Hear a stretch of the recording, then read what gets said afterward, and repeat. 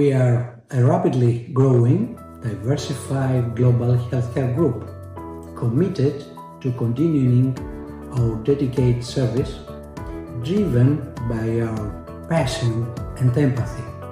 Our aim is to expand our reach globally and positively impact more lives.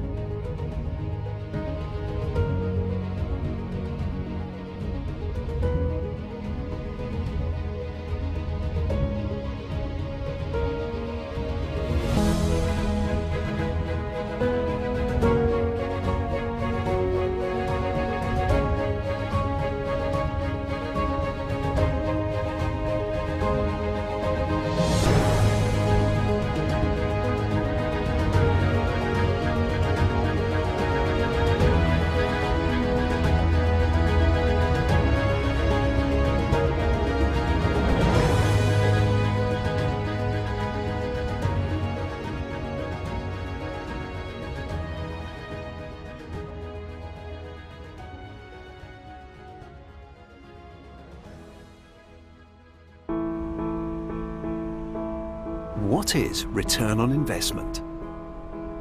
It's the benefit to the investor resulting from an investment.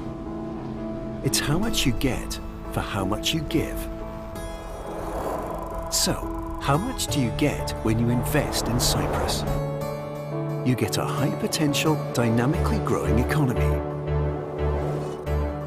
You get a modern and attractive tax and legal system. You get high-quality professional services, highly qualified and multilingual personnel. You get location, location, location. But you also get a lot more. A kind of return on your investment that's harder to find in other destinations you might be considering. You get a safe place to relocate yourself, your employees, your business. The crime rate in Cyprus is one of the lowest in the world. A sunny place. Cyprus's Mediterranean climate means you can enjoy almost 300 days of sunshine per year. A diverse place. You can enjoy the beauty of the beach and the serenity of the mountains with just a 30-minute drive.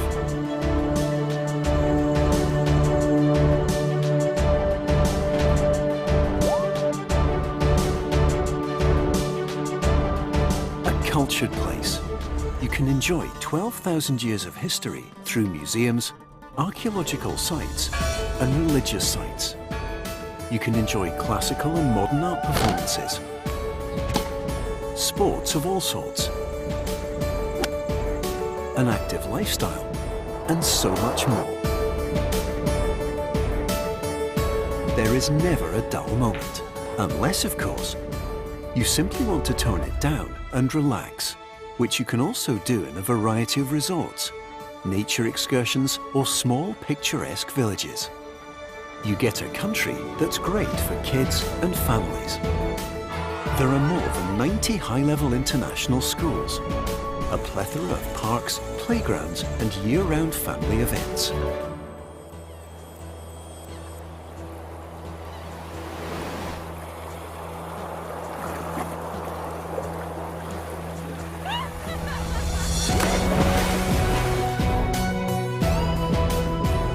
Perhaps you thought you couldn't have the best of both worlds.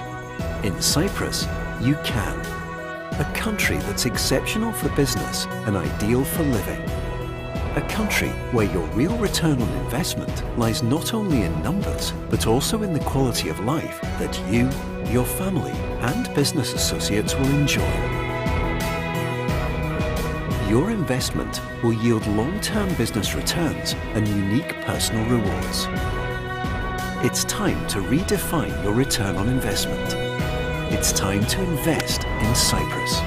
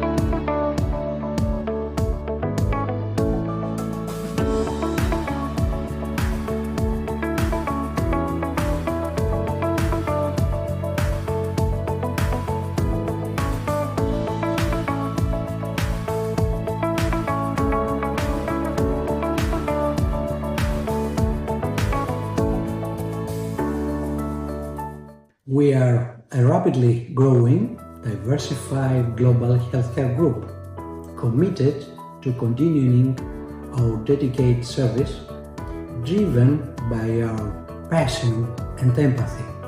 Our aim is to expand our reach globally and positively impact more lives.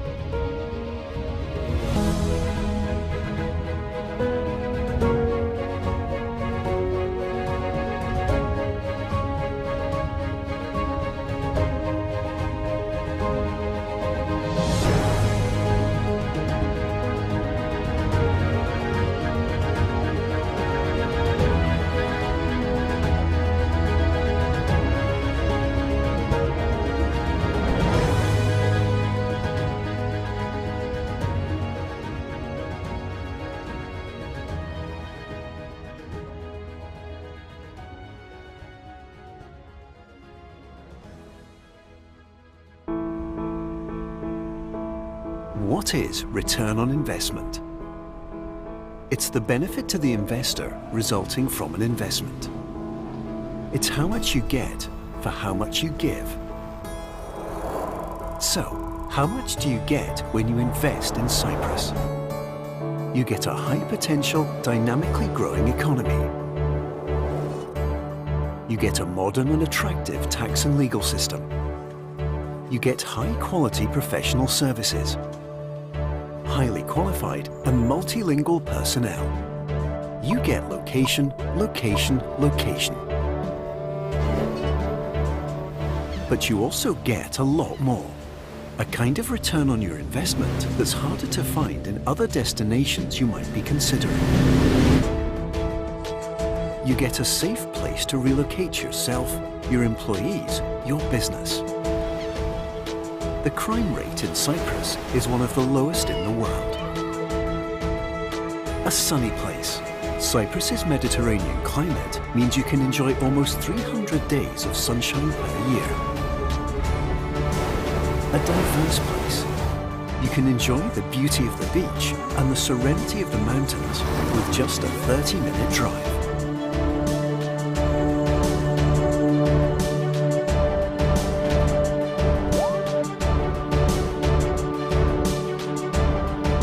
Cultured place. You can enjoy 12,000 years of history through museums, archaeological sites, and religious sites. You can enjoy classical and modern art performances, sports of all sorts, an active lifestyle, and so much more. There is never a dull moment, unless, of course, you simply want to tone it down and relax, which you can also do in a variety of resorts, nature excursions, or small picturesque villages. You get a country that's great for kids and families. There are more than 90 high-level international schools, a plethora of parks, playgrounds, and year-round family events.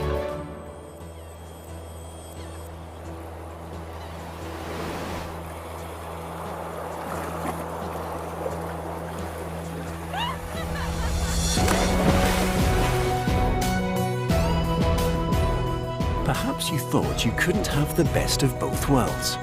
In Cyprus, you can. A country that's exceptional for business and ideal for living. A country where your real return on investment lies not only in numbers, but also in the quality of life that you, your family, and business associates will enjoy. Your investment will yield long-term business returns and unique personal rewards.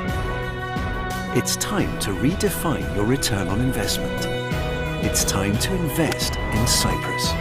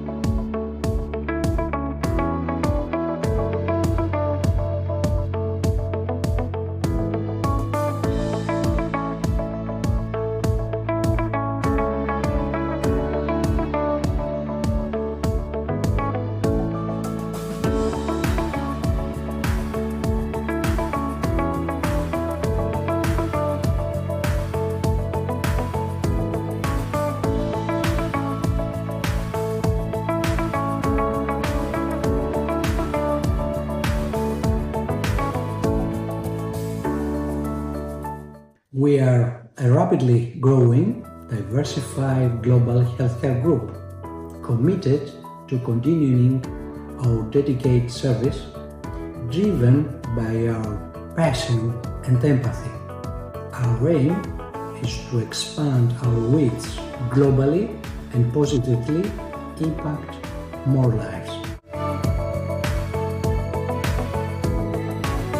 How much you give.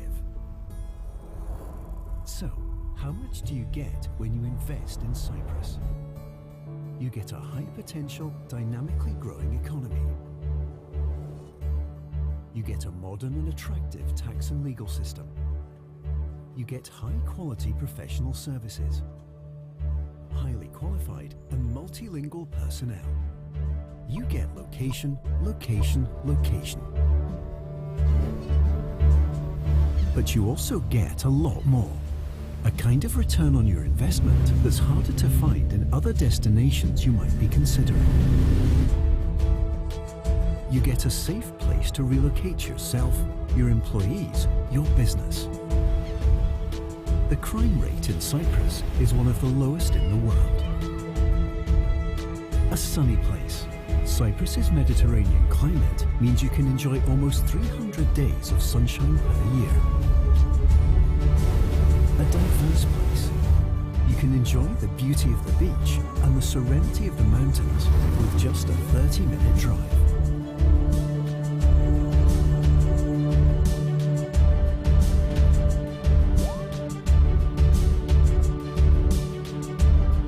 A cultured place. You can enjoy 12,000 years of history through museums, archaeological sites, and religious sites. You can enjoy classical and modern art performances, sports of all sorts, an active lifestyle, and so much more. There is never a dull moment, unless, of course, you simply want to tone it down and relax, which you can also do in a variety of resorts, nature excursions, or small picturesque villages. You get a country that's great for kids and families. There are more than 90 high-level international schools, a plethora of parks, playgrounds, and year-round family events.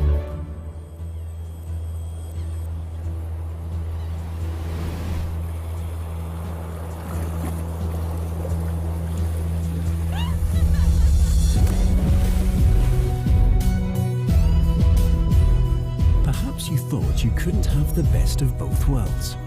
In Cyprus, you can. A country that's exceptional for business and ideal for living.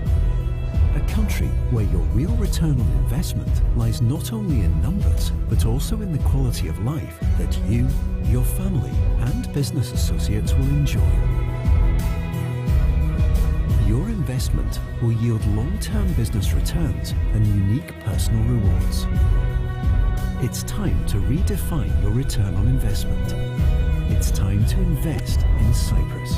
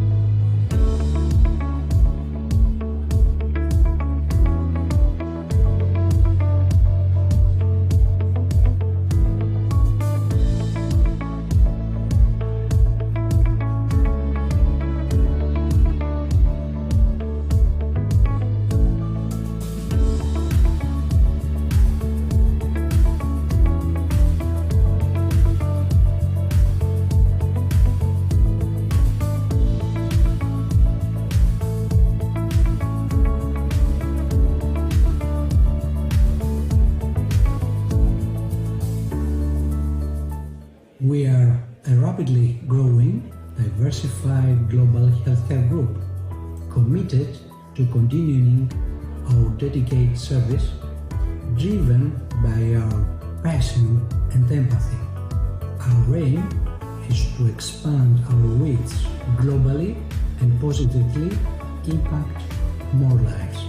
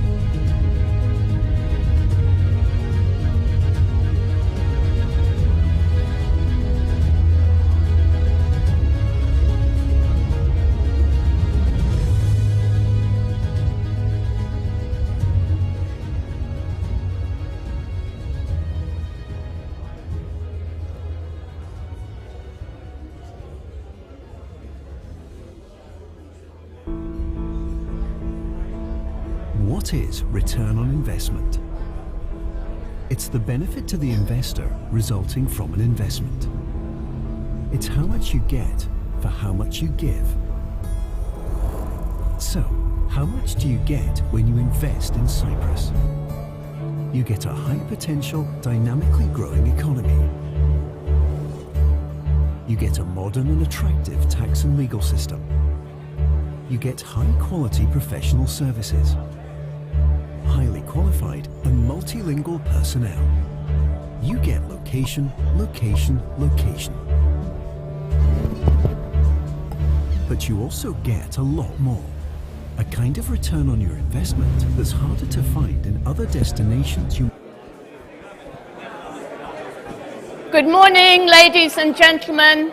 May I ask you to now take your seats because we're going to get the proceedings underway. Thank you very much indeed. I'll just wait a moment to give everybody a chance to sit down.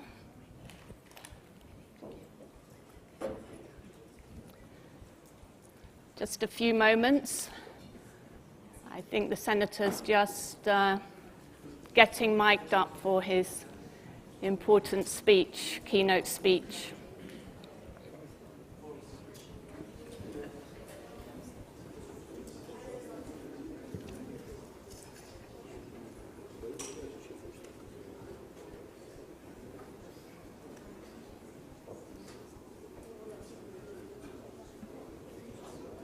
So, thank you very much, ladies and gentlemen. Good morning.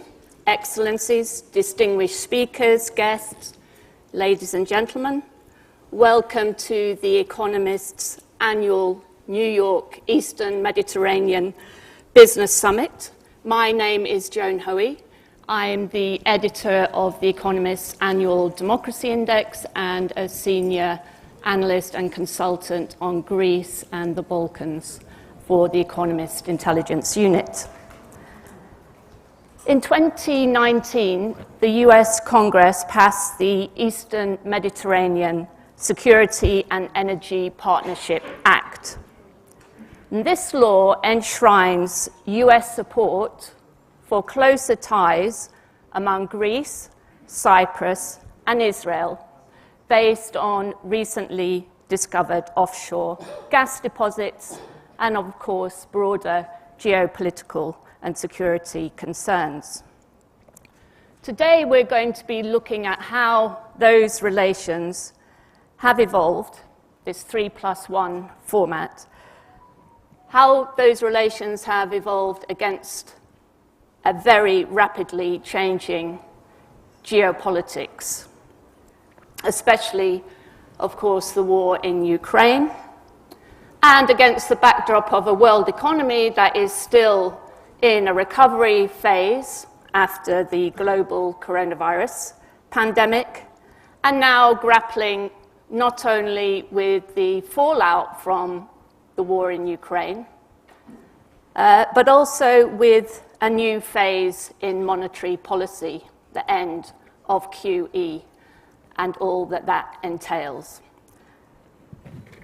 I'm looking forward very much to our discussions during the course of the day. We've got some excellent speakers and excellent panels.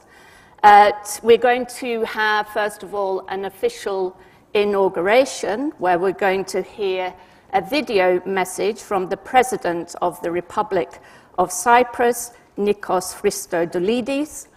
We're now going to hear that message. You'll be able to see it on the screen behind me, and then we're going to start off with our keynote address. So, can we hear the video message now? Thank you. Distinguished guests, ladies and gentlemen, let me start by congratulating the organizers for today's summit, which brings together a group of esteemed guests. Although I'm unable to attend in person, I'm very pleased to be joining you virtually and to have the opportunity to address the event for the first time since assuming the presidency of the country. Dear friends, I have a very clear vision for Cyprus. I wanted to become a model for attracting investment and fostering entrepreneurship, a country that implements bold reforms and becomes more competitive, a country that fully reaps the benefits of technology and innovation with an ambitious plan for a swift green and digital transition, a country that is well equipped to respond to future geopolitical, economic, and other challenges efficiently and effectively. Ladies and gentlemen, located in the crossroads of Europe, Africa, and Asia, at the easternmost corner of the Mediterranean Sea, and close to one of the most vital maritime choke points, that of the Suez Canal, the geostrategic location of Cyprus has been both a blessing and a challenge throughout its history. In recent years, Cyprus has been taking decisive steps to establish itself as a reliable partner, promoting stability and prosperity in a region that urgently needs both. The partnerships that we have developed with neighboring countries in the Eastern Mediterranean and the wider Middle East serve as a paradigm for transnational cooperation and intensified diplomatic engagement. One such example is the trilateral cooperation mechanism between Cyprus, Greece, and Israel, which provides concrete benefits for our citizens.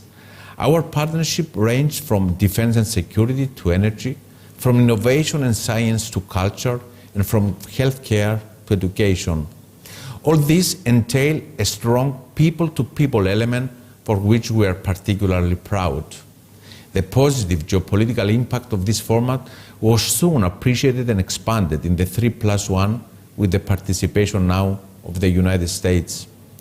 Dear friends, our government took office on March 1st in turbulent times with a disastrous ongoing war taking place on European soil with multiple challenges that require attention and action. Energy and food security, climate change, migration and aging population are but a few of the areas that require our immediate attention. Additionally, persisting inflationary pressures undermine purchasing power, disrupt economic activity and investment, and hinder economic growth. In recent years, the Cyprus economy has proven its remarkable resilience. Despite the challenges as a result of the illegal invasion of Russia and Ukraine affecting the global economy, Cyprus continues to demonstrate above European Union average growth rates. Yet, we remain vigilant. To ensure that Cyprus is well equipped to face all these challenges, we have developed a comprehensive and ambitious government program which is already on implementation track. Our aim is to strengthen the competitiveness and extroversion of the Cypriot economy on the basis of a new and modern growth model. Furthermore, in our proposed program, a strong economy is pivotal. This will be achieved through our full commitment to fiscal discipline, a strong financial system, and the continuous pursuit and implementation of structural reforms. At the same time, we do attach great importance on fostering a healthy and stable banking system and financial sector, since we believe that a robust financial system is essential for economic stability and growth. Our reform agenda, which forms the cornerstone of our program, includes a comprehensive tax reform, as well as the implementation of the public service, justice, and local government reforms, which directly affect the daily operation of businesses. At the same time, we fully endorse digital and green investments and research and innovation, leveraging European funding opportunities. Regarding the recent secondary sanctions by the United States and the United Kingdom, our government is determined to fully investigate these cases and take all measures necessary, showing zero tolerance. In this respect, we have cooperated fully since day one with the US and UK authorities. The Council of Ministers approved this month a series of concrete measures in this direction. Ladies and gentlemen, in the face of rapid global changes and evolving dynamics, I firmly believe that Cyprus has the potential to rise above by turning challenges into opportunities. The unequivocal commitment of the government is to create the conditions for a thriving, sustainable economy by continuing on the path of prudent fiscal policy, to promote bold reforms, and to maintain the stability and credibility of the banking and financial system. This is reinforced by a multifaceted foreign policy which focuses on enhancing international partnerships and bolstering the geostrategic role of Cyprus. As it is stipulated in Vision 2035, our long-term strategy for a resilient economy for the country, we want Cyprus to be one of the best countries to live, work, and do business in. We will continue working tirelessly with a vision for an economy that unlocks the potential of foreign businesses and investment, driving economic growth and creating mutually beneficial partnerships with international stakeholders. Thank you very much for your attention.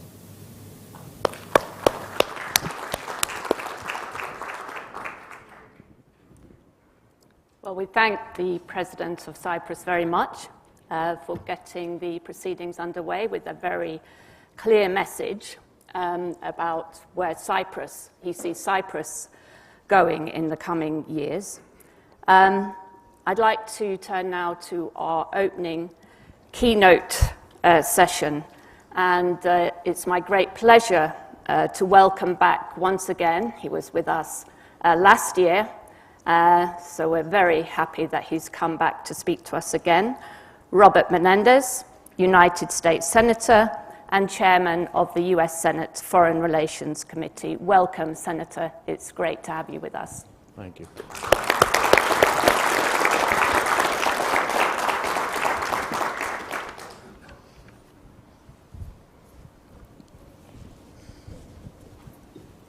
Thank you, John. Καλησπέρα σας. Τιμή μου που είμαι εδώ. Thank you very much. It's Kalimera? Is it the afternoon already? Okay, it's Kalimera. You're ahead of time. This is Tassos Sambas, my Chief of Staff, unofficial Chief of Staff in any event. Thank you, Joan, for your welcome. It's great to be with all of you at the Eastern Mediterranean Summit, and I'm pleased to be here with Joan once again. I want to extend a very warm welcome to all, and my special thanks for The Economist for organizing this summit.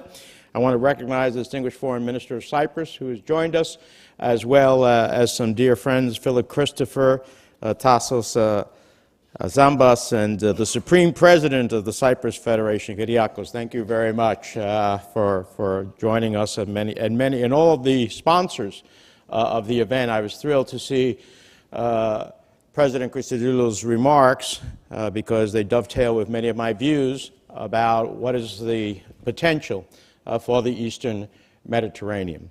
I know how many in this audience work to make the Eastern Mediterranean a more prosperous and peaceful part of the world. Your efforts are absolutely critical, and it is an honor to be invited to speak with you this morning about the complex challenges and the incredible promise of the Eastern Mediterranean. As the chairman of the United States Senate Foreign Relations Committee, I believe our nation has an important role to play in this region as it confronts today's geopolitical landscape. We have Vladimir Putin waging a war in Ukraine, trying to secure, among other things, military access to the Mediterranean in order to threaten Europe's southern flank. This is a leader with delusions of restoring the Soviet Empire, which included, at the height of the Cold War, a fleet of almost 70 ships in the Mediterranean. We have Xi Jinping's regime pushing the envelope from military exercises to predatory lending, buying up critical infrastructure along the maritime Silk Road. And then, of course, we have Turkey, a nation reeling from the tragic earthquake that caused so much suffering, a nation struggling through unnecessary economic problems, many which are the result of President Erdogan's misguided theories on monetary policy. And yet, despite all of this, it's not a surprise that Erdogan won re-election, because he has stacked the deck in his favor. It's actually quite impressive that the Turkish opposition did as well as they did, given that Erdogan uses the resources of the state on his own behalf, given that he shuts out independent media, that he jails opposition leaders and journalists. For the Turkish people, his re-election means more policies at home that are repressive and anti-democratic. At the same time, we should also be concerned by his aggressive statements and his actions on the global stage, by his threats against Greece and Cyprus, Greece a NATO ally, by his refusal to impose sanctions on Russia along with other NATO allies, and by his blocking so far of Sweden's bid to enter NATO. So while we are all pleased with the thaw in aggressive activity from Turkey against territorial Greek waters and Greece's exclusive economic zone, we have to remain vigilant because Erdogan can change his mind at any moment.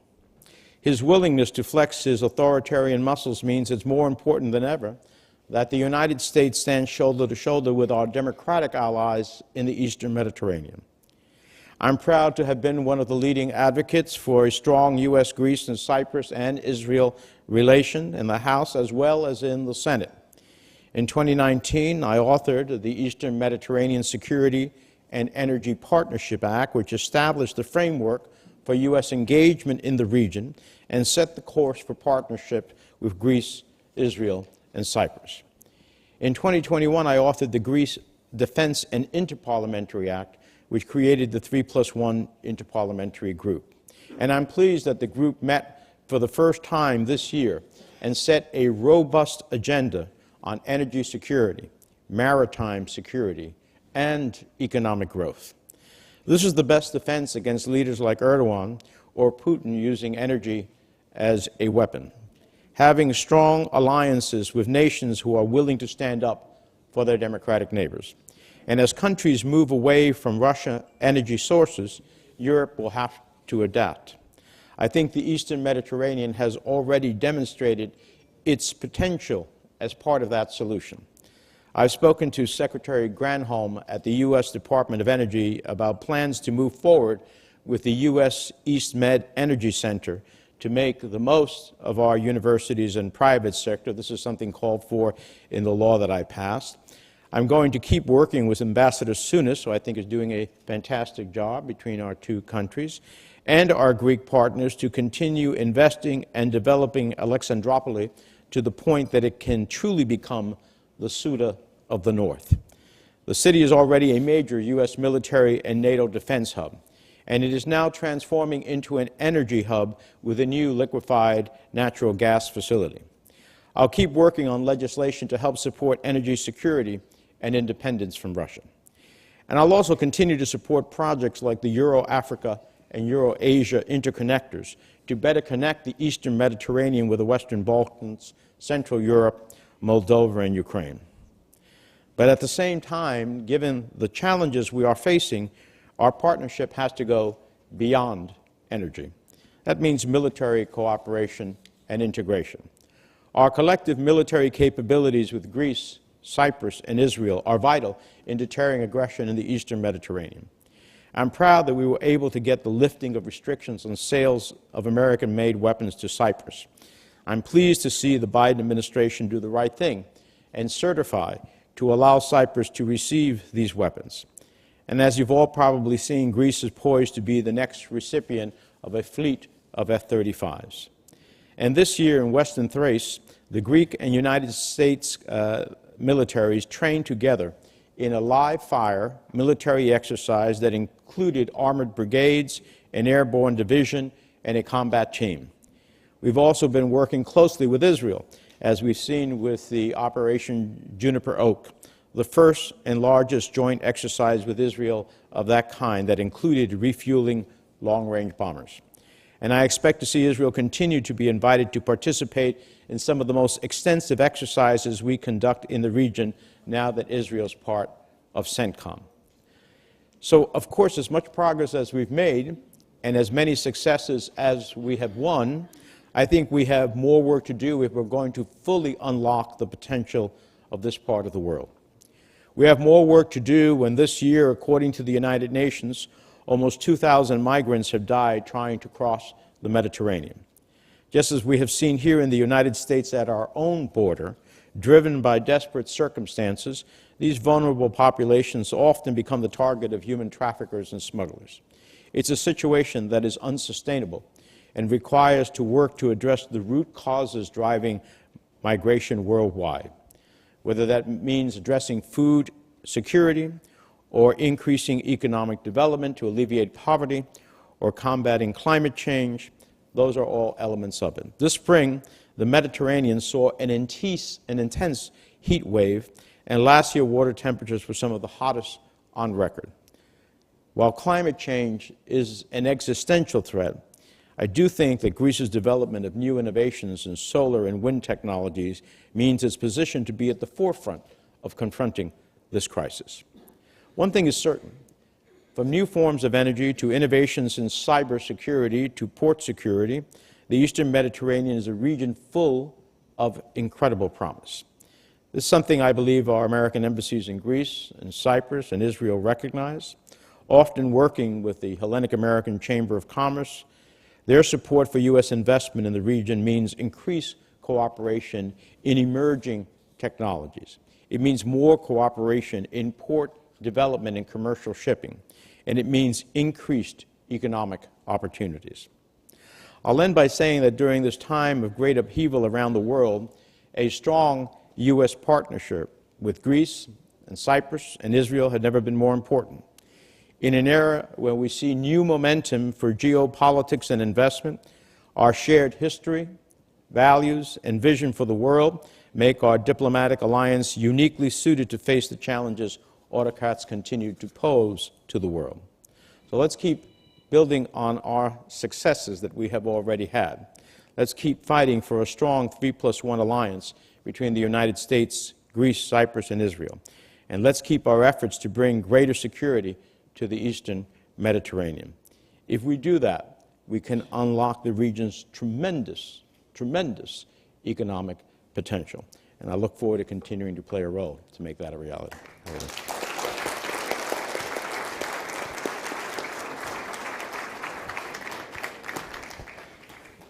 Well, thank you very much, Senator. And thanks for agreeing to take a few questions as well. I'm sure our audience would like to hear more from you on some of these vital questions. So the first thing I wanted to ask was, I remember at the time that President Christodoulides tweeted a personal message of gratitude to you for your part in the bringing about the lifting of the arms embargo against Cyprus. So I just wanted to ask you to really tell us why you pushed so hard for that. Why do you believe that is so important? And I guess just to tell us a little bit more about why you in particular have made it your mission to put this region at the center of foreign policy for the US. Why do you see this as such a vital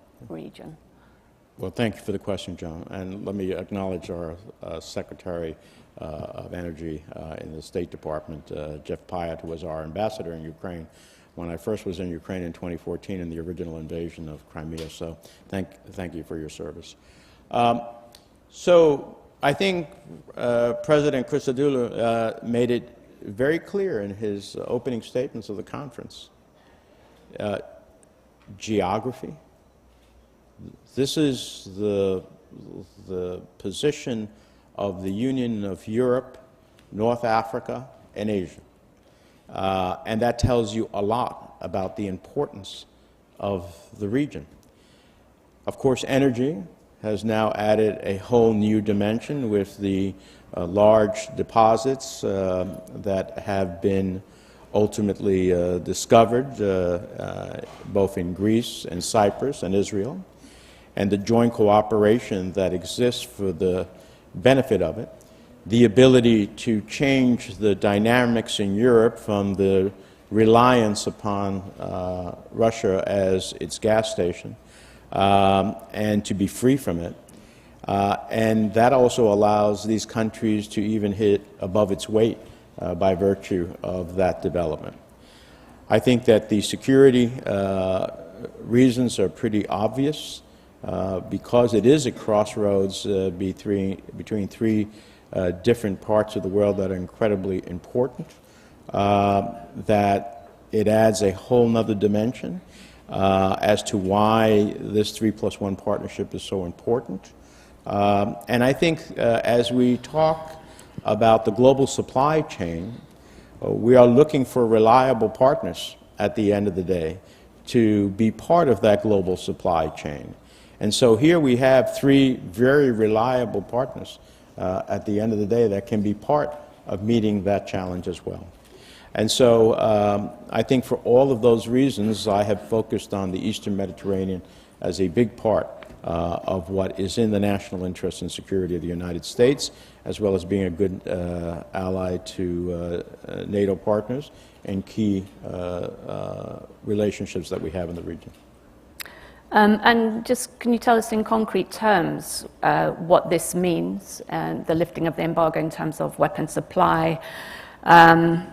Does this mean that Cyprus will no longer be dependent on Russian weapon systems in future?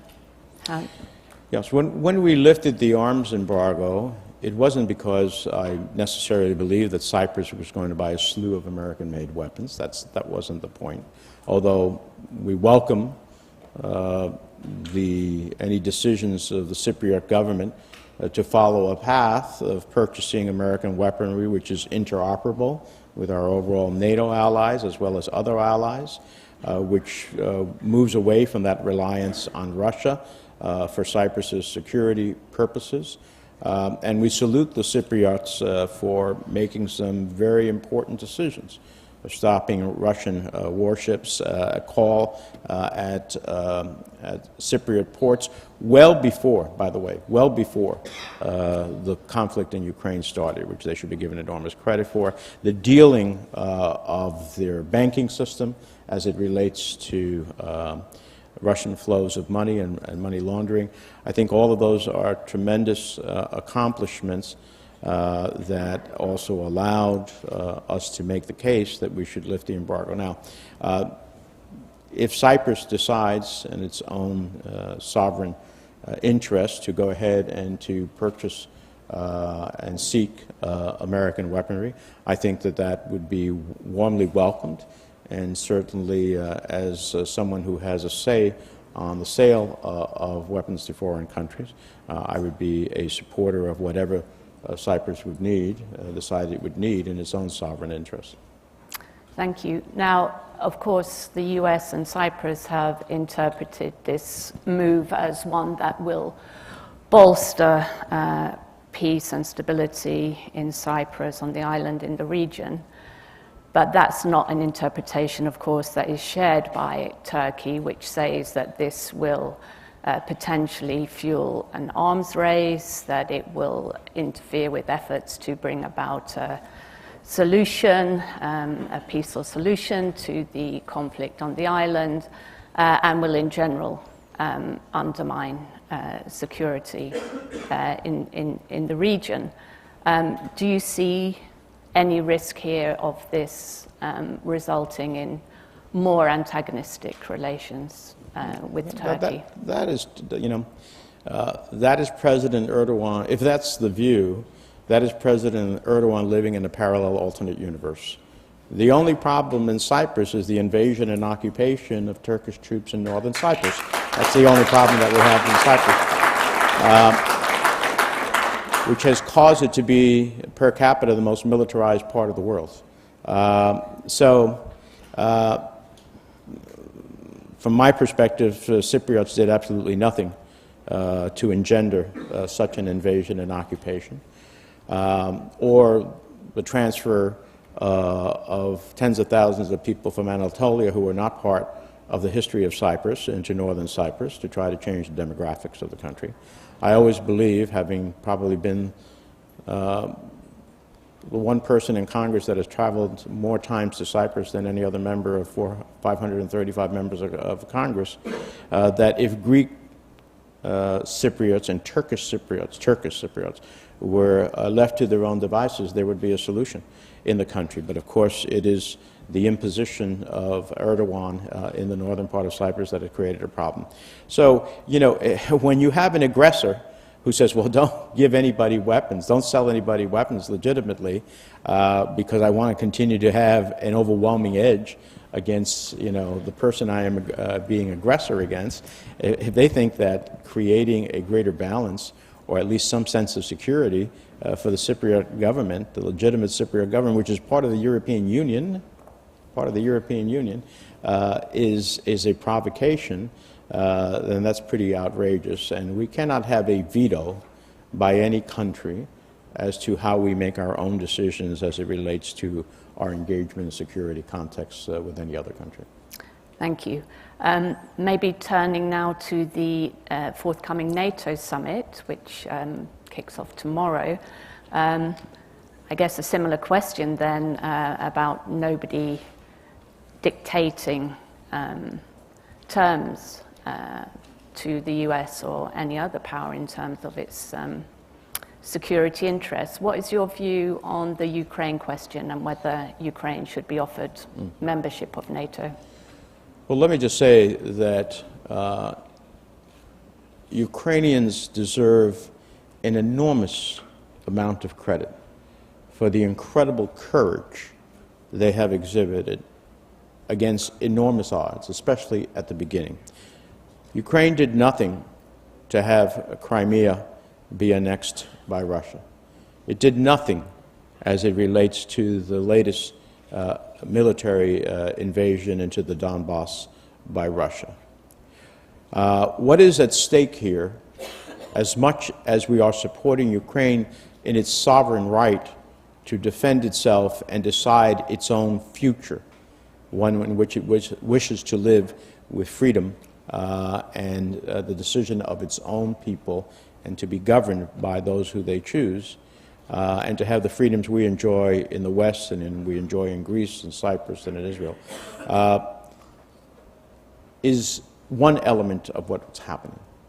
There's another big element of what we are fighting for in Ukraine, and that is the proposition, the international proposition, that you cannot by force take another country's territory. If we do not stand up for that proposition, then we will have an incredibly challenging world, because there are authoritarian leaders across the globe who will seek to take their neighbor's territory by force if they believe that the world will sit back and say, okay, you go ahead and do it, we won't get involved. And I could run through different parts of the globe and point to different countries that will seek to do that. Xi Jinping is watching what's happening in Ukraine and making decisions. Do I really want to take over Taiwan, even though for the Chinese they believe it is part of China, but nonetheless, do I really want to take over Taiwan? Is my military capable of doing that? The much vaunted Russian military didn't do what they thought they could do in Ukraine. Will the world sanction me meaning my country, as they have sanctioned others who have invaded Russia, who have invaded Ukraine, and those who are associated with it. And for China, that has a big different consequence. So authoritarian leaders throughout the world are looking at what is happening in Ukraine and saying, can I do that, and what will be the consequences? So there's a lot at stake here. There's a lot at stake here. It's beyond Ukrainian freedom and independence, which in and of itself would be a worthy cause to support.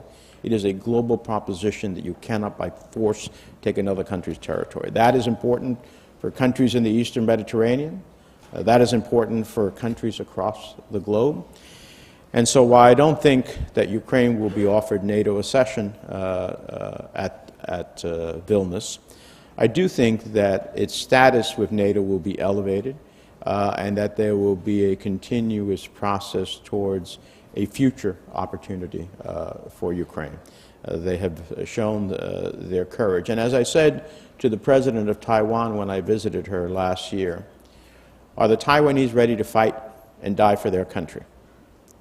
Because Ukraine has taught us we can sell you all the weapons in the world, you can have the most sophisticated elements, but if you're, unlike in Afghanistan, where its president got up and left, here in Ukraine, its president stayed and fought.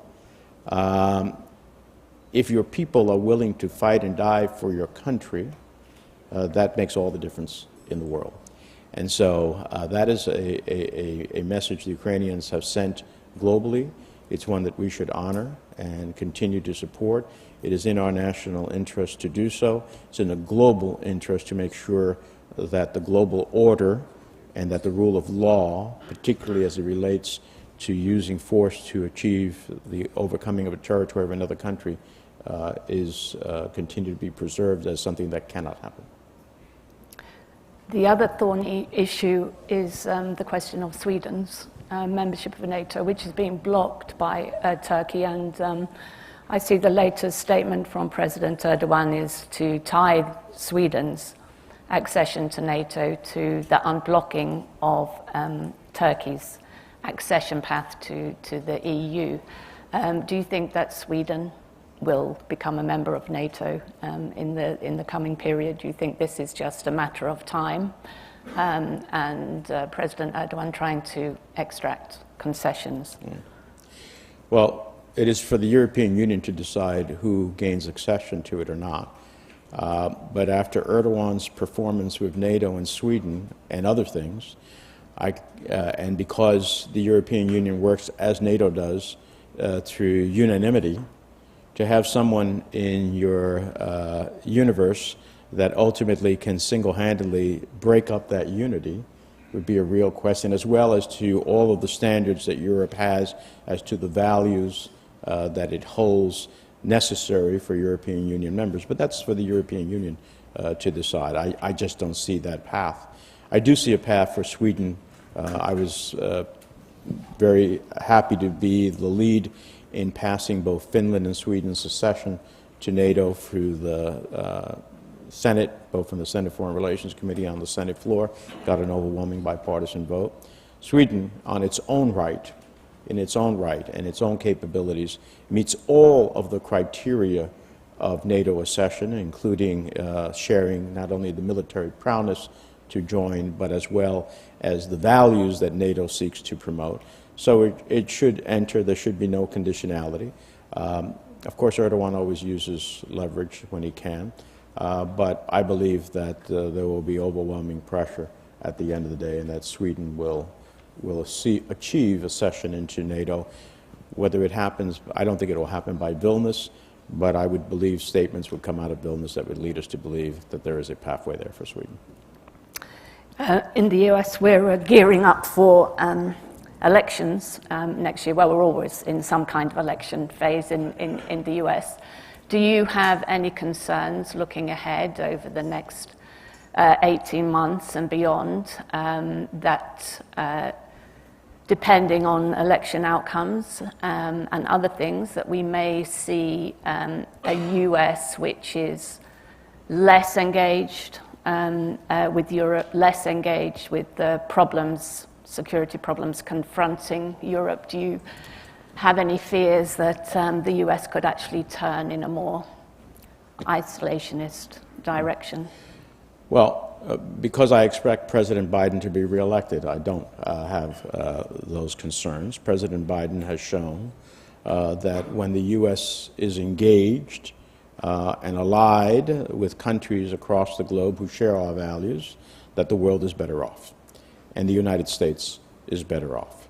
I saw what happened from the previous administration as it relates to global alliances, many which were shredded, others that were dealt with in disdain, and that put us in a more precarious position globally. The one thing that we have that China does not have is friends and allies. That's incredibly important to us. It's incredibly important to the countries that we are allied and friends with. When we are together, we can meet any challenge. If you add the economies of the United States, Canada, the European Union, South Korea, Australia, and others, then you have an enormous economic bloc that can counter any of China's economic prowess. And in a security paradigm, you have an incredible strength. President Biden has led in that coalition in Ukraine. He has led in that firming development, as he right now is in England, which is a longtime ally, across the globe. He's changing the paradigm of our standing in the ASEAN nations, which is incredibly important as we meet the challenge of China. I think that in a time in which, in my 31 years of doing foreign policy between the House and the Senate, I have never seen the confluence of global events that are more challenging for the United States and those of us who believe in democracy, human rights, and the rule of law, as I have seen now. That really requires presidential leadership that brings the world together in common cause. I think the American people will look at that as one of the key elements of what they want to see in the next president of the United States. Thank you. Final question. Do you think there is or will be sufficient focus on the Eastern Mediterranean region and the security, maritime security and energy security issues? Do you think those are sufficiently on the radar, on the agenda at the NATO summit? I don't know if they are, from my perspective, sufficiently on the agenda in the NATO summit. I hope they will rise. Of course, Ukraine will be a centerpiece of NATO's discussions. Sweden's accession will be another major item. But if we understand the importance of the Eastern Mediterranean, as I certainly appreciate, then it will also be a significant discussion point at NATO.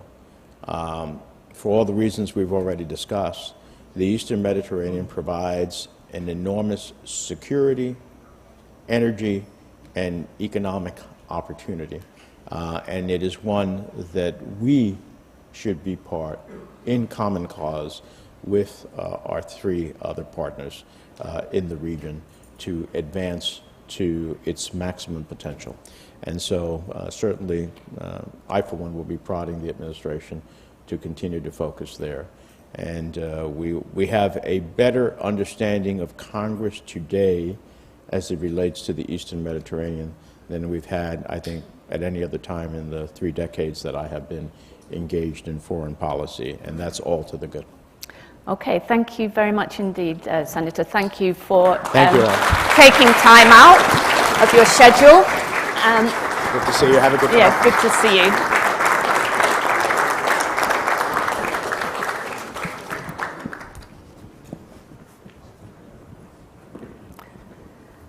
Okay, now we're going to turn to our second keynote address of this morning, and it's my great pleasure to welcome to the stage Konstantinos Kombos, Minister of Foreign Affairs of the Republic of Cyprus. Welcome.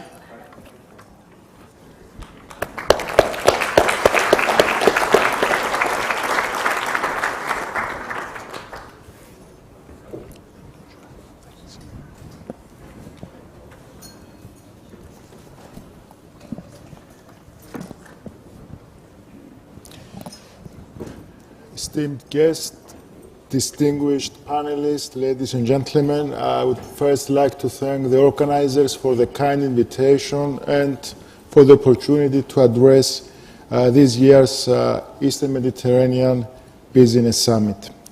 My contribution is divided in three parts. I will firstly refer to Cyprus' foreign policy approach and how a triangle of intertwined relations is at its core: the EU, the wider MENA region, and the axis of Greece, Israel, and the United States. The last part will be the second topic I will focus on. And thirdly, I will refer to the aims and targets that will enable the forward movement and substantial deepening of those relations. My conclusion will be that Cyprus can be the anchor for stability, a facilitator of regional dialogue and cooperation, and at the epicenter of the EastMed energy corridor. Let me start by setting the framework. Cyprus' foreign policy revolves around our comparative advantages: geography, the blessing of natural resources, our membership of the European Union, and our excellent relations with states in our region. The objective is to magnify our foreign policy fingerprint beyond Cyprus' size. And for this, there is always one significant prerequisite, and that is credibility. Currently, this passes through Ukraine.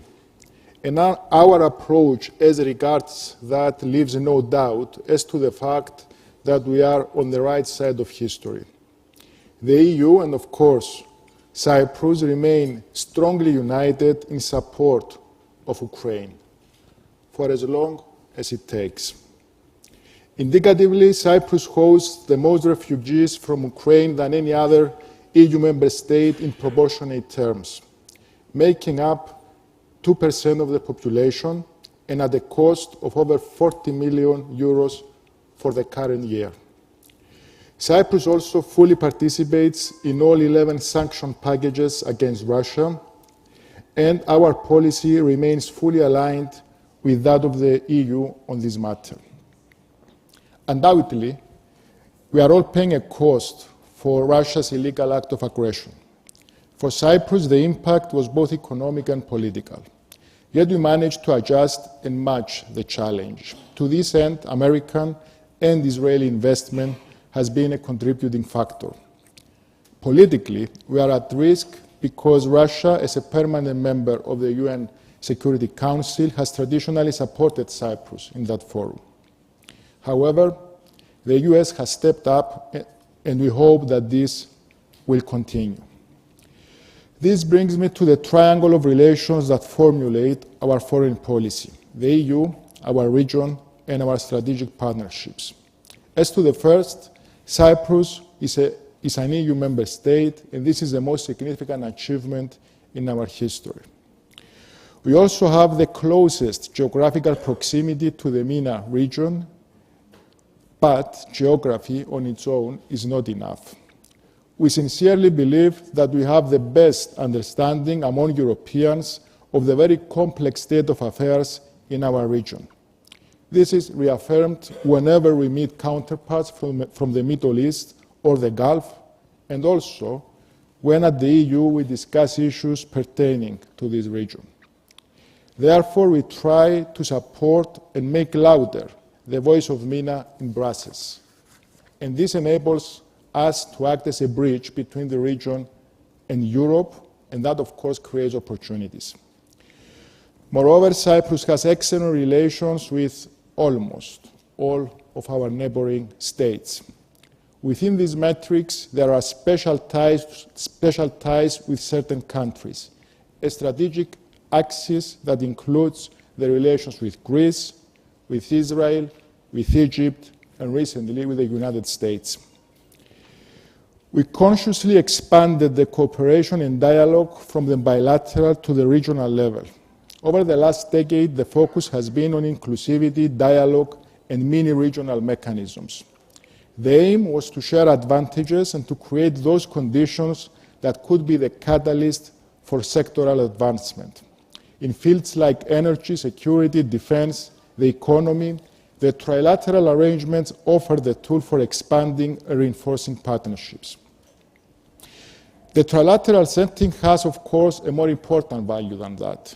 It enables political dialogue at the highest level. And this is, of course, the gateway for sectoral advancement. In this context, Israel is a key strategic partner. Our relation has depth of substance, it is secure, and goes well beyond what the eye can see. Security, intelligence, defense, energy, trade, people-to-people connection, flight connectivity, all these are integral part of our strong ties. This is something we cherish and which we must safeguard at all costs for two reasons. It's a result of hard work and honesty, and it also offers amazing opportunities for our joint future. Since taking office in March, that is 5 months ago almost, we had 6 bilateral meetings at the highest level with Israeli counterparts, and this will continue. Dear friends, the future inevitably passes through the United States, and this is where our diaspora has offered amazing results. In the Cyprus-US relation, we have witnessed rapid progress. It can be stated that in bilateral terms, things have never been better. What was sorely needed was a structure that could make Cyprus part of the equation. And the first step in that direction took the form of the bilateral statement of intent on security and cooperation, which was signed in Washington in November 2018. Joint military training exercises and evacuation cooperation are now the norm. Another example has been the US-funded Cyprus-based Cyclops Center, which in just a year it has trained more than 1,000 officials from all over the world in port and maritime security.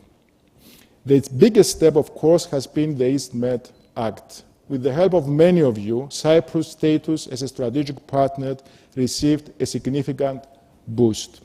Senator Menendez led the effort, which resulted in the lifting of the US arms embargo against Cyprus, which was in place since 1987. We are now at the point where the annual renewal of the lifting of the ban must be sidelined. Good relations with such great potential suffer from such clauses that keep the long-term planning constrained. Reference to key steps in the near future must also include the visa waiver. It will pave the way for further collaboration in business, tourism, and education with positive impact on the public's perception of the United States. I already made reference to the invaluable commodity that is political signaling. At this point, please allow me to state the fact that I find to be unfortunate. And that is that the last time a Cypriot president visited the White House was in 1996. This must change. That being said, the 3+1 mechanism is a key for expanding the agenda and for making sure that the process of cooperation accelerates. When I hosted the last trilateral at the level of Ministers of Foreign Affairs in March this year, we decided to send a joint letter to Secretary of State Blinken inviting him to our next meeting to take place in the region this year. This, we believe, will reaffirm political intentions and will accelerate further cooperation. We also expressed our interest for joining the workings of the Abraham Accords and the Negev Forum in areas like climate change, cybersecurity, and emergency response. We are at a critical juncture and we need to expand rather than shrink. Energy is a key factor in that. The Cypriot Exclusive Economic Zone is for some time now a point of reference as regards energy corridors, energy autonomy, and strategic depth. This is a parameter with geostrategic importance, with gas, green transition, electricity, and renewables all being in the mix of our planning. In this regard, we are not excluding anyone, as long as a cardinal principle is followed. full unconditional adherence to international law, with absolute commitment to the rules-based international order, and with no room for revisionist claims. This is a lesson we learned from the Russian invasion of Ukraine, and we are not allowed to have double standards in that respect. Dear friends, the Eastern Mediterranean has been described as the central core of an arc of crisis. Personally, I prefer to present it as a region of endurance inhabited by survivors. I cannot imagine any other part of the world with such complex history, traumas, and in a constant state of a looming crisis from remaining relevant and full of such potential. The future, through a win-win vision, dialogue and cooperation, is bright. Let us all join in. Thank you very much.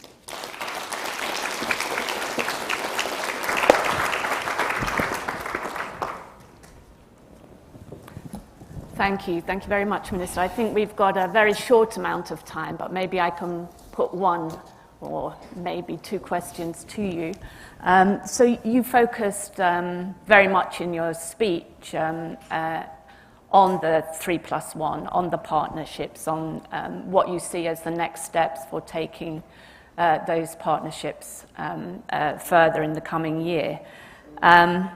But one country wasn't mentioned by name, and that was your neighbour, Turkey.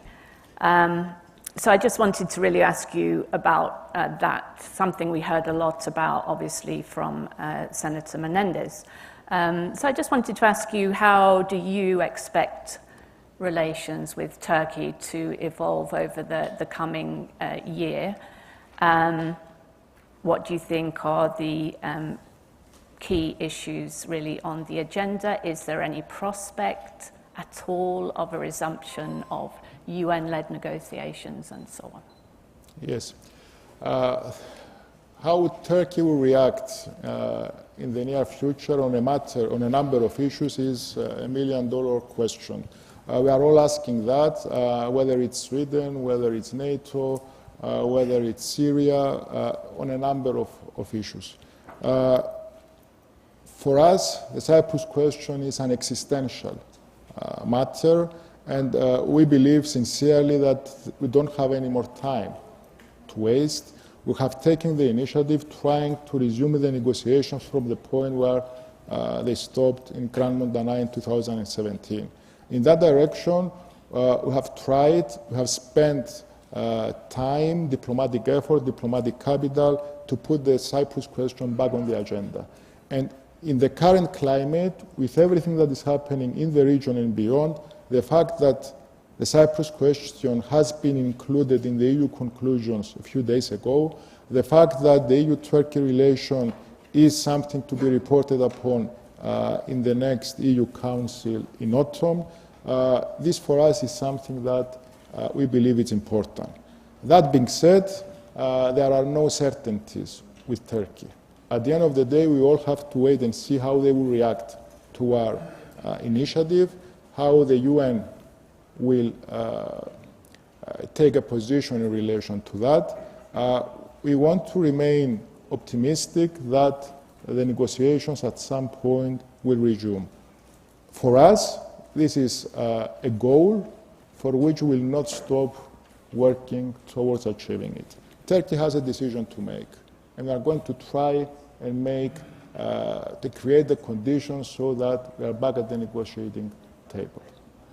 Okay, thank you very much. And well, just to sneak in another question, you did mention a few things in your opening remarks about how you envisage next steps and how these relations, particularly with the US, can be deepened, that you would like to see Mr. Blinken visit the region and attend your regional forum. A visit of the President to the White House would be a signal as well, an important signal of the importance of this region for the US. But on your particular agenda over the next 12 months, what realistically do you think is possible to achieve in taking this relationship further?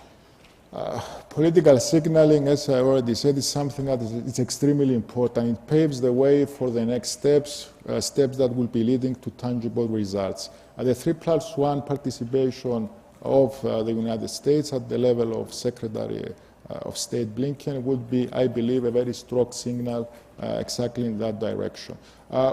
We have the issue with the arms embargo, and this is something that sooner rather than later should be dealt with. There cannot be any future planning, any long-term planning in relation to defense policy if you have an annual review of that ban. This is something that for us is extremely important. We believe that we have proven to be a loyal, trustworthy ally of the United States. This is a relationship where we have proved our intentions, whether that is Ukraine, whether that is our response to the secondary sanctions imposed by the UK and the United States on a number of fronts. So we believe that the time is ripe for a positive signaling from the United States. The arms embargo and the visa waiver are two issues that are in our agenda at the very, very top. Thank you. So I think that's very clear. I'm afraid that's all we've got time for, but we really do appreciate you joining us for this discussion this morning.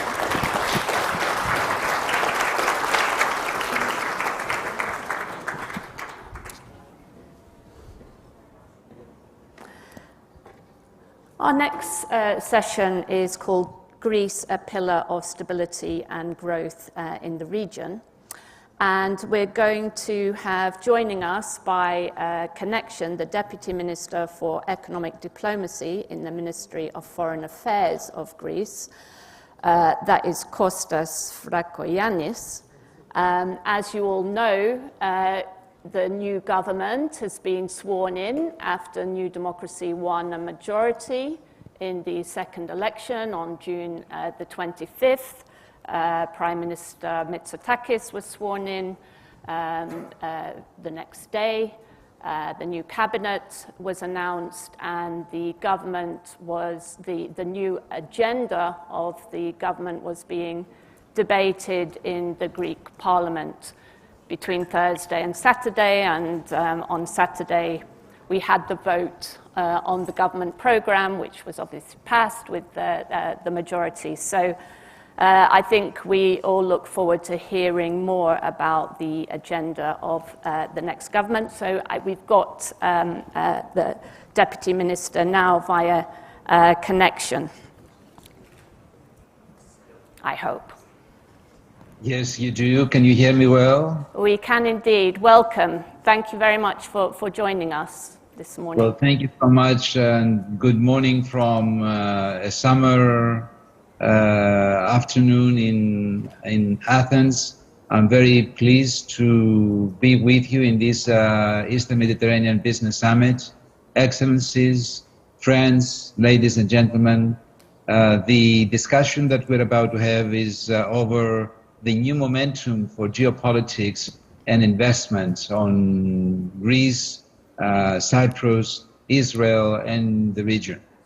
And I'm delighted to be with you, even in a virtual format, as stability and growth are two notions that are closely connected.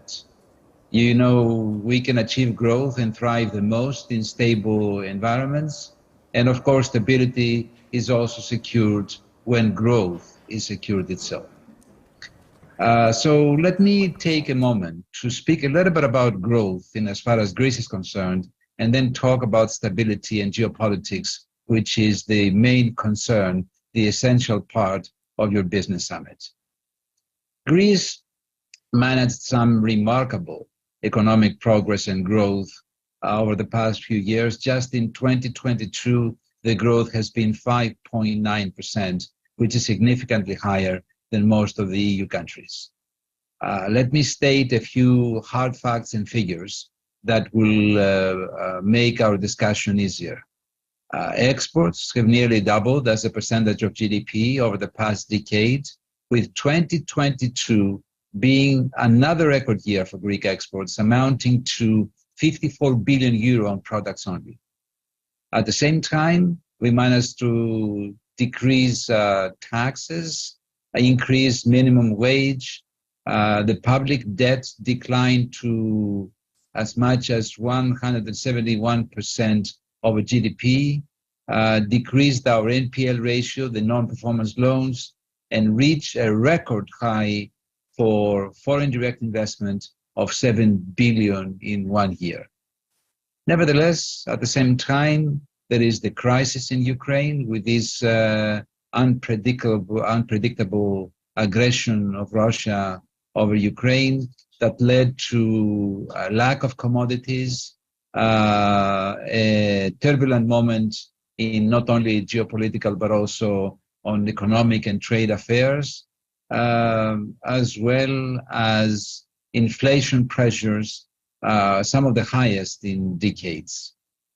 So what we did is to keep working towards securing our financial, economic independence and resilience for our economy by simply being what we always called ourselves an investment-friendly country and an investment-friendly government.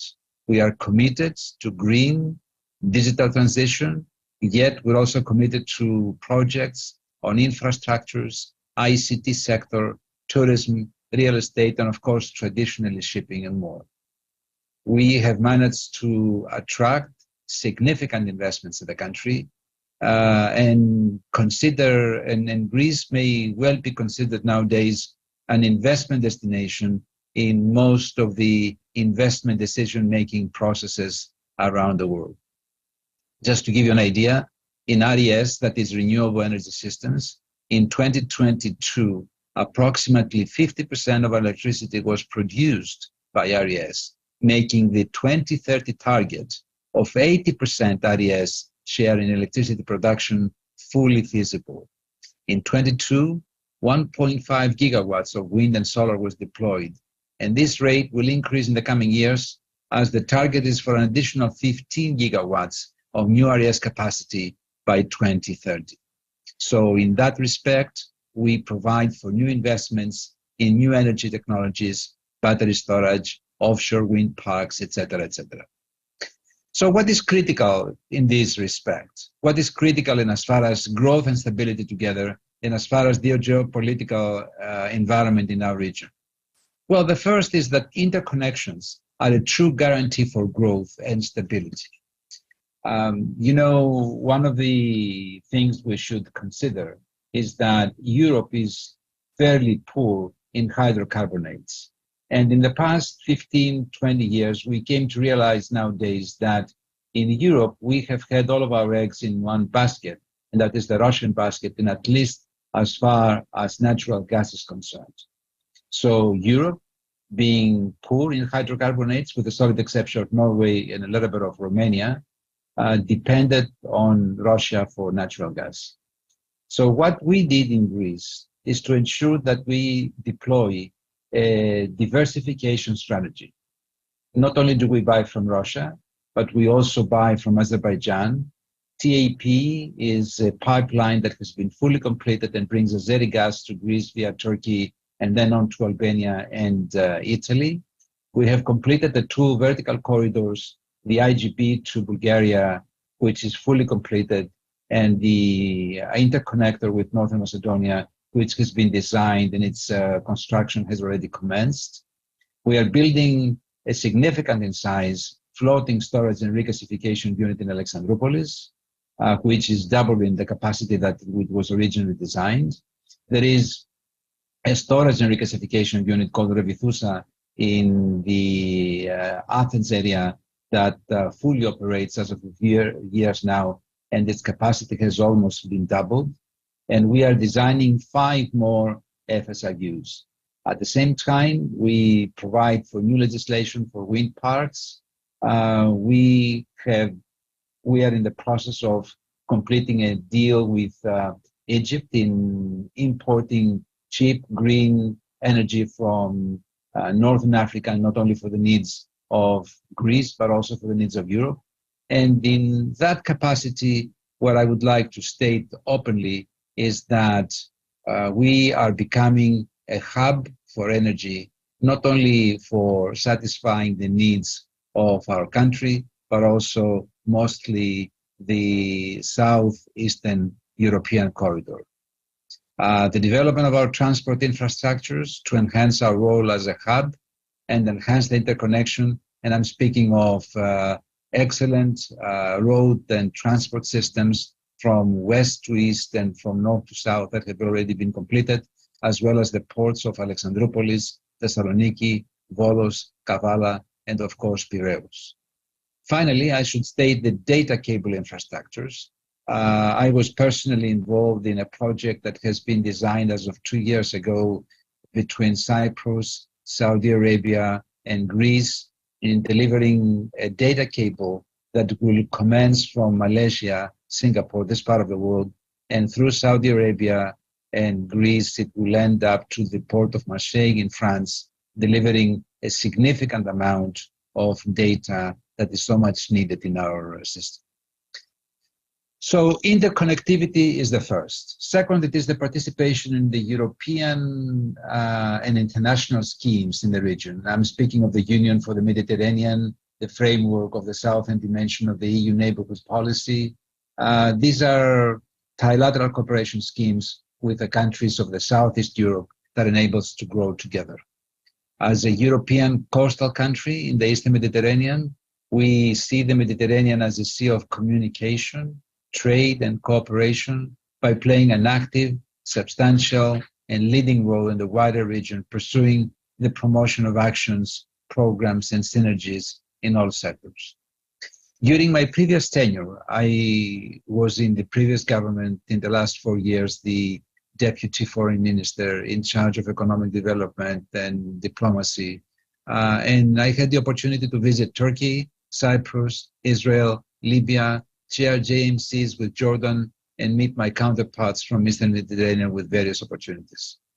During the first days in the office, our Minister of Foreign Affairs has already met with his counterparts of Cyprus and Israel, stating simply the fact that the relationship between Greece, Cyprus, Israel, and the region is quite important.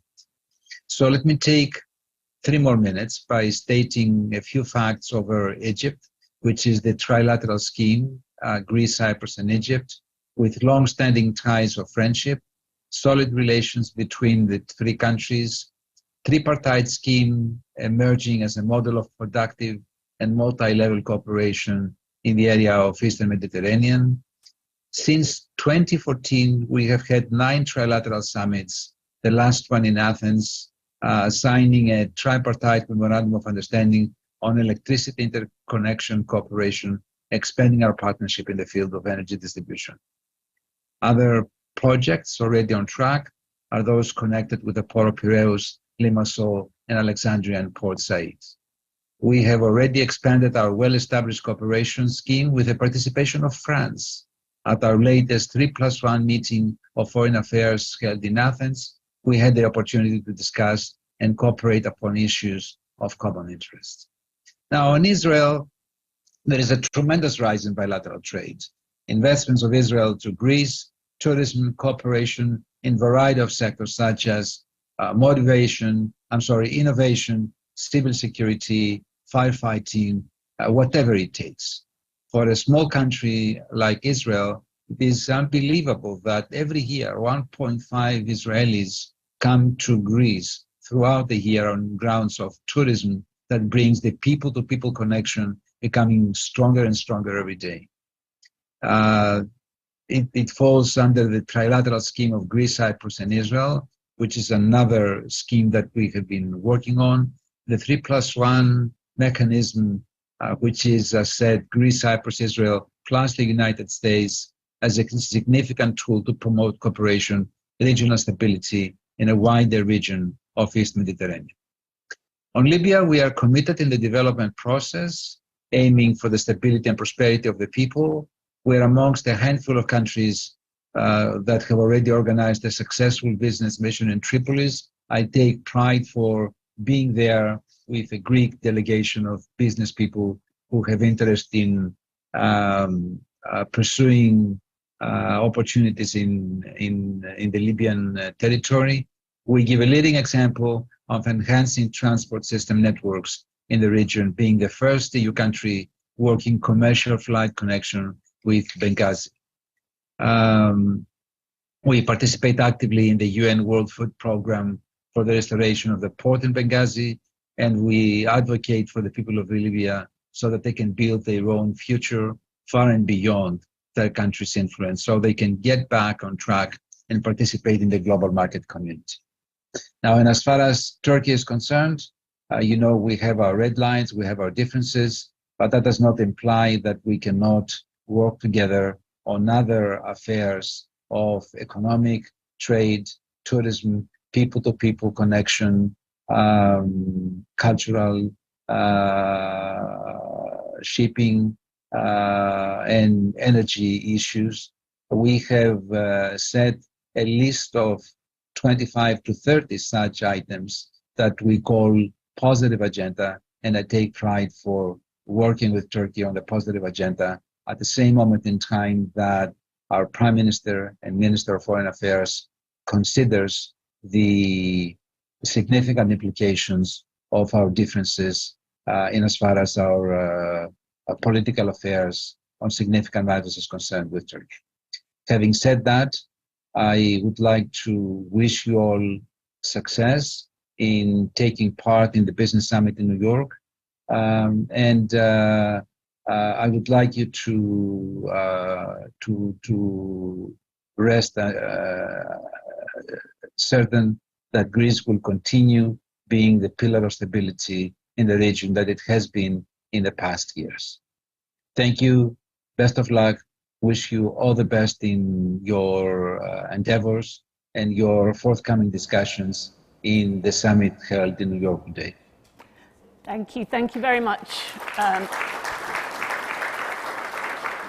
Thanks to the Minister. He has government business to attend to, but I'm delighted that we can continue the conversation about Greece with the regional governor of Central Macedonia of Greece and the first Vice President of the European Committee of the Regions, Apostolos Tzitzikostas. Please join me on the stage, and we look forward to hearing more about Greece. Hello. Hi. Good morning to everyone, ladies and gentlemen. It is a great pleasure for me to be here today with you for this very interesting discussion. Well, there is no doubt that the world has changed dramatically during the recent years, and that we are living in a perma-crisis era, with one challenge seamlessly followed by the next. In this turbulent world, from addressing climate change to energy diversification, and from countering fake news and disinformation to standing up against authoritarian regimes, we have to find new ways to make democracy work for the people. Today, societies are becoming more fragmented. Public debate has become more polarized, and it gets harder and harder to focus on the common good, or even, I would add, on common sense. The old ways don't seem to work anymore, so we need to think outside the box. We have no choice today. We need to be bolder, better, and faster. And Western democracies, like the United States and Europe, more than ever before, should work closer together. In today's changing geopolitical landscape, the Eastern Mediterranean is facing, indeed, many new challenges. The war in Ukraine, the energy crisis, the attempt of external actors to expand their footprint in the region, the climate emergency, the ongoing refugee crisis, the organized crime and terrorist groups, the escalating threats against the sovereignty and territorial integrity of a European country in the region are already having an impact on the respective balances, both regionally and globally. At the same time, the Eastern Mediterranean is also a very promising region that can become a key part of a new security architecture in the broader region in terms of energy, economy, climate action, emergency preparedness, and counterterrorism. Today, Greece is a key actor in the Eastern Mediterranean and a pillar of growth in this region. From the financial crisis of 2010, Greece is now one of the fastest growing economies in Europe, being today at the doorstep of regaining the investment-grade credit rating. Despite the energy crisis and the associated inflationary pressures, the Greek government and the Greek economy grew by 5.9% in 2022 and is expected to grow further by 2.2% in 2023 and 2% in 2024, far higher than the European average. The reforms in the state and the economy undertaken by the Greek government, along with the digital transition, will continue at a growing pace. Foreign direct investment hit a 20-year-old record in 2022, reaching 7.2 billion euros. Major global companies like Microsoft, Google, and Meta continue to invest in Greece, along with Pfizer, Cisco, Deloitte, Goldman Sachs, that invested in my region, Central Macedonia and Northern Greece. In addition, major Hollywood companies today have chosen Thessaloniki, the capital of the region of Central Macedonia, for their production in the recent years. And at this point, I would like to acknowledge the tremendous help and the support of today Secretary Payet, but then Ambassador Payet, who has helped us immensely in building these strong relations with the United States. So the Greek economy, my dear friends, ladies and gentlemen, is indeed becoming more competitive and more extroverted, with highly skilled workforce and with huge investment opportunities in fields such as tourism, infrastructure, innovation, the primary sector, and logistics. At the same time, Greece is a pillar of stability in the Eastern Mediterranean, being the only country in the region that is both a member of NATO and the European Union. Greece has today a stable and committed to reforms second-term majority government, the Mitsotakis government, but most importantly, Greece is committed to our shared values of democracy, freedom, rule of law, and the free market economy. And we will never, never waver from these values. We will defend them to secure peace and stability in the region. We will do it the same way we have assumed our role and responsibilities in the wider region, not only by being a key actor in shaping EU policies in the energy field, but by becoming an energy hub, diversifying both our own as well as the entire region's supply of gas and electricity, together with our close partners Cyprus and Israel.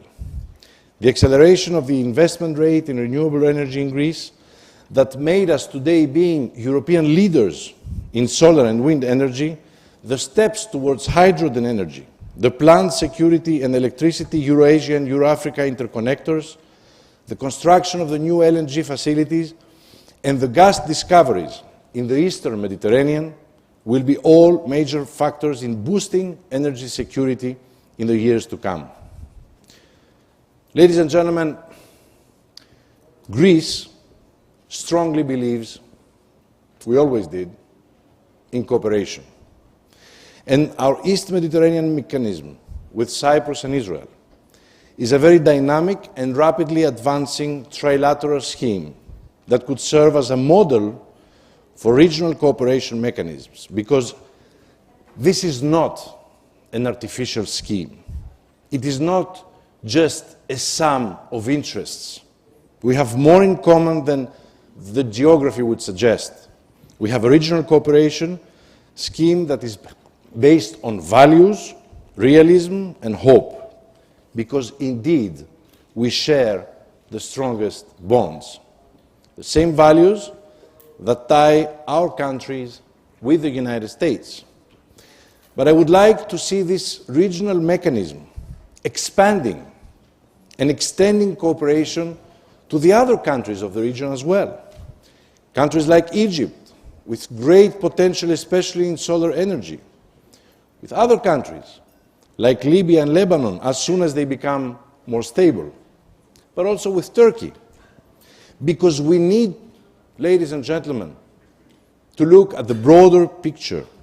And this means that we must be inclusive, but with one fundamental prerequisite. Every country joining the Eastern Mediterranean Cooperation Mechanism, we have to accept a specific context with specific set of rules, which will regulate the relations between the countries and settle any disputes between them on the basis always of international law. A model of this multinational partnership in the Eastern Mediterranean can be the East Med Gas Forum, with all the countries participating after accepting and respecting this strict set of rules. Ladies and gentlemen, having lived and studied at Georgetown University in DC, I know the mentality and the pioneering spirit of this great country. A country that's committed in leading the world forward. And I strongly believe that the United States has vital interests in this part of the world. So it is very important that the US remains engaged and works with partners with whom it shares not only common strategic priorities, but also history and values. Over the past 2 centuries, Greece and the US have always been on the right side of history. We fought side by side in world wars to defend freedom and democracy. We are trusted and irreplaceable allies. And today, our ties are stronger than ever. That's why I believe in our close cooperation in the Eastern Mediterranean, in energy, cybersecurity, maritime security, climate, civil protection, counterterrorism, research, innovation, and digital economy. Because together we can further consolidate transatlantic ties, we can reinforce energy security in the wider region, we can provide a platform for closer cooperation with other actors, and we can build not only a new East Mediterranean, but a sustainable Eastern Mediterranean of stability, security, growth, and peace for the benefit of the wider region, for the benefit of the people. Thank you very much.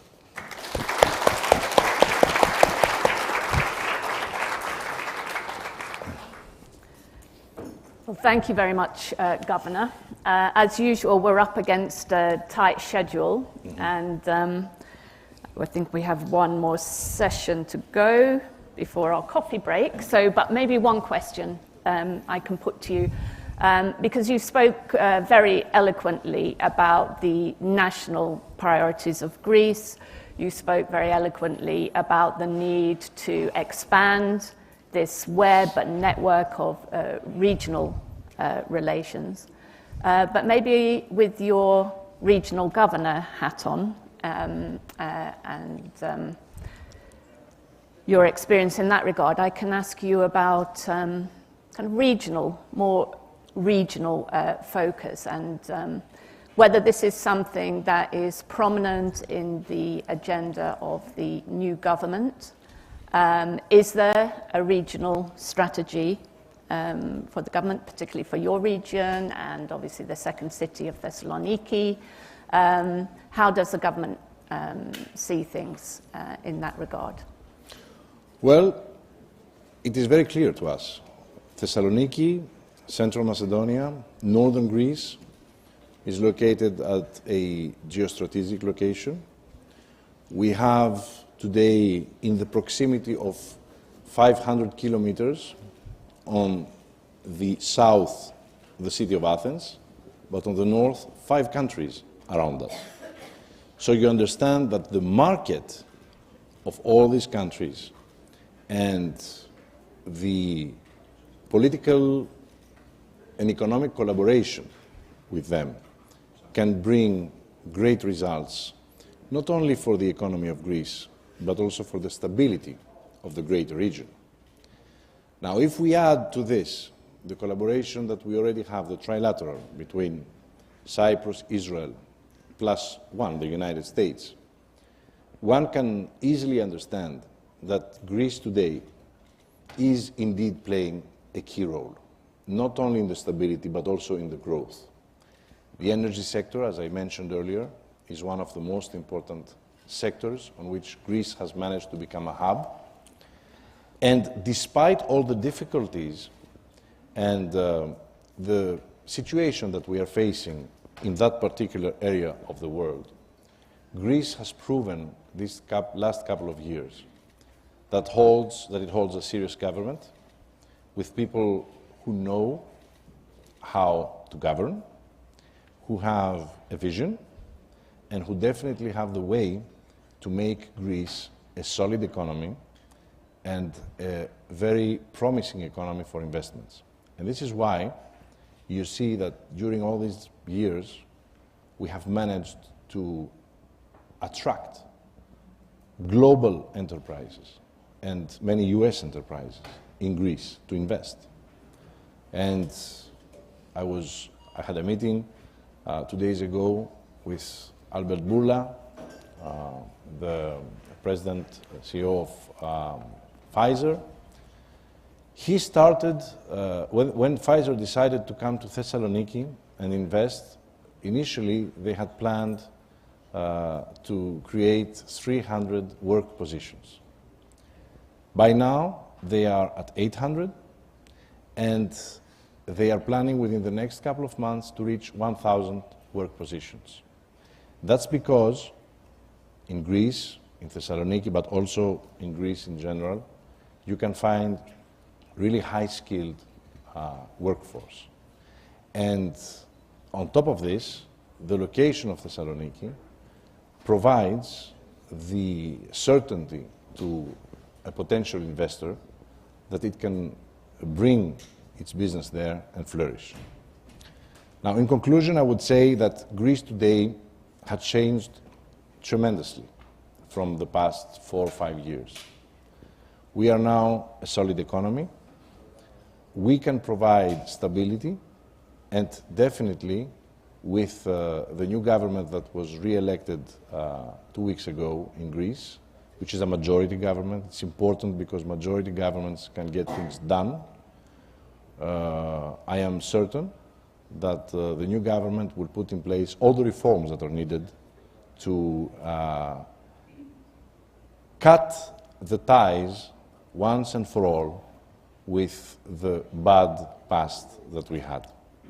Yeah, just maybe one follow-up on that, because as you say, it was a very emphatic victory for Nea Demokratia, and very comfortable majority now in Parliament.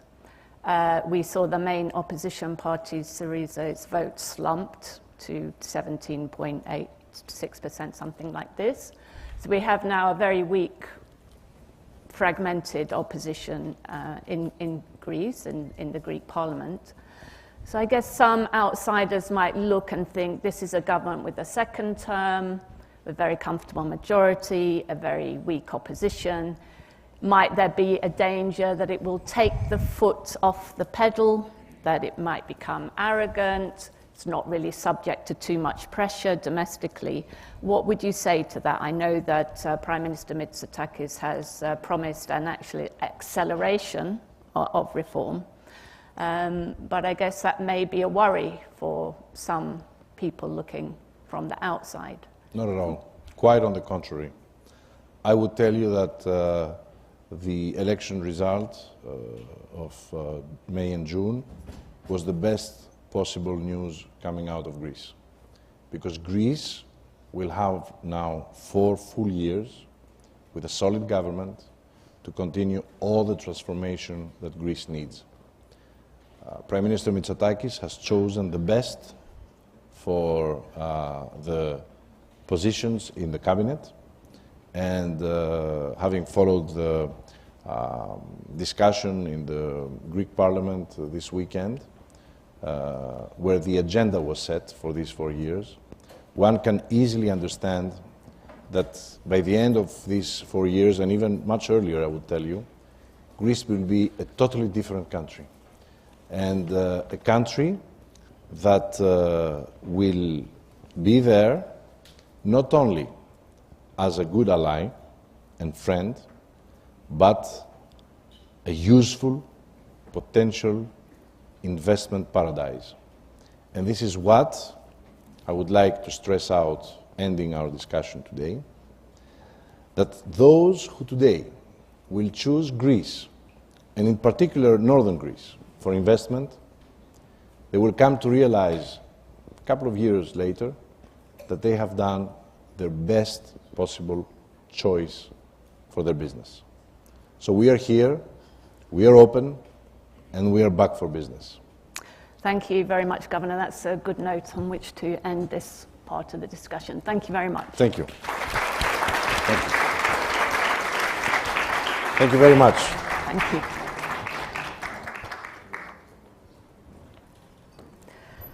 Now we're going to widen the lens a bit to a wider geopolitical focus. We have a panel discussion. The first speaker by connection, Chris Pappas, the co-chair of the Congressional Hellenic Caucus, congressman in the US House of Representatives, going to join us by connection. But we also have Ted Deutsch, Chief Executive Officer of the American Jewish Committee, who's here in person. And we have James Fogo, former commander, Joint Force Command Naples, NATO, and Dean of the Center for Maritime Strategy. Gentlemen, please welcome. Thank you, Jared. Thank you very much. Welcome. Please take a seat. Chris Pappas, welcome to you as well. Thank you very much for joining. We're going to hear, I think, about 5 minutes from each speaker, and then we're going to open up and have a short discussion. So over to you, Mr. Pappas. Well, thank you very much for convening this event here today, and I'm sorry that I couldn't join you in person. I'm on official business back in my district in New Hampshire. But once again, it's an honor to be with you virtually. I just want to underscore a few things that have mostly been said this morning, but that are critically important as we consider our work in Congress and how we can continue to bolster the relationship between the United States and our crucial allies, including Greece, Cyprus, and Israel. We know that these nations play a critical role in maintaining peace and prosperity in the Eastern Mediterranean, and certainly as well promoting political, religious, and economic freedom. Obviously, we're having this conversation more than a year after Russia's brutal invasion of Ukraine, which is ongoing. And so I think our shared interest in safeguarding the security of the region has never been more important. Earlier this year, I worked with my co-chair of the Hellenic Caucus, Gus Bilirakis from Florida, to relaunch that caucus. It is an important opportunity, I think, to not just share the values of Hellenism, which is really important within the Congress, but certainly to strengthen the ties between the United States, Greece, and Cyprus. We all work in a crucially bipartisan fashion to advance policies that strengthen our relationships, but do it in a way that's in line with America's interests in the region. We know that because the Eastern Mediterranean is at the crossroads of Europe, the Middle East, and Africa, that Greece, Cyprus, and Israel all play a critical role. And they have proven themselves to be among our strongest allies, and certainly in that region, but as we look at our alliances around the world. Our ties have only strengthened in recent years, really founded on the recognition that Greece, Cyprus, and Israel are reliable democratic allies. They're pillars of stability. And this is evident through the success of the 3+1 cooperation framework. So our caucus has worked really closely together to help secure additional funding that is going to invest in these relationships. I'll mention, full funding of the 3+1 partnership, as well as funding for the International Military Education and Training Assistance Program, which ensures that our military can continue to work closely together with these allies. You've heard today the way that the 3+1 framework is really an indispensable mechanism to promote cooperation in a variety of areas, including things like maritime security, defense cooperation, certainly energy initiatives, and ways that we can counter malign influences in the region. So that's why it's important that we continue to work in a bipartisan fashion moving forward in Congress, and the commitment continues to be there in our caucus. We know, for instance, that Greece remains a critical partner in regional energy initiatives and global security, certainly hosting military facilities that are used by both the United States and NATO for military operations. As has been discussed this morning, we face a dynamic environment when it comes to energy resources. Now Greece imports 50% of its natural gas from the United States, and certainly ports, including the port of Alexandroupoli, have become critical energy hubs that help reduce European dependence on Russian oil. This has deepened energy cooperation in the region. It's also helping to ensure that our nations are working closely together to stabilize resources, to develop more diverse supplies, and also to make sure that we're unlocking new technologies that can help us fight climate change and invest in renewable energy sources. So this is helping to reduce the impact of rising energy prices and has helped diversify Europe's energy supply, which is significantly reducing Russia's grip on world energy markets and making sure that it is not leveraging that power over the Western alliance. Through this cooperation, we are also protecting regional and global security initiatives. And the United States and Cyprus have also forged some critical collaboration too on a broad spectrum of issues. And the Biden administration has now fully lifted that arms embargo on Cyprus, something that the Hellenic Caucus has strongly advocated for. And Cyprus has the opportunity to transition away from Russian-made systems, which will enhance interoperability between our armed forces and enable Cyprus to participate in various research initiatives. Israel obviously is an essential partner in the region. As the only democracy in the Middle East, Israel benefits both U.S. foreign policy and peace and stability in the Eastern Mediterranean.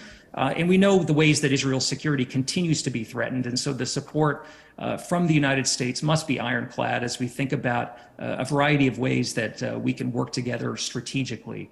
I'll mention the historic Abraham Accords, which were really crucial in normalizing relations between Israel and many Muslim nations in the Middle East and North Africa. And we have the opportunity to continue to highlight those Abraham Accords and see if we can allow other nations to come under them. Our collective ties should be celebrated, and I think it's important to recognize the way that each of these nations benefits the United States' strategic interests in the Eastern Mediterranean. And we should also think about the ways that these nations have stepped up to the plate when it comes to supporting our democratic ally, Ukraine. Greece was one of the first nations to condemn Russia for the invasion of Ukraine and the first to send military aid to Ukraine. And despite the impact that the sanctions have been having on Greece's economy, on energy prices in Europe, and certainly on supply chains and the shipping industry, they've remained a strong supporter of sanctioning the Russian regime.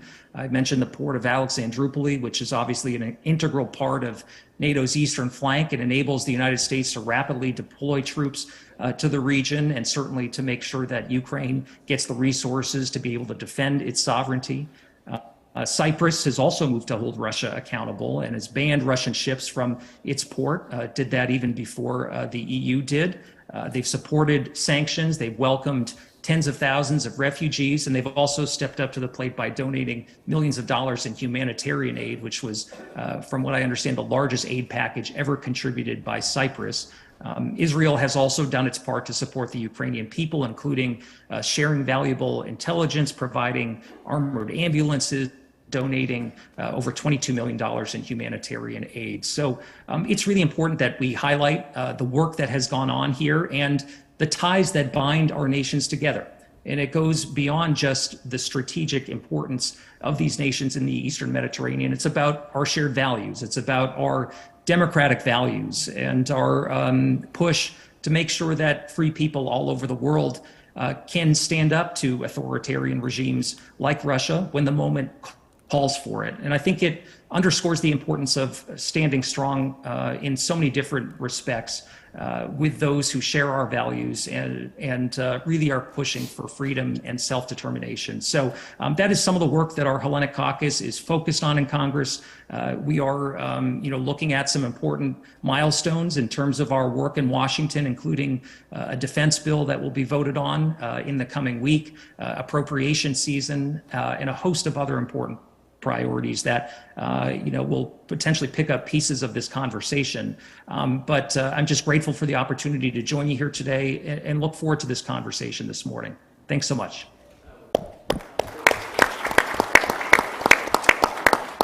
Well, thank you. It's really good to hear more about the work of the caucus and about your priorities for the coming period. So now I'd like to introduce again Ted Deutsch, who is from the American Jewish Committee. Great to have you with us. Thanks, Joan. It's great to be here. Thanks.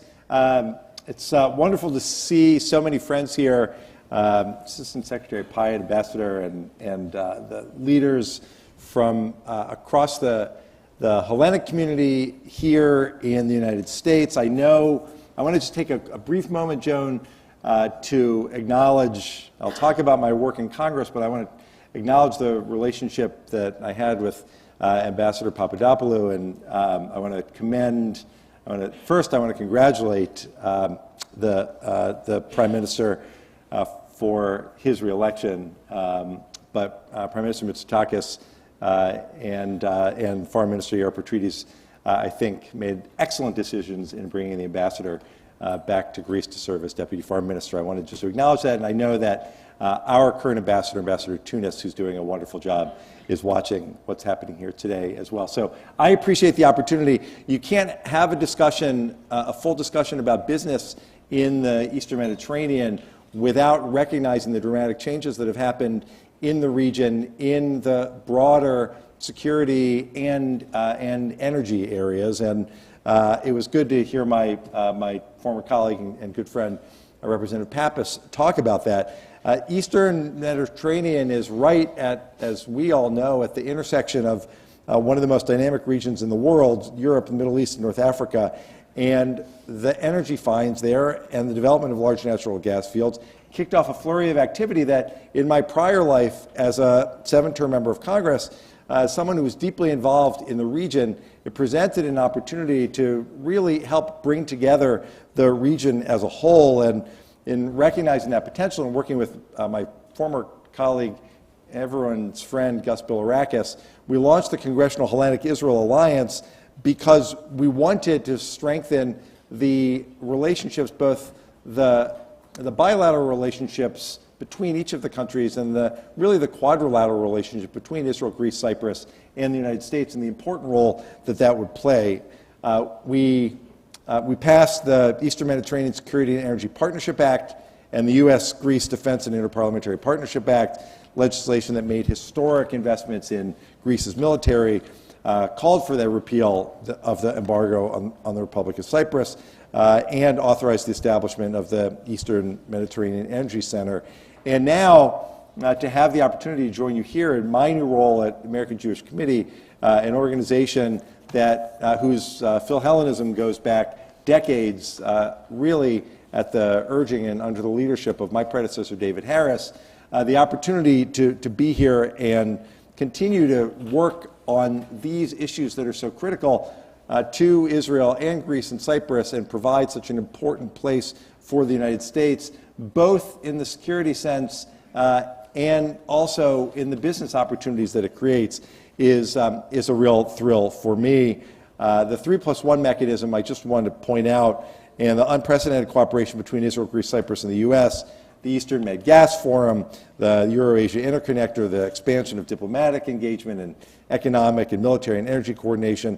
All of this have put the Eastern Med on the map as an important hub for transportation and for energy, for commerce, and for innovation. There are still, obviously, longstanding challenges. I know those have come up during this conference, and while there are some long-standing security and political challenges that we have to be honest about, I think we can also be incredibly optimistic about the opportunities as we see them going forward. I am honored to be on stage with the commander who will speak to some of those security challenges, but in all of the opportunities that I've had to travel to the region, including a trip to Greece as on my first trip as the CEO of AJC, these issues are front and center for us. I look forward to continuing to work to advance all of these relationships in my new role and with my former colleagues in Congress and with all of you in this room who are so committed to seizing upon the opportunities that exist, not just in the business sense, but really to lift up the Eastern Mediterranean, Greece and Cyprus, and the roles that they play disproportionate to their size in the world and the world economy and in the years ahead. So thanks very much for having me.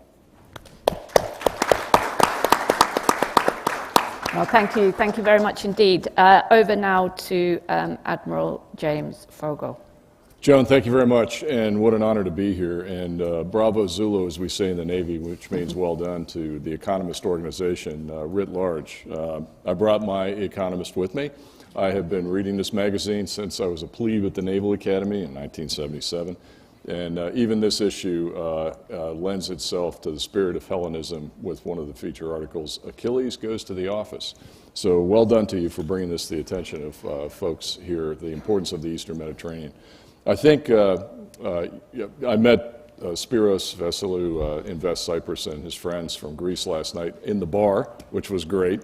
And we talked about one of my friends from 1986, who I attended school with at Sciences Po Strasbourg, the Institute of Higher European Studies, a young man, a Cypriot named Homer Mavromatis. And I was a lieutenant in the Navy. Homer had just finished New York University. He was doing his conscripted military service. And I don't think at that time in his life or my life we ever expected that Homer would be a three-time ambassador, Serbia, Egypt, and Mexico for Cyprus. He's now the kind of the ambassador at large for Schengen. So if you see him, say hi to him. By the way, Lotte Palace is a beautiful hotel, but we found out last night they don't carry my favorite Cypriot red wine that I had in Limassol when I was there, so we got to fix that.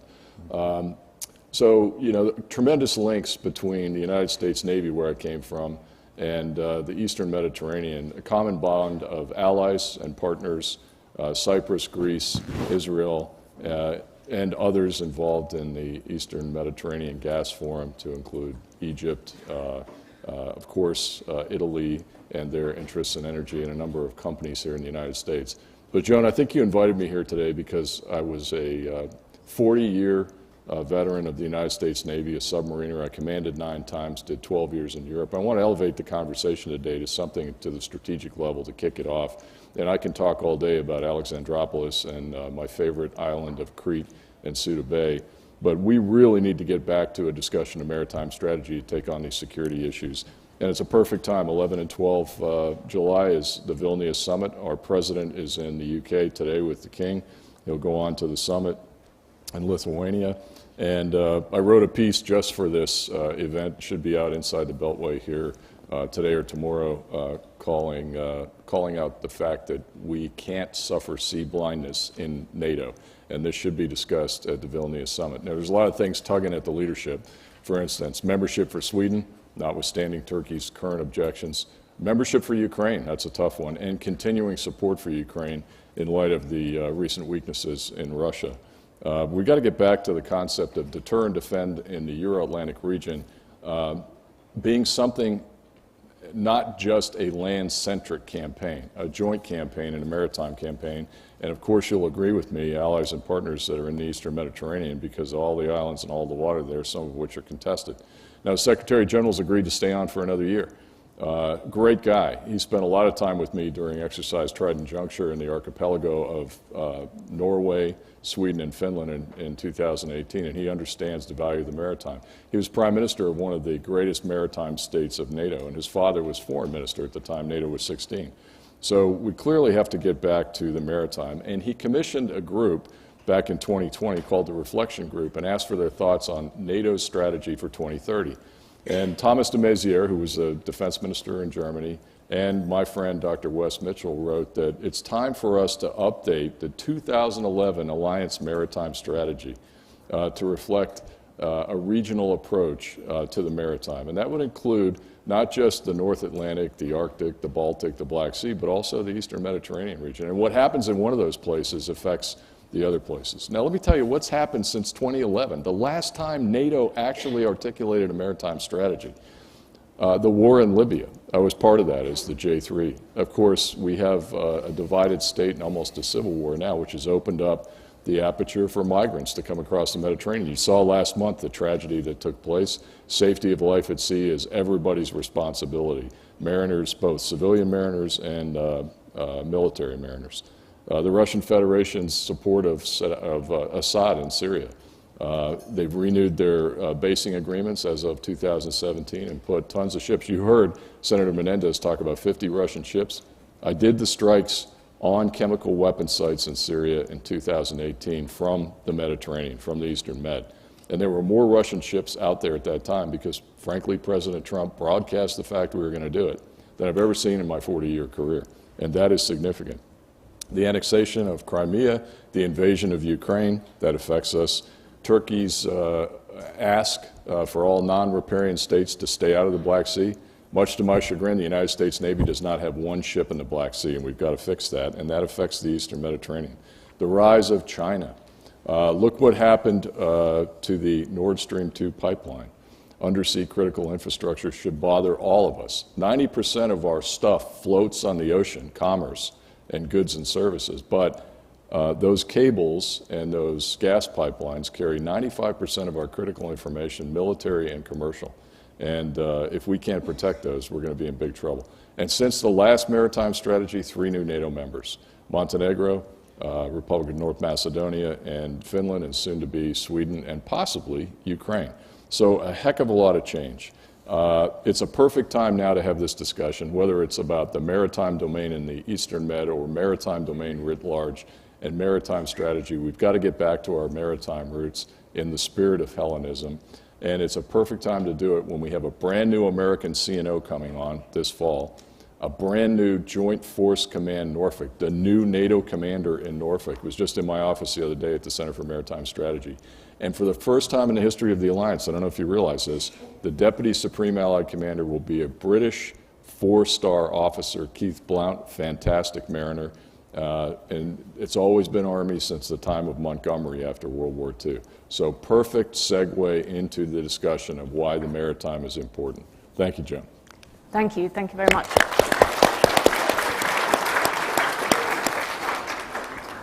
We have exactly 10 minutes before we're going to have coffee. So I think I could listen to this discussion all day, but I'm afraid we will have one question for each of you. So sure. I'll try and ask the most pertinent question, and maybe I'll do it in reverse order. So I'll start with you, Admiral, and follow up on what you were just saying, because I think it would be good to hear more about the maritime question. Can you tell us then more about how the war in Ukraine and Russia's generally adversarial anti-Western stance has changed the maritime dynamics in the Black Sea and beyond? And so what are the implications of that, or should be the implications of that for NATO strategy going forward? Wonderful, thank you. Well, I think first and foremost, this great power competition that we are all in has made the maritime domain busier than ever. As I said, the number of Russian ships in the Eastern Mediterranean is unprecedented in my 40 years. And I talked about those chemical weapon strikes and how difficult those were. You know, we shot from a submarine, and nobody expected that because U.S. destroyers run around the East Med all the time, and you can see them on the surface. And so that was one technique that we used, which was very effective. But, you know, the Russians have been tied to this region since the 18th century. They feel like the Black Sea is their lake and should be their lake, and that Ukraine is their territory. So, I call it the boiling frog scenario. What's happened over time since the war in Georgia, the illegal annexation of Crimea, is we have watched and we have not taken action while the Russians have moved on the Sea of Azov, strangled the port of Mariupol, built the Kerch Bridge, taken 3 Ukrainian warships hostage and sent those mariners against the Geneva Convention to a prison in Moscow. They were wearing uniforms. That's a complete violation of the Articles of War. And then let them go in a prisoner exchange 2 years later. They've effectively shut down the Black Sea. We wait every 120 days on pins and needles as to whether or not the embargo on grain will continue to be observed, this deal that they've got in Istanbul. And it's completely unacceptable. We have ceded that battle space to the Russian Federation. We used to have 3 American warships in there, the Burke, the Porter, and the Mount Whitney, my favorite ship, in December of 2021. We took them out so we didn't want to exacerbate President Putin and have him cause a war. Well, he did it anyway. We've got to get back in there. Mines are a big thing. And what happens in the Black Sea impacts the Eastern Mediterranean, where you all live and work. So for our NATO allies and our partners out there, doing the things that you're doing, particularly in the port of Suda Bay, it is a stationary aircraft carrier in the middle of the Mediterranean for the United States. And because of our bilateral relationship, we're able to use it to put aircraft carriers, the new bulk ship, the Expeditionary Support Base Herschel Woody Williams. You can do submarine maintenance there. You can do surface ship maintenance there. There's an airfield there, which we've used extensively. Ambassador Pyatt is here, who's done a wonderful job working with the Greek government during his time in Athens, opening up the port of Alexandroupolis. You heard about the value of Thessaloniki. I spent a considerable amount of time in Limassol when we were worried about a non-combatant evacuation operation in Lebanon. We still worry about that, and the Cypriots have a port, an SPOD, a seaborne port of departure, and an airborne port of departure that are essential for security needs of the alliance and all of our partners, Western partners in the Eastern Med. On energy, it is a place that is rich with natural gas, and Ambassador Pyatt and I have talked about this. Here's the chart. We don't talk about maps in the Navy. That's Cyprus's economic zone and all the different fields, Kronos, Calypso, Zeus, Glaucus, that are sitting there. But you got to get the gas out, and the only way we can do that is we have to have stability, and we have to have a relationship between the EGMF and also Turkey.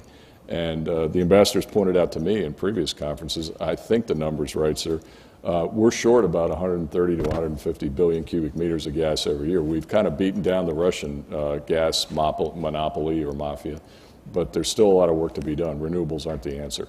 And so for allies and partners, doing your part, supporting Ukraine, supporting the maritime domain, helping the Americans in what we're doing is very much appreciated, and I cede my spot to you. Well, thank you very much. And I guess if anybody wants to read more about that, how security cannot just be land-centric, they can read your paper. Yes, absolutely. Out in the coming days. Where will they find that? It'll either be in the MOC, the Maritime Operations Center, which is our online journal and associated with the Center for Maritime Strategy, or maybe in Breaking Defense if they put it out today. So we'll see. Yeah. Okay, thank you. So Ted Deutsch, well, a lot happening in your region at the moment, and Israel is facing major security challenges on its doorstep, for example, from Iran and Iran-sponsored movements in the disputed territories.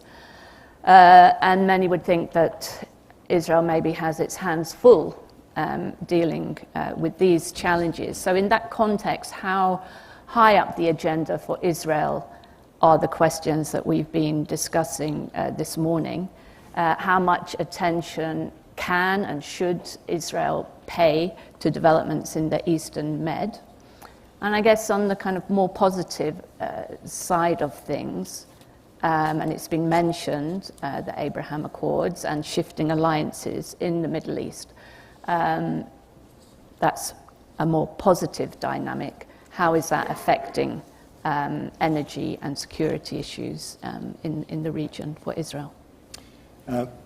Sure. First of all, in assessing the way that the impact that, from a security standpoint, that the Eastern Med has on Israel and Israel's defense, Israel's security, everything that the Admiral just said relates there as well. And it's exactly why the importance of the four-nation U.S., Israel, Cyprus, and Greece grouping in the Eastern Mediterranean is so important.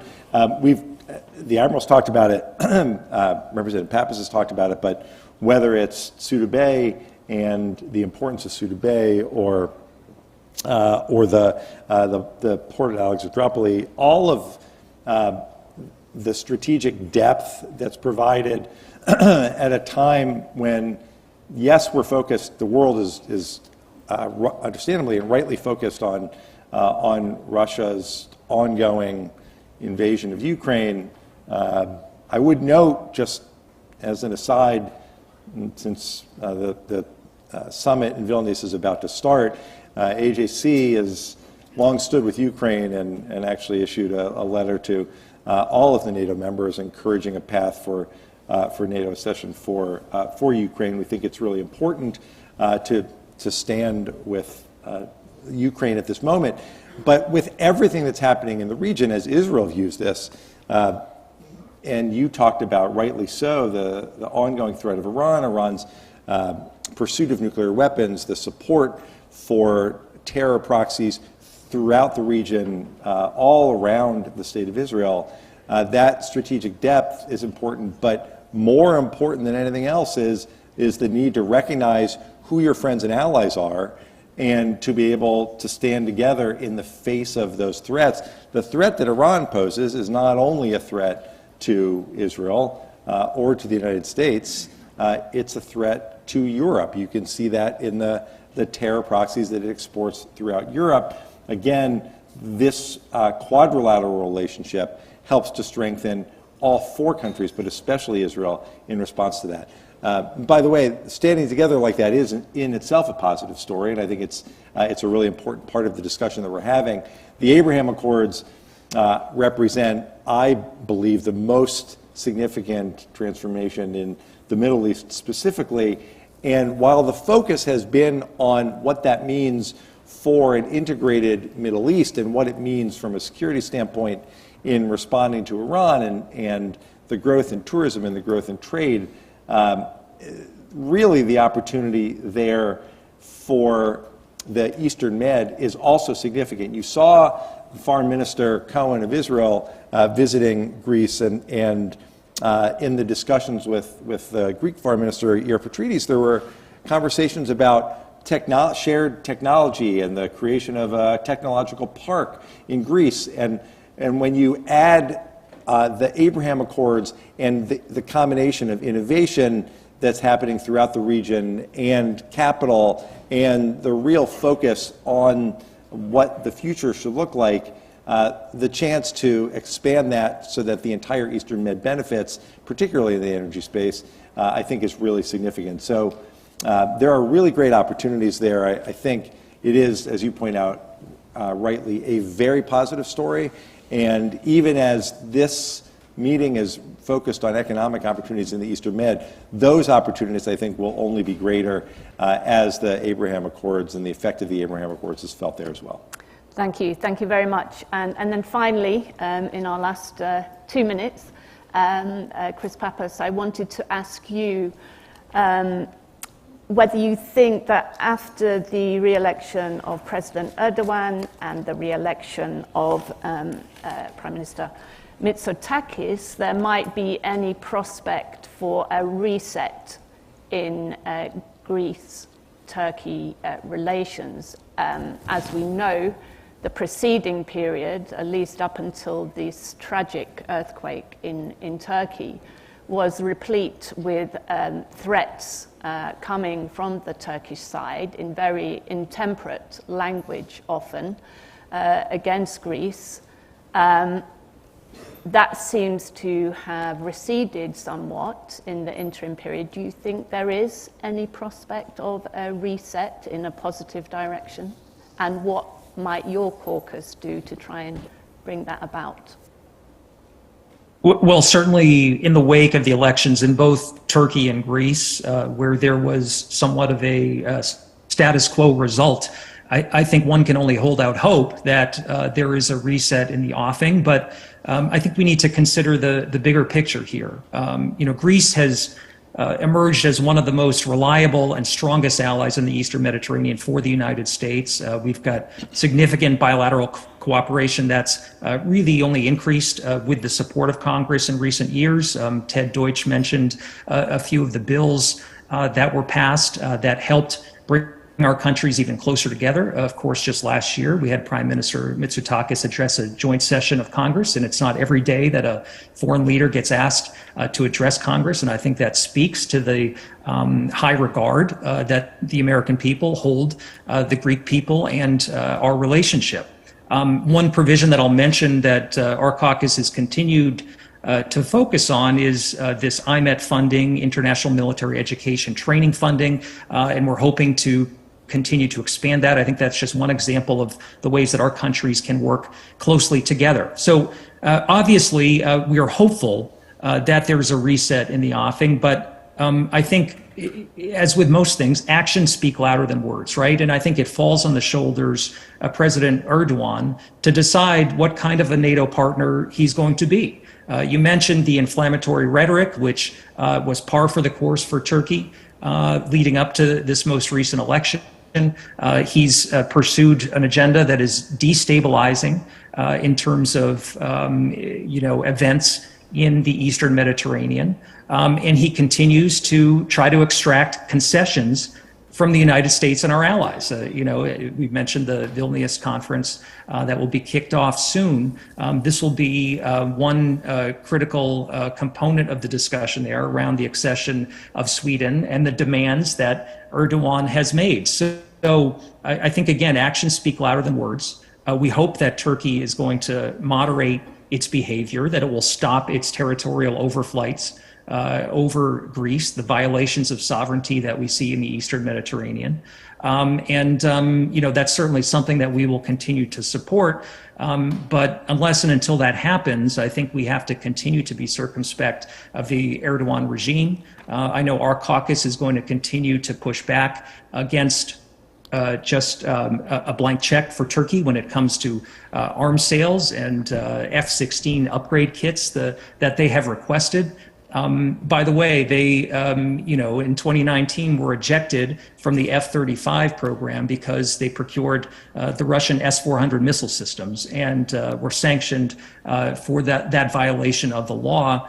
And now they're pursuing other systems that still should cause us some concern in terms of the interoperability between that and the S-400 systems that they still possess. So I think we have to be concerned about what we've heard from Erdogan, and we should expect that Turkey behaves like any other NATO ally and partner should behave. And I'm hopeful that we will see some improvement in terms of relations. But I think we have to continue to push our government to insist on a stronger position toward Turkey and really work to strengthen the NATO alliance and oppose some of the destabilizing behavior that we've seen from Erdogan.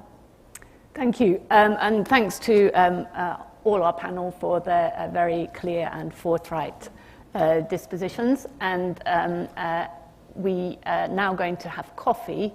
We're going to reconvene at 11:20. So enjoy your coffee, but please join me in thanking all our speakers. Thank you. Thank you.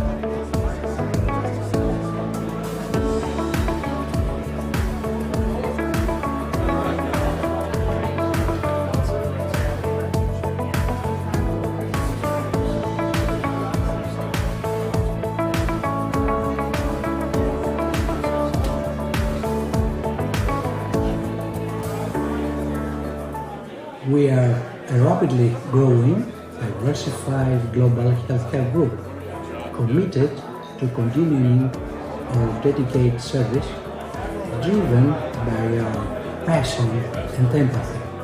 Our aim is to expand our reach globally and positively impact more lives.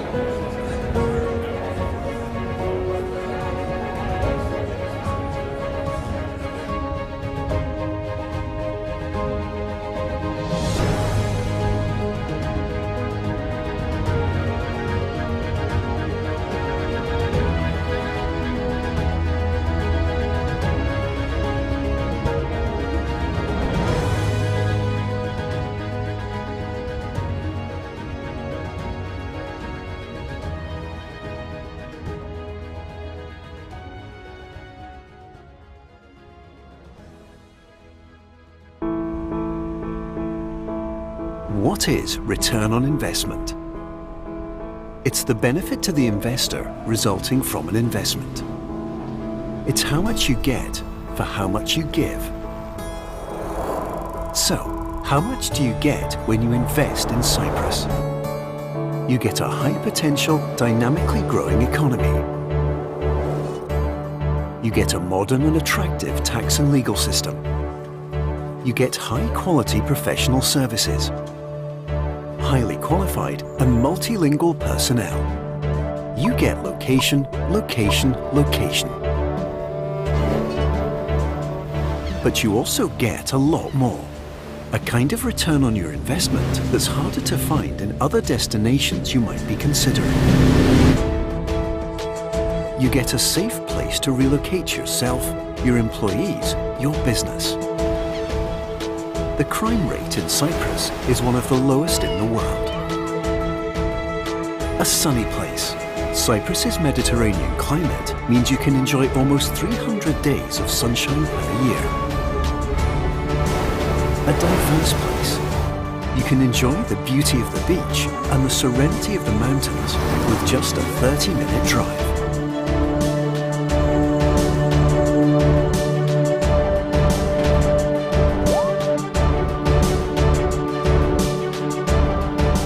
Cultured place.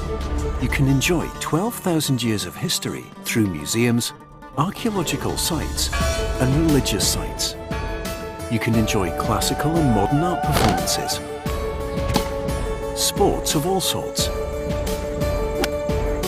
an active lifestyle and so much more.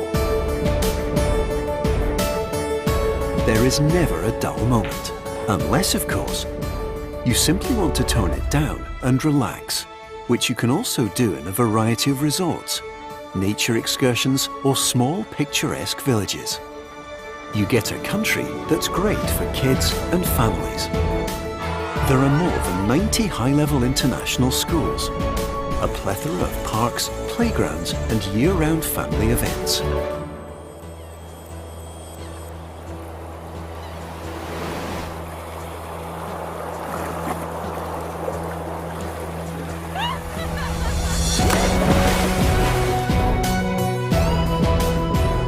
Perhaps you thought you couldn't have the best of both worlds. In Cyprus, you can. A country that's exceptional for business and ideal for living. A country where your real return on investment lies not only in numbers, but also in the quality of life that you, your family, and business associates will enjoy. Your investment will yield long-term business returns and unique personal rewards. It's time to redefine your return on investment. It's time to invest in Cyprus.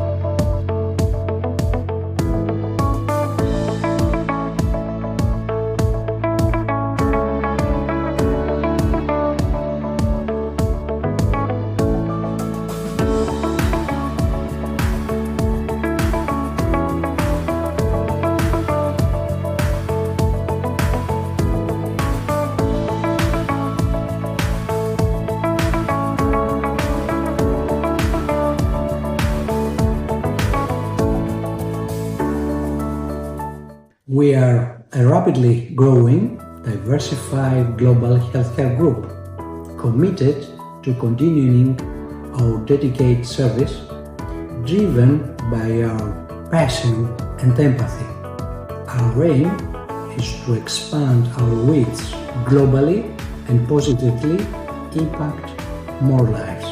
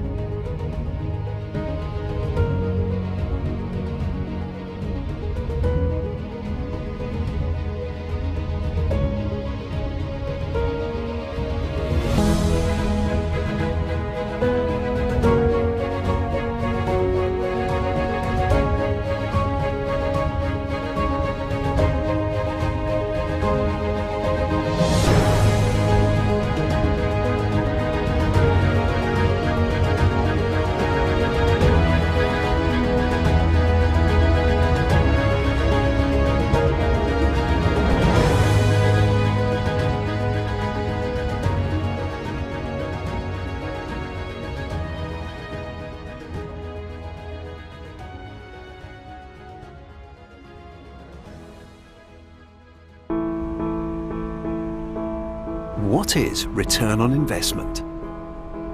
It's the benefit to the investor resulting from an investment. It's how much you get for how much you give. So, how much do you get when you invest in Cyprus?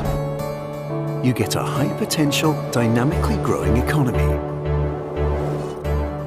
You get a modern and attractive tax and legal system. You get high-quality professional services, highly qualified and multilingual personnel. You get location, location, location. But you also get a lot more.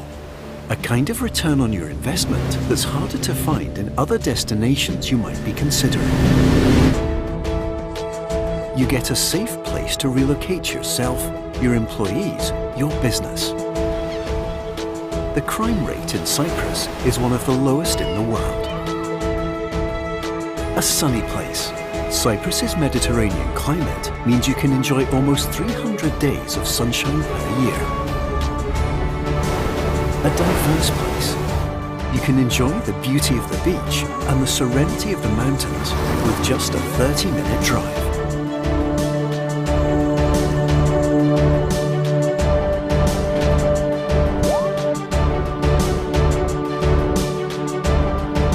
Cultured place.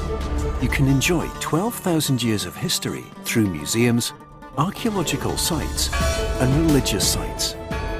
You can enjoy classical and modern art performances, sports of all sorts, an active lifestyle, and so much more.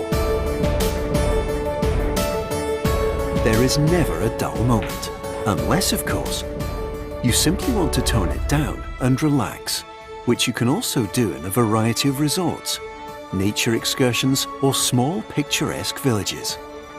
You get a country that's great for kids and families. There are more than 90 high-level international schools, a plethora of parks, playgrounds, and year-round family events.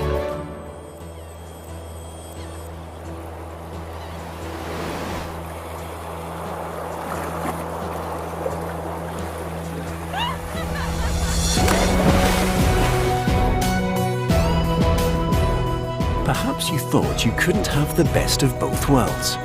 In Cyprus, you can. A country that's exceptional for business and ideal for living. A country where your real return on investment lies not only in numbers, but also in the quality of life that you, your family, and business associates will enjoy. Your investment will yield long-term business returns and unique personal rewards. It's time to redefine your return on investment. It's time to invest in Cyprus.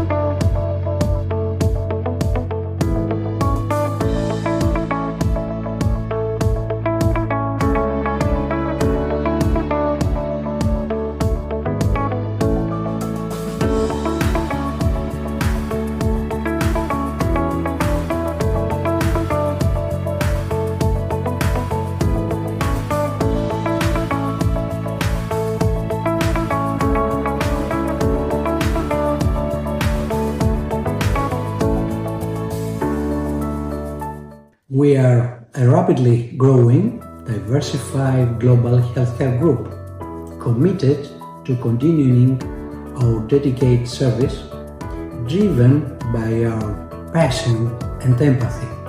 Our aim is to expand our reach globally and positively impact more lives.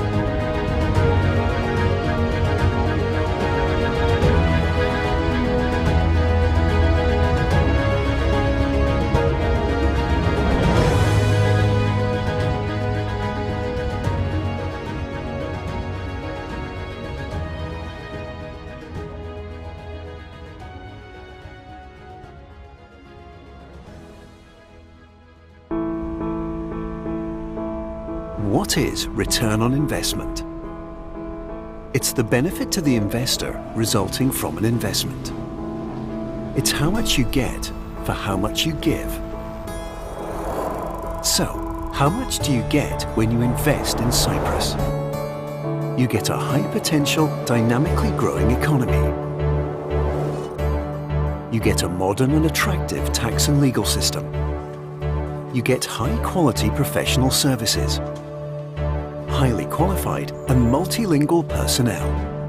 You get location, location, location. But you also get a lot more. A kind of return on your investment that's harder to find in other destinations you might be considering. You get a safe place to relocate yourself, your employees, your business. The crime rate in Cyprus is one of the lowest in the world. A sunny place. Cyprus's Mediterranean climate means you can enjoy almost 300 days of sunshine per year. A diverse place. You can enjoy the beauty of the beach and the serenity of the mountains with just a 30-minute drive.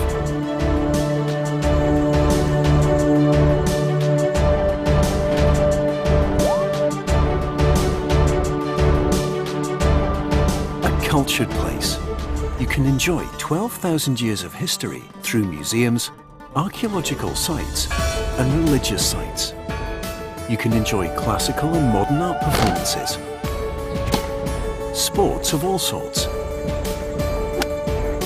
an active lifestyle, and so much more.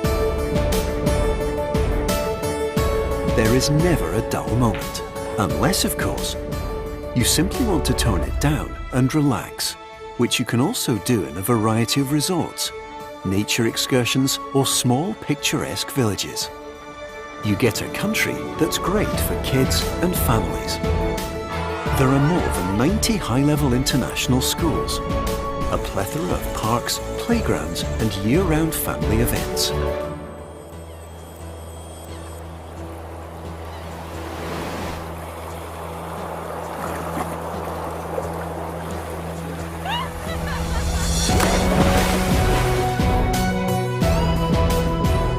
Perhaps you thought you couldn't have the best of both worlds. In Cyprus, you can. A country that's exceptional for business and ideal for living. A country where your real return on investment lies not only in numbers, but also in the quality of life that you, your family, and business associates will enjoy. Your investment will yield long-term business returns and unique personal rewards. It's time to redefine your return on investment. It's time to invest in Cyprus.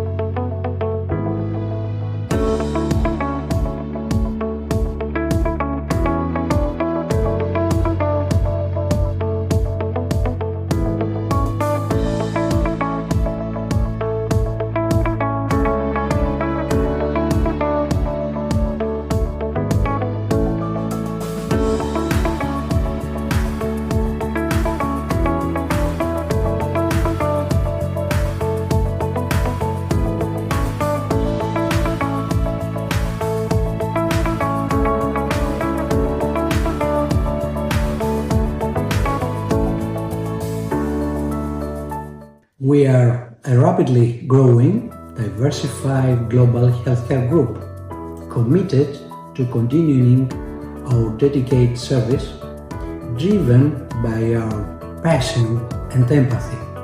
Our aim is to expand our reach globally and positively impact more lives.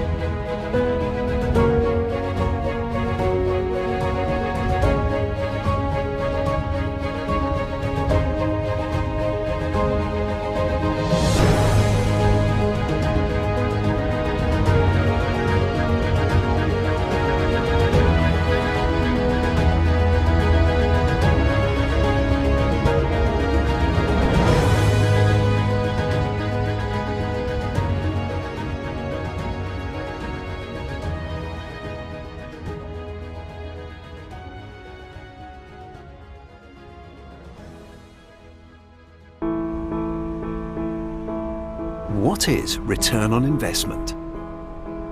It's the benefit to the investor resulting from an investment. It's how much you get for how much you give. So, how much do you get when you invest in Cyprus? You get a high-potential, dynamically growing economy. You get a modern and attractive tax and legal system. You get high-quality professional services, highly qualified and multilingual personnel. You get location, location, location. But you also get a lot more. A kind of return on your investment that's harder to find in other destinations you might be considering. You get a safe place to relocate yourself, your employees, your business. The crime rate in Cyprus is one of the lowest in the world. A sunny place. Cyprus's Mediterranean climate means you can enjoy almost 300 days of sunshine per year. A diverse place. You can enjoy the beauty of the beach and the serenity of the mountains with just a 30-minute drive.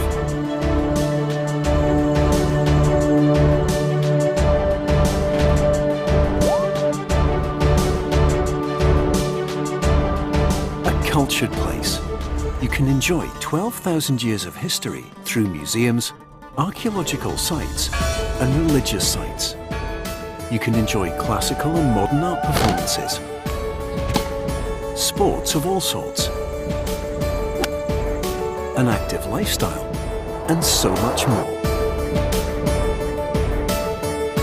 There is never a dull moment, unless of course you simply want to tone it down and relax, which you can also do in a variety of resorts, nature excursions or small picturesque villages.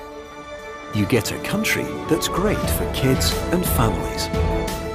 There are more than 90 high-level international schools, a plethora of parks, playgrounds and year-round family events.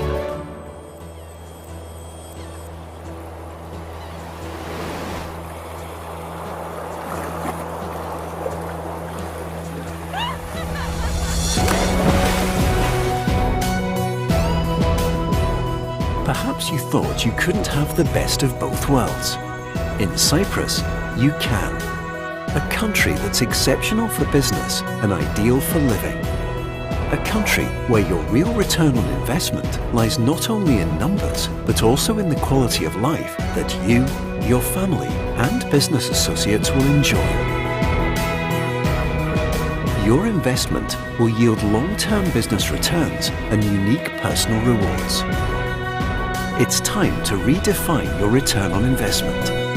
It's time to invest in Cyprus.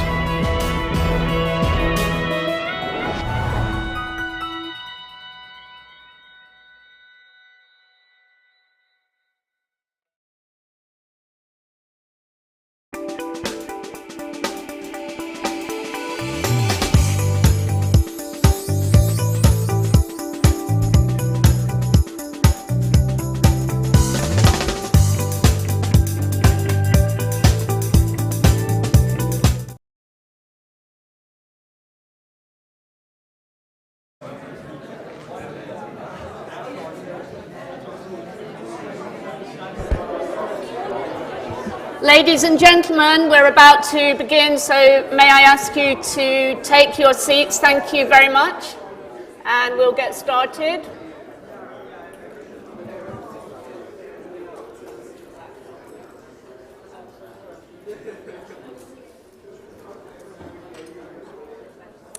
Okay, thank you very much. If everybody takes their seats, we'll get going. Feel like a school teacher up here. Okay, well, welcome back.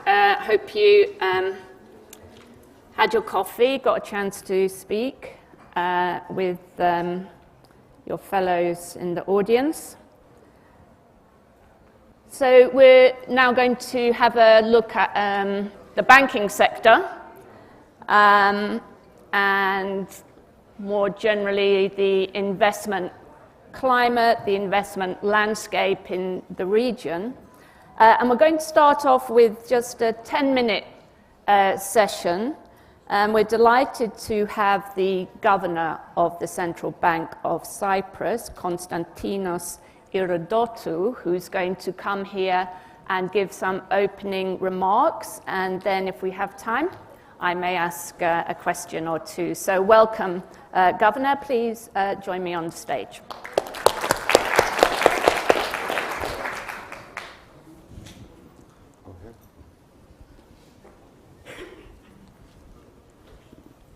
Thank you. Nice to see you again. Nice to see you. You can speak from here if you like, or you can sit. Yeah. I'll do it from there. Yeah. More informal. Yes. Good.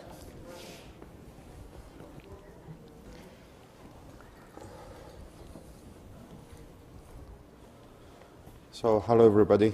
Let me make a few initial comments and then happy to answer any questions. Let me say a few words about the recent financial turmoil that originated in the US from specific regional banks in the US and how it spilled over in Europe and what are the differences and what are the main lessons from that. Firstly, the key word in terms of what happened in the US is that it involved regional banks. But what surprised regulators, at least, in Europe, and this is also at the European Central Bank level, is that up until that crisis, regional US banks were not considered systemic. Systemic US banks, it's a different category, different types of banks. And what it revealed, it was that contagion, global contagion, can happen even with regional banks. So there were specific circumstances as regards the balance sheets of those banks, but market sentiment and market volatility was such that contagion spilled over to Europe.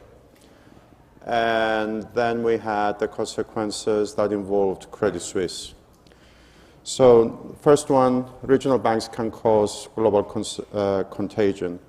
The second element that was revealing, and I'm going to talk a bit about the derivatives market, is the significant role of the credit default swaps in signaling to the markets that there might be an issue with a specific institution.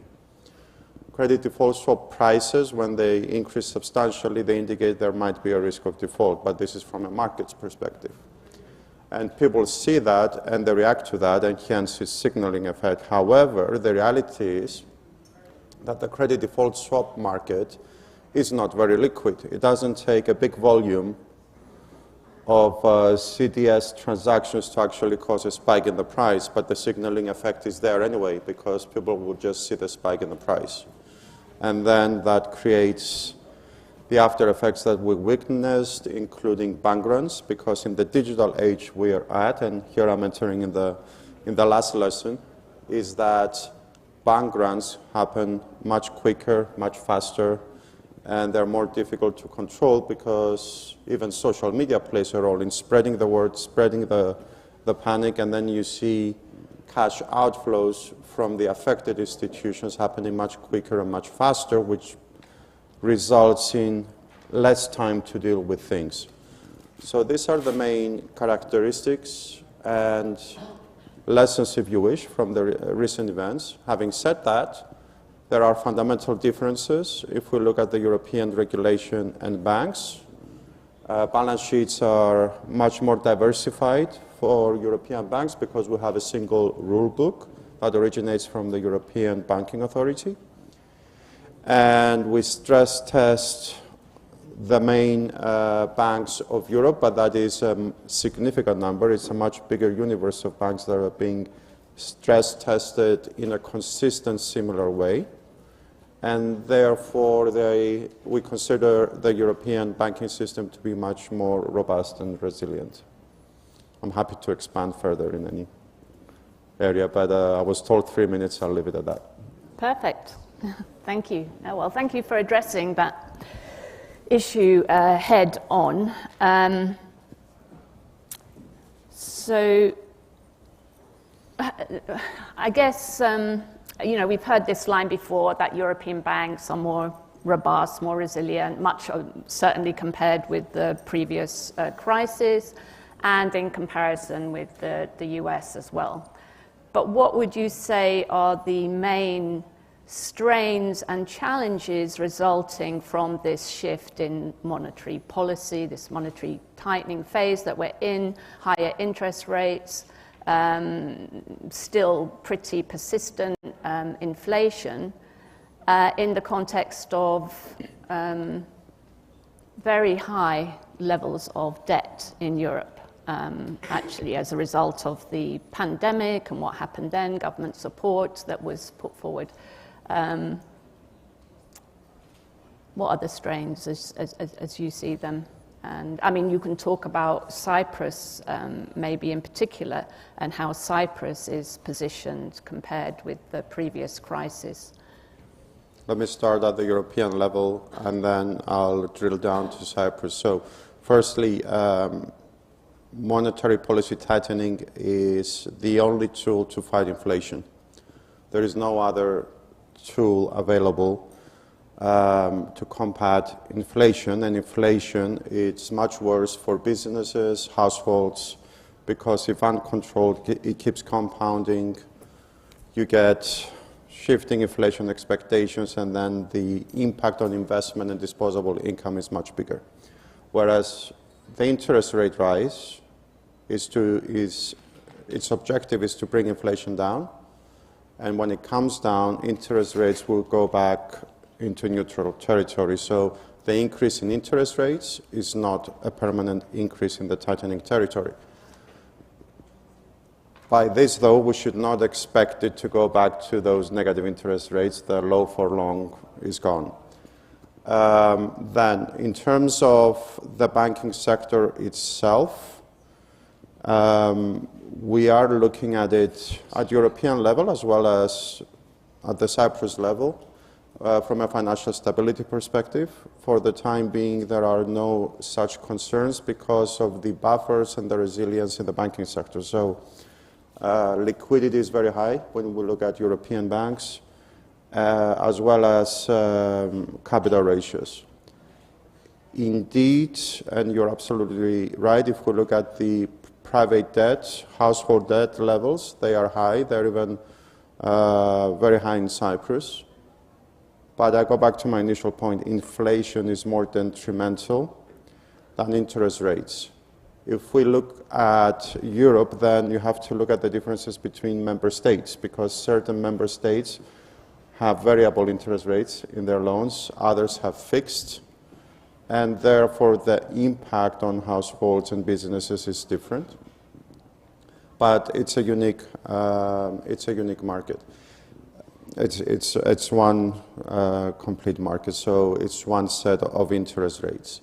But having said that, and let me now talk specifically about Cyprus, we have one of the highest liquidity ratios within the European Union in our banking sector. So the average in the EU is around 164%.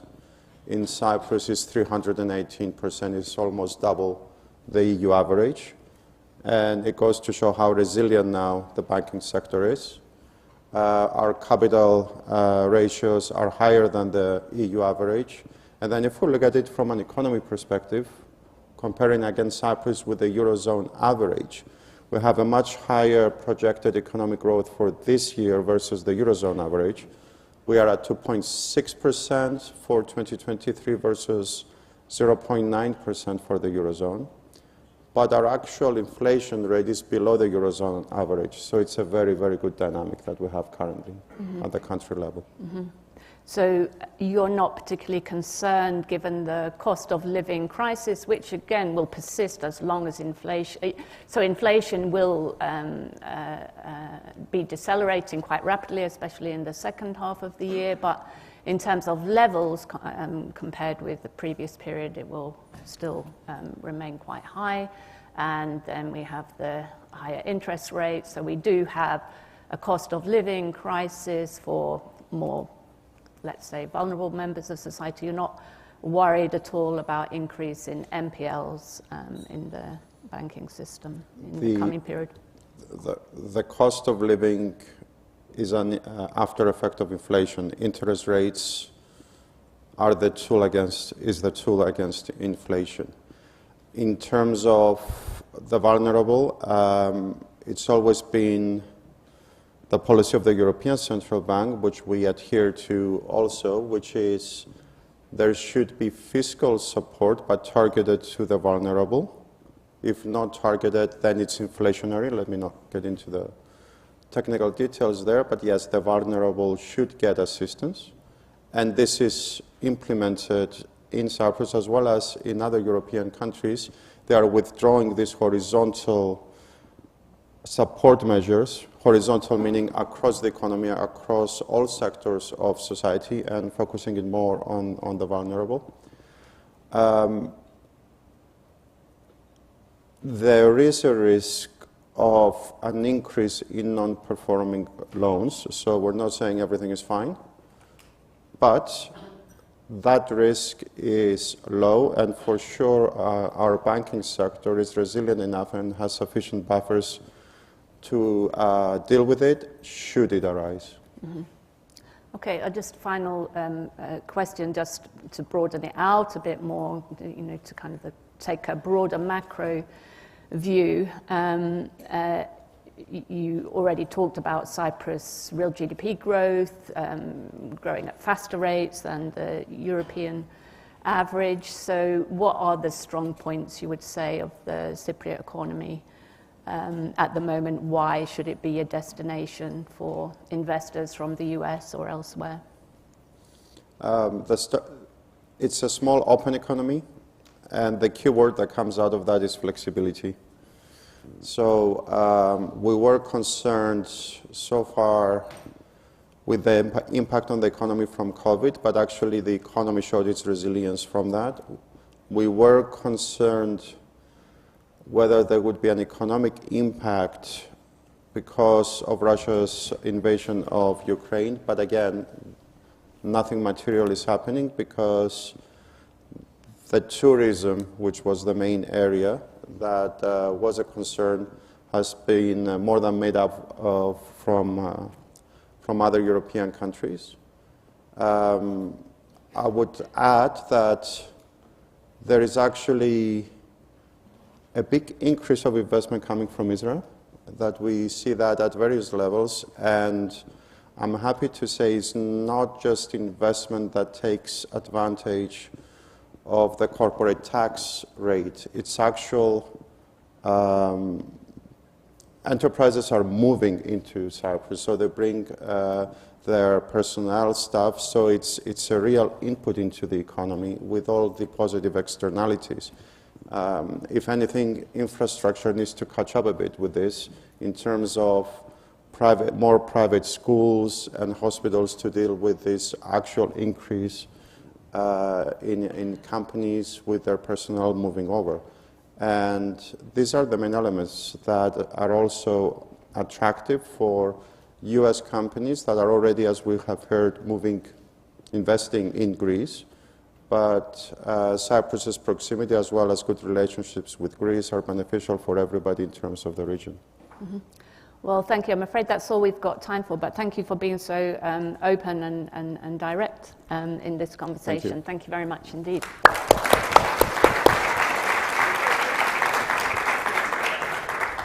Photograph.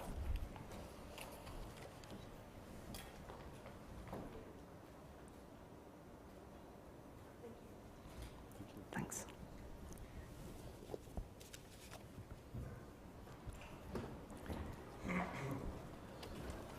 We're moving on now to have another panel discussion. The title of this session is Investing for Resilient Growth in the Eastern Mediterranean, in Need of an Ambitious Strategy. I'm not sure if there should be a question mark there or it's just a statement. But we've got an excellent panel today, and I'd like to invite all of them to join me on the stage and take a seat. Deborah Winds-Smith, President of the United States Council on Competitiveness. Welcome.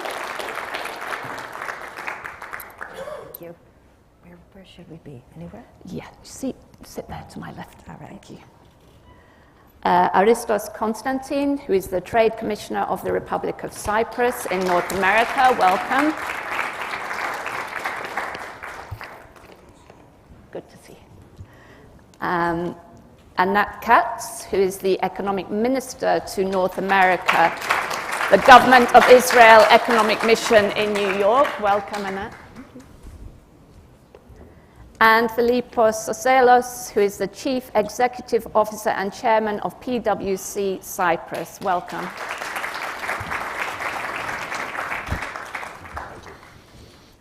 Thank you. So we're going to hear from each of our panelists for a few moments, and then we're going to have a short discussion. You're welcome to stay where you are or to use the podium, whichever is your preference. So Deborah, over to you. Thank you. Well, I think I'll sit here and say how delighted I am to be here for the conference. I know I participated last year virtually, so it's wonderful to be here and see old friends and new friends. I thought I'd just make a few opening remarks that the subject of today's meeting is really a back to the future story. We've heard this morning how geography matters, innovation and technology matter, partnerships and allies matter, and that trade and technology and economic growth and resiliency are the glue that holds us together as vibrant democracies with shared values. I thought I'd look back, since I said it's back to the future, just for a moment to the history of the Eastern Mediterranean, because throughout the millennium it's been one of the most vibrant areas for the development and transformation of human civilization. So take us back to about 1400 BC in the Bronze Age, and Egypt, it was the height of its power with Amenhotep III, great innovators. They took chariots from the Hittites. The Aegean world, the Mycenaeans and Minoans changed the entire dynamics of the Mediterranean, again, through innovation, technology, and trade. They invented very strong bronze, which changed the whole dynamics of war. And then, of course, you had the Levant and other areas of Turkey that were great trading things. But what happened? Well, at a certain point, about 1200 BC, we see turmoil, climate, energy, all sorts of issues, and the collapse of stability, the collapse of resiliency, and we go into the Dark Ages. So back to the future is really a theme I want to highlight, because when you look at the future and where we are in this region, fast forwarding today, it's again very important geostrategically, but also we're seeing, and we've heard this all morning, the profound integration of everything that's occurring on the economic development front with national security and the global challenges we're facing, whether it's energy security, the transformation to clean energy, national security, of course, from Ukraine, the Middle East, China, the list goes on. But we have to address all of these issues in strategic partnerships and collaboration, and I would posit with our like-minded allies, our democracies. I want to just address quickly the three pillars of this future resilient integration of East Med and its role in the region, but very important globally. And of course, it's the economic growth imperative that involves trade and openness and the ability to develop a talented, skilled workforce, investment, as well as ensuring that the value of innovation is applied to solve great global challenges. The technology and innovation is really so transformational now. We all know this. The world's being rewritten in digital, genetic, atomic code, and we know who the great players in the world are in that. But the partnerships and collaborations are changing. And at the U.S. Council on Competitiveness, we have created a concept out of our National Commission on Innovation and Competitiveness Frontiers. It's actually meeting tomorrow, so I have to rush back. That's chaired by Brian Moynihan, the CEO and chairman of Bank of America, called Technology Statecraft. That in these very critical areas of innovation, whether it's genomics and AI and the whole combinatorial chemistry, everything that is creating a new world for us, we need to work with our allies and friends and not our adversaries. And so this is something that's very important as we forge new partnerships among the nations of the East Med. And I really would include Egypt as well as part of that dynamic, and very happily the United States is involved, as we all know. I'm not going to talk too much about Greece's performance because it's been phenomenal. The Mitsotakis government laid the platform and is now going to carry it forward.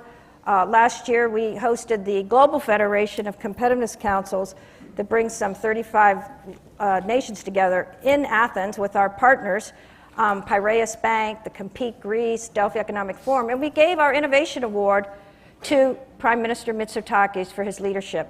And I know going forward they will be addressing really important issues around judicial reform, education reform, and healthcare. And I just want to throw out one thing Greece needs to do is amend its constitution, Article 16, which is impeding its leadership in higher education.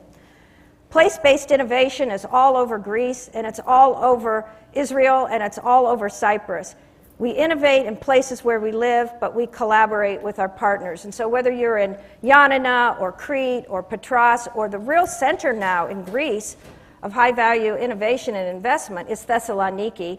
And so that's going to be a very important dynamic going forward with sustainability and all the opportunities of very, very highly educated and talented people in Greece.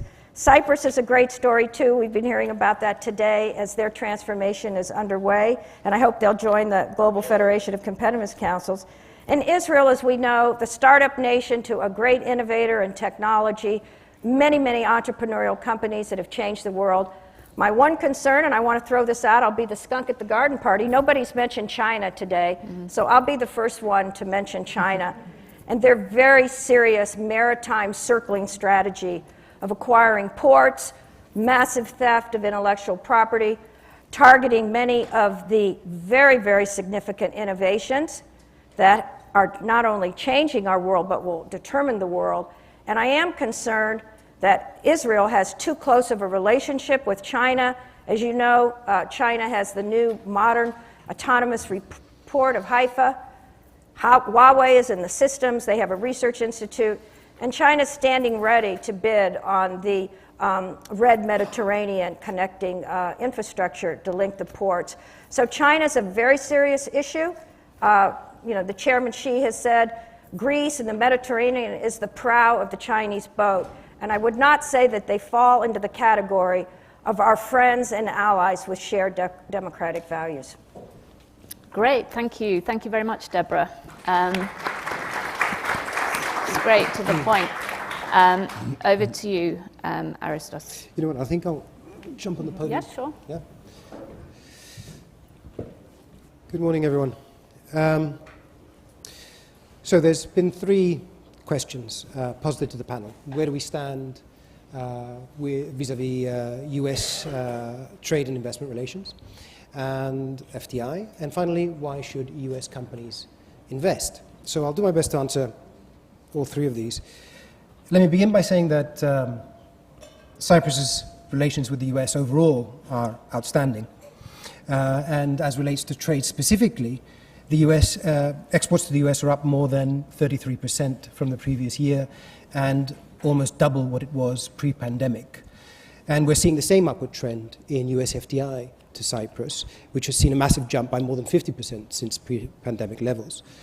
But I think to better answer the questions, we have to take a step back and take a look at the bigger picture to properly gauge where we are and what the path going forward might look like.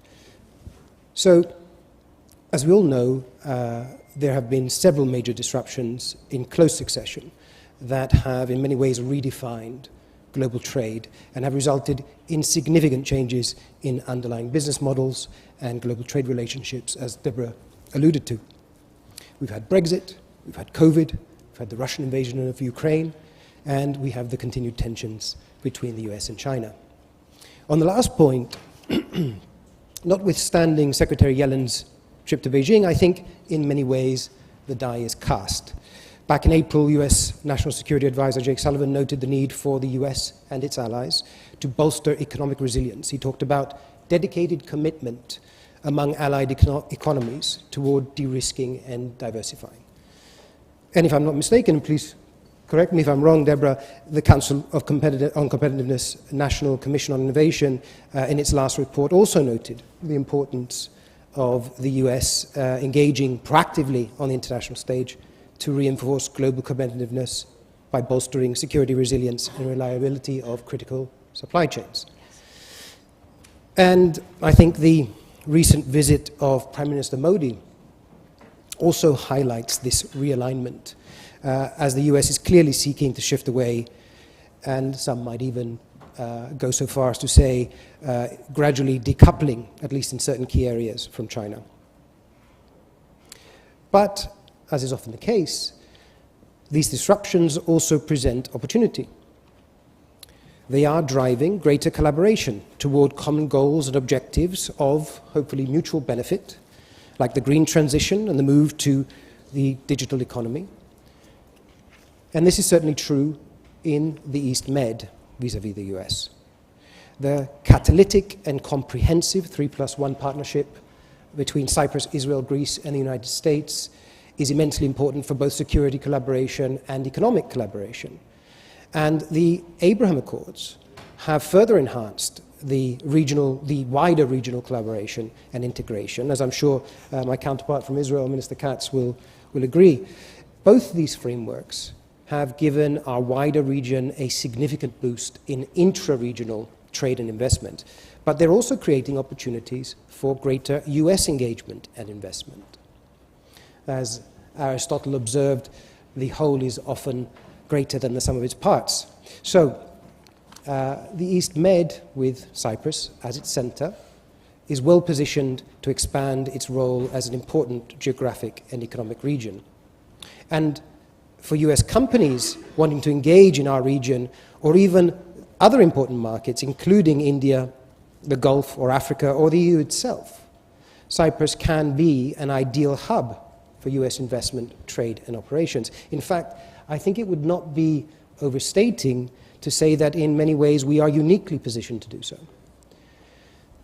Cyprus is an EU member state. It is a common law jurisdiction with a very sophisticated financial services and fund industry that Mr. Sosilos no doubt reflects.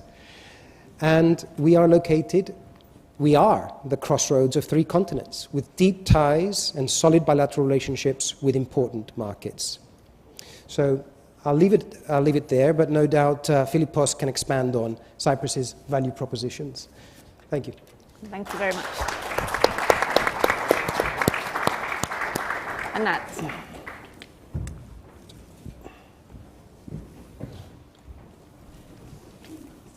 Spirit of regional collaboration, I will also follow the lead of my colleague and speak from the podium. So first of all, I would like to thank the organizers for inviting me to speak yet again for the 2nd consecutive year. Thank you. I hope it was successful the last time. And I'm happy to speak in this prestigious forum and to address the important topic of the US and Eastern Mediterranean countries' collaborations, trade, and investment. Israel, Greece, and Cyprus enjoy very good relations as well as close collaboration. One of the most recent manifestations of this collaboration was actually the successful effort to stop a terror attack in Greece from taking place, a successful product of Israeli and Greek intelligence collaboration. We heard a little bit about the defense-related ties, and I think that, again, this was something that was obvious and was prominent and very successful. But the collaboration is far more than security-oriented. It spans over energy, water, climate, emergency preparedness, tourism, and other sectors. This trilateral collaboration framework, with the support of the U.S., provides multiple investment opportunities both for the parties as well as for the U.S. and other investors. In energy, opportunities to collaborate around natural gas present themselves even more so in view of the energy crisis in connection to the war in Ukraine. This was touched upon numerous times this morning. Tourism is a significant contributor to Greece and Cyprus's GDP and to Israel's non-tech-related services economy and also tech-related services economy. We have a Israeli tourism tech company here present. Collaboration in tourism, such as to form combined regional tourist packages, can help boost tourism in all three countries. Further collaborations can take place in the context of water, climate, cybersecurity, and many more. All these potential collaborations can only come to life as we bring together the private sector, companies, and investors. In Israel, investments from the U.S. have played a critical role over the years, as they have been paving the way toward a robust and varied high-tech sector. It is a well-known fact that Israel is leading the chart in investment in R&D as percentage of our GDP, yet the government's share in this investment is only 9%. Whereas the vast majority of investment is derived from the private sector, often of U.S. sources. U.S. investment has benefited the Israeli high-tech sector while benefiting from it. These investments have been crucial to Israel's economy as they supported what has been in the past years Israel's economic engine. The high-tech sector in Israel employs only 11% of the workforce, and yet it generates 17% of Israel's GDP. It is also responsible for 30% of Israel's GDP growth in the past 5 years, and it accounts for over half of Israel's exports. 2022 was a very good year in the fundraising activity of Israeli venture capital funds as well as private companies. The VCs are key in funding Israel's tech sector. It was the second ever record year after the all-time record year of 2021. The first quarter of 2023, however, shows a deep decline as compared to these numbers. 2022 did suffer from a global slowdown in the technology sector. A relatively strong first half in Israel balanced the decline in the second half of 2022, which continued into 2023. This was affected by a number of factors, many of them exogenic, but also internal tensions. This is not the first such slowdown the technology industry has experienced over the years, for different reasons. We saw painful drops in 2001 and 2008. Our experience, though, is that within a few years, the Israeli technology sector emerged from the crisis stronger and more resilient than before, and the hope is that we will see this pattern again. On the bright side, Israeli technological innovation, talent, and entrepreneurial spirit is still there. As valuations decrease and financing becomes more difficult to obtain, conditions might be more favorable for M&A activity, a potential business opportunity, again, for foreign players.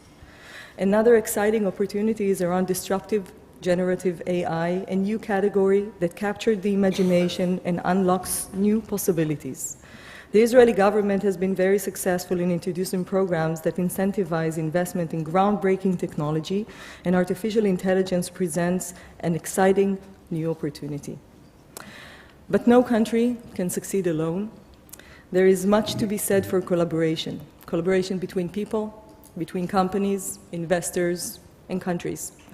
Israel, Greece, and Cyprus, with US support, make a great promise. If we work toward realizing opportunities jointly, our countries will also deliver. Thank you. Thank you. Thank you, Anat. Philippos. Yes.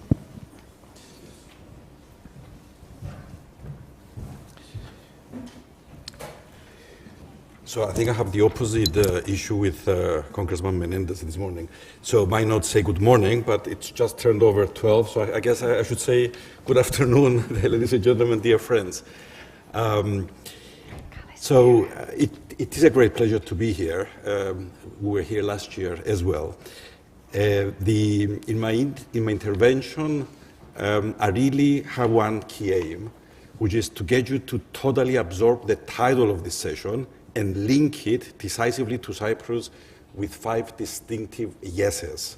So if you check because it's not up anywhere, but the title, as John said, is Investing for Resilient Growth in the East Med in Need of an Ambitious Strategy. So is the economy of Cyprus proving resilient yet again?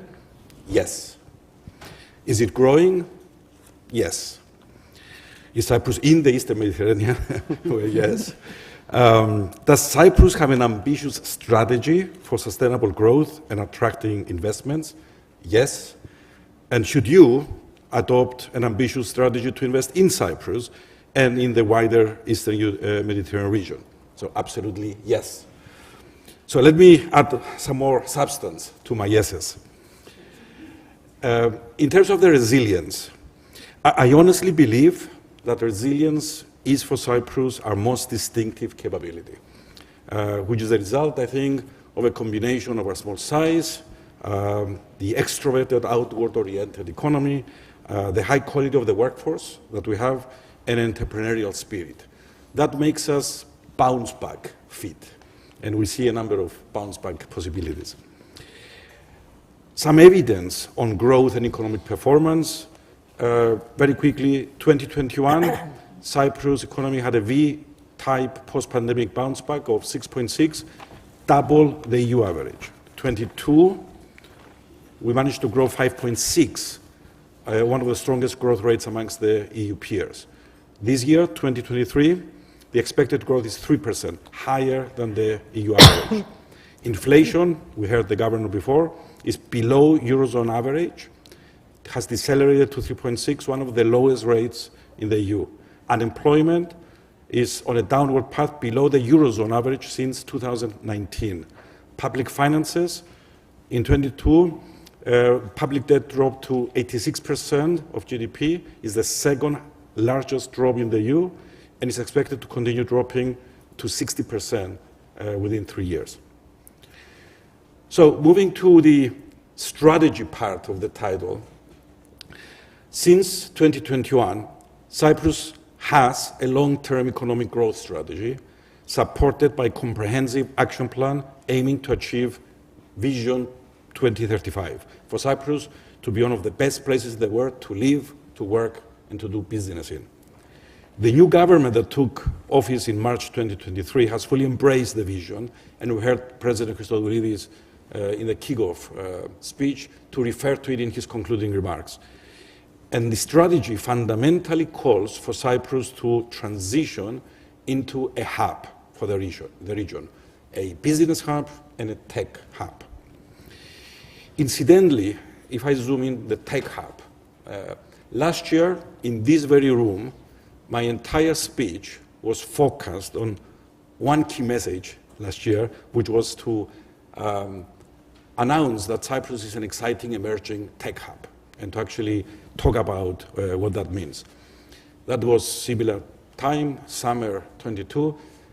In the autumn, a few months later, I was in Limassol in Cyprus, finishing a tech, during a tech festival, which is organized by Tech Island, and we were walking with actually the Israeli ambassador and some delegates to an official lunch, and there was this person in the delegation who said, I haven't been in Cyprus for 5 years.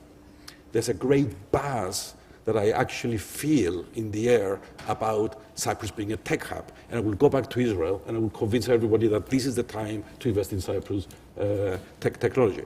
Now, I can tell you this year that already the contribution of ICT technology to the GDP has reached 12% of GDP, and actually has overpassed tourism, which has historically, traditionally been our key sector, over 10% contribution. The governor mentioned it earlier. Only the influx of digital nomads and tech talent that came to Cyprus last year alone added an extra 3% on the island's workforce. So the ecosystem is growing, the critical mass of tech talent is expanding, the government is supportive because the community now has a greater voice and a lobby power, and feedback from the people relocating to Cyprus with substance and companies coming with substance in Cyprus are actually letting us know they're not coming for the tax rates, they're coming because they have young families and they appreciate the lifestyle of raising a family in Cyprus, amongst other reasons. By the way, talking about tourism, not to neglect tourism, tourism in 2023 will be a historic high record as well, because we expect it to do better than the historic best of the pre-COVID year of 2019. The business hub side is focusing on green and renewables, on education, on health, on shipping, and on investment funds as part of the regulated financial services. So let me go now to the invest, why invest side of the title. Beyond the buzz and the feel and the substance that is created by real companies relocating to Cyprus, there are indices that, demonstrate that investors are choosing Cyprus.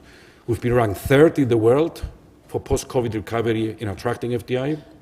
According to the Greenfield FDI Performance Index, Cyprus in 2021 rose 50 places from the position 68 to position 18 worldwide in attracting investments. Credit ratings. Cyprus is comfortably above investment grade by Fitch, Standard & Poor's, and DBRS. Even Moody's, which is known for its dramatic categories, recently upgraded us from a fallen angel to a potential rising star, one of only two countries. With a September rating review coming up, in the research and development, out of the 37 EU centers of excellence, 7 are actually based in Cyprus. So there is a buzz happening in Cyprus, and we heard about the banking system being highly liquid, capitalized, and de-risked. I guess the key question being in the US is, yeah, but what about Cyprus's reputation? I would like to address this head on. I mean, for sure, we cannot be a successful international business center and a gateway of investments into European Union from places like India, Middle East, and the aspiration of the strategy if we are not also recognized as a reputable, high-quality, credible center. And the war, Russia's invasion in Ukraine has actually accelerated the shift away from Russia-related investments. And we already observe, as can be seen in the KPIs, the investment activity that is taking place. So is our reputation improving? In some investment circles, for sure, it can be evidenced by that increase in FDI. Last week, in an investment award ceremony, there were 7 groups that received the prizes for their investments in Cyprus. 3 were from the US, 1 was connected to Japan, 1 in the UK, 1 in the Czech Republic, and 1 in Greece. Yet, there has been some recent US and UK sanctions on some Cypriot service providers, and that sparked a renewed debate within Cyprus if our image or reputation is where we want it. Clearly, it's not. Is that a paradox? Investors coming to Cyprus, but also renewed questions about our reputation. In my view, it's not a paradox. In my view, it's actually a health sign. It's a healthy sign. Public demand to improve and protect our reputation is putting the right pressure on politicians. These developments have created conditions for significant cooperation between the newly elected government and the US and UK governments who provided technical experts on the ground. We, as the private sector, have frequent visits at the US Embassy, at the High Commission, British High Commission, and we discuss the ways that we can accelerate the implementation of actions to, in substance, raise the credibility of Cyprus. Only a few days that the President mentioned it, new measures were announced to strengthen the regulatory framework of Cyprus with cooperation with the US and the UK. This is very welcomed. The entire professional services industry is currently undergoing the necessary transitioning in line with the rest of the economy. But there is no room for complacency. There is a lot of action that we still need to make. I could talk about PwC as a story, as a practical example of what is possible for Cyprus, because we've been a victim of our success. We've always been an outward-faced company. We actually had to exit voluntarily beyond our networks, sanctions everywhere policy. On reputational grounds, on connection to Russia, we exited 25% of our turnover, a quarter of our business. And yet, within a year, out of a very focused, Western-oriented strategy, we bounced back and we fully replaced the lost revenues, being a good example for what is possible throughout the entire Cyprus economy. So let me conclude by reinforcing my key yeses. Cyprus is growing, is diversifying, is transitioning into an ambitious economic model with an aspiring strategy and vision. The 3+1 strategic partnership is a huge opportunity for the entire region, and Cyprus can play in that partnership and have that partnership be an accelerator. So Cyprus is changing. We are pivoting to new revenue streams, and it is critical that we work on our reputation with the substance of all the actions that are being taking place, with the clear choices on our identity and on our alignment. I will conclude with the fact that I'm very happy that being a small economy, the cooperation that already exists between the government, the private sector, on having an aligned vision in terms of identity and the determination for action actually gives me a great confidence that we can come back next year and keep sharing a good story for Cyprus. Thank you very much.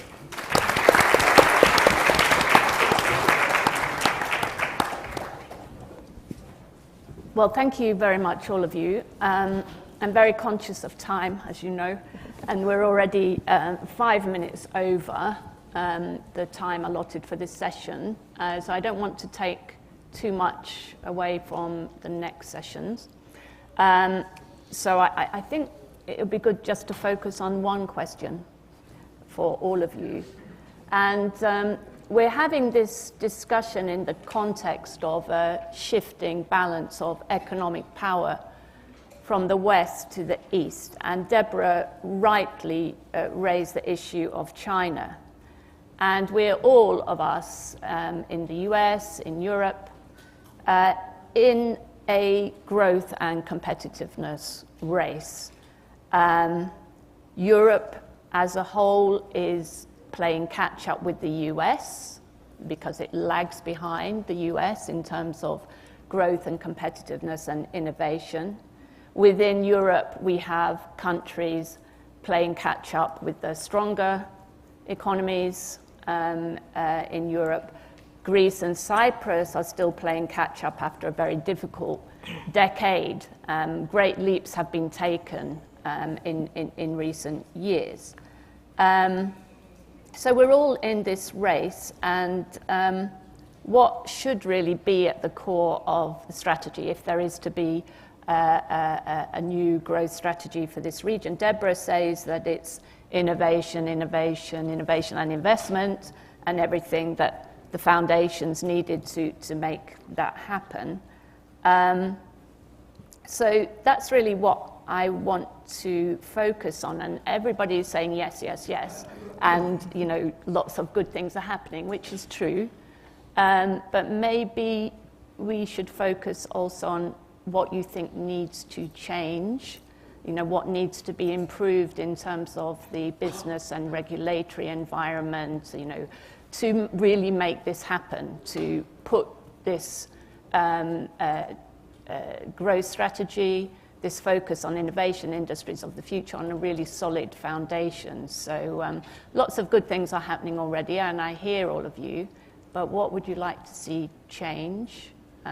So maybe we can start with you, Deborah. Looking from the outside into this region, we see many positive things, but what needs to change, do you think? Well, I'm very optimistic, as I think everyone in the room has been, but I think, and let me just speak about Greece and then the broader region, investment really is always linked to business certainty and an understanding that if you invest in a country, particularly at scale, there's going to be a judicial process that's timely and secure, and you can get through if there are issues. And in the case of Greece, that has always been a problem in years past, and I think that the country's changed the corner on that, and as I said, the Prime Minister has judicial reform at the top of the list, but we don't have a binational investment treaty, which is kind of shocking, actually, and I don't think we have one. I may be wrong, but I don't think we have one with either Israel and Cyprus. So that's important from the U.S. perspective. But in terms of the opportunities, I really think this region is poised to be a living laboratory in next-generation sustainability, the food, energy, water integration, and also how to deal with geostrategic problems. And if I leave one thought here is, everything we're talking about in the advanced technology sphere is dual use. Everything is being digitized. Everything is pretty much susceptible now to massive cyber attacks, although the innovation is more and more in the hardware, not in the software. So we have to be very careful to think about what we're going to do together, how we're going to do it, and who are going to be our partners. And I would just also want to mention the historic change in Japan. We forget that Japan is still, a very, very powerful, big economy, and the fact that Japan amended their constitution now to enable them to be a player in national security is a huge global game changer. And so you see these alliances, the AUKUS, the US, Australia, the UK, the Quad, India coming in. Japan is going to be a linchpin also in this collaboration, and they're very poised to collaborate in all of these areas we're talking about. So I think in terms of Asia, we need to think much more broader than the concerns about China. They're real concerns and we have to address them, but there are lots of partners, and this part of the world, strategic, it's innovative, it's very smart people, it's beautiful and gorgeous, and people like to be there too. Great, thank you. Thank you, Deborah. I think in many respects I'll echo some of Deborah's sentiments. Just to clarify, we do have bilateral treaties with the US. Good, many. good. Yes. In investment. Yes. Good. I stand corrected. Good. It could stand for some improvement. We'll talk about that another time. But generally speaking, I think the idea behind collaboration, cooperation, and Cyprus has historically always been a multiplier, has always been an access point. And I think it can continue to play that role, but that requires, as you said, active and proactive engagement from the US in order to support it. Because we have common and mutual goals, and I think they're very much achievable. Great, thank you. Thanks for keeping it brief too, Annette. And coming to keeping it brief.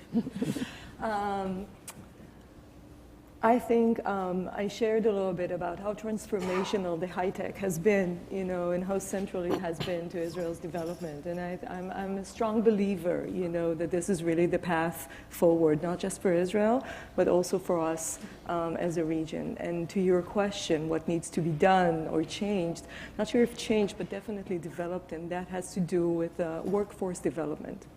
I'm saying this from a place of Israel that has or enjoys an exceptional workforce. At the same time, I think that even in Israel, we found that we're still lacking. There's a road for us that we still need to take, some steps that we still need to take in workforce development. First of all, what we have seen is that since some of the Israeli companies have entered actually the growth stage, not just young startups, all of a sudden there are new positions that we need to fill in Israel. These are new skills that need to be had. And furthermore, we would like to include more of our workforce in the startup economy or in the tech economy. So currently it's at about 11%, and the goal of the government is basically to reach about 20% over the next 10 years in order to extend and expand that. This is a huge undertaking. At the same time, and now if I'm looking at the trilateral collaboration, I think that this is a challenge that we share. And this is definitely a place where we can and should collaborate. So this is one point that I think that if we do this collaboratively, this can definitely bring us forward jointly and together. The second point that I just want to make, and some people touched on this before, is really the Abraham Accords. I think that they do provide a huge opportunity for the region. From an Israeli perspective, I will say that this has been transformational. It has been transformational, just not yet, I think, from an economic perspective, because we're just starting to see the dividends of that, but more so from the perception of Israel as more embedded in its region. And I think that collaborating with our immediate region, which is something that we didn't enjoy, before, represents a huge opportunity for us. Especially in the context of this trilateral collaboration and the specific emphasis, on energy and climate and so on. Thank you very much. I'll be very brief. Three points. For Cyprus specifically, as the economy is transitioning, clearly there are skill mismatches. So lots of opportunity for talent to come to Cyprus and for upskilling to take place. Secondly, we need to be implementing fast horizontal reforms that have to do with digitization and the connection of the servicing and the aftercare of investments into Cyprus. And the third final point is that we had a discussion this morning with Nat. As more Israelis are coming into Cyprus, there is even more of an ecosystem and a community that is being formed. And that can actually create interesting and exciting opportunities. Instead of looking at it as one country is losing talent, the other country is gaining, that the communities create new value, more value within the East Med for a win-win for which 3+1 wins, as is the spirit of this conference. Great, thank you. Well, please join me in thanking all our panelists. Thank you for sharing your insights and perspectives. Okay, yeah, we'll have a quick photograph.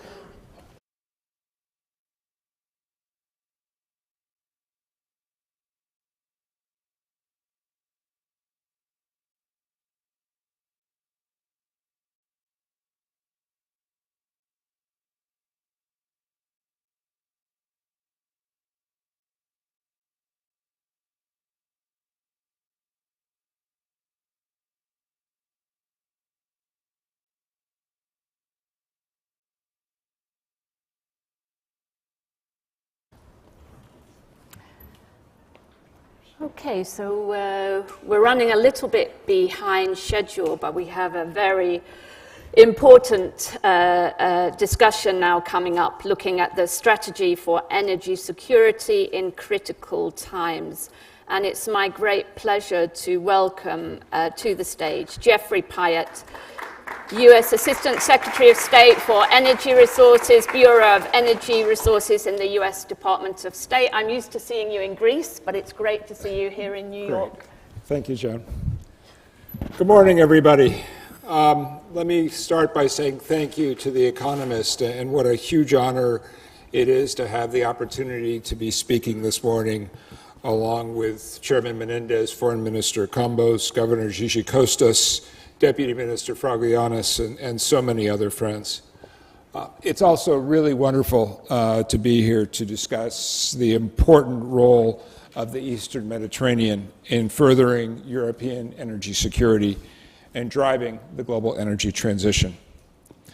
And I want to start in this context by saying how really delighted I was this morning to hear Senator Menendez's very strong endorsement of the 3+1 framework for the U.S. relationship with Cyprus, Greece, and Israel. And let me assure you that the Biden administration fully shares that support. This is an incredibly dynamic and complicated time in the geopolitics of energy. And it's been fascinating for me over the past year to play a small role in helping to shape the U.S. approach to these issues. For instance, I was recently with President Aliyev in Azerbaijan for Baku Energy Week, where I was reminded of all of the work that we did during my time in Greece to advance the TAP pipeline and the Southern Gas Corridor, which has proven to be so critical in a time in which Russia has sought to weaponize its energy resources as a tool of coercion that it uses also to fund its illegal and brutal war against Ukraine. In the same vein, I've been delighted in my new role to continue to watch progress in the region, for instance, on the floating regasification unit at Alexandroupoli or the Greece-North Macedonia interconnector pipeline, both projects that are helping to transform the energy map of southeastern Europe. The work of diversifying away from unreliable suppliers continues, now in the second year of Putin's full-scale invasion of Ukraine, as it is clear to all of us that we are now entering a completely new era for global energy markets. The United States sees tremendous opportunities for the Eastern Mediterranean region against this new reality. First, it's clearer than ever that global buyers will never again view Russia as a reliable energy supplier. This hole in the global market creates an important opportunity for the Mediterranean region's natural gas producers to help Europe diversify its supply while ensuring greater transparency around ESG standards, such as greenhouse gas emissions and CO2 abatement. Of course, we have two leading American companies in the form of Chevron and ExxonMobil with their offshore developments around Greece and Cyprus. But also to the south, we've sought to develop ways in which Libya and Algeria, both major exporters to Europe, can reduce gas flaring and capture fugitive methane emissions, enabling greater exports and helping to meet our climate targets. In the recent months, I've had opportunities to engage with energy ministers and national oil company leadership in both of those countries, underlying U.S. government support for these efforts. Second, the volatility and uncertainty caused by Russia's war have increased global commitment to the clean energy transition for climate, economic, and energy security reasons. This commitment to diversifying routes and sources creates an opportunity for the Eastern Mediterranean to leverage its abundant renewable energy resources to help scale clean energy production and drive decarbonization of hard-to-abate sectors. These possibilities were on full display when I visited Sharm el-Sheikh for COP27 last year. I also saw the seeds of these possibilities during my time in Greece, where I witnessed firsthand and supported the region's emergence as an important energy hub from the Balkans all the way to North Africa. Working my way around the region, one can also point to many examples of how the Eastern Mediterranean is furthering our shared energy and transition goals. Last October, for example, I was in Sofia to celebrate the start of the IGB pipeline, which will enable LNG from the U.S. and pipeline gas from Azerbaijan to reach Bulgaria, Romania, and beyond. One of my last events as ambassador in Greece was to celebrate the launch of the Alexandroupoli FSRU project, which is a dynamic example of regional cooperation among several countries in the region that are investors in the project. Further south, Egypt, Israel, Jordan, the Republic of Cyprus, and other countries have come together to cooperate on energy, including through mechanisms like the Eastern Mediterranean Gas Forum. Egypt already plays an important role in liquefying and transporting Israeli and potentially Cypriot gas when it comes online as LNG to Europe.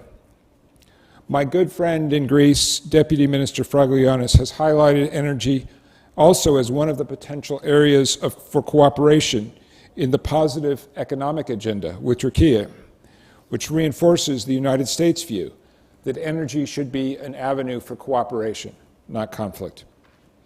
It's also fantastic to see so many proposals for energy interconnection projects involving Greece, Israel, the Republic of Cyprus, and Egypt. Electricity interconnectors like EuroAsia and those proposed between Egypt and Greece will play a critical role in future energy systems. They allow regions with comparative advantages in wind, solar, and other clean energy sources to export electricity in times of high production and to import when needed. The interconnectors also provide opportunities for regions with comparatively lower costs, such as the Middle East and North Africa, to export renewable energy to markets where space or costs for renewables are more challenging. Several of our Gulf partners share this view and have already committed to investing in new renewable power generation in Europe, looking specifically at export markets.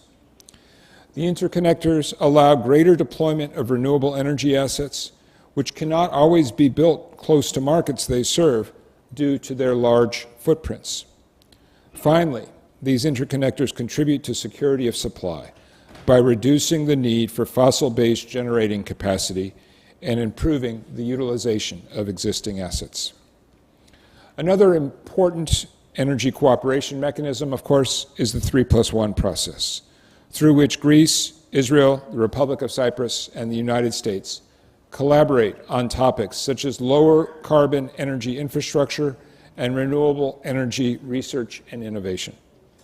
My Bureau is proud to lead the Renewable Energy Working Group under this mechanism, and my team looks forward to reviving the Energy Minister's pillar of the 3+1 in the coming months, working with my friend, Greek Minister Skylakakis, and Deputy Minister Sidoukou.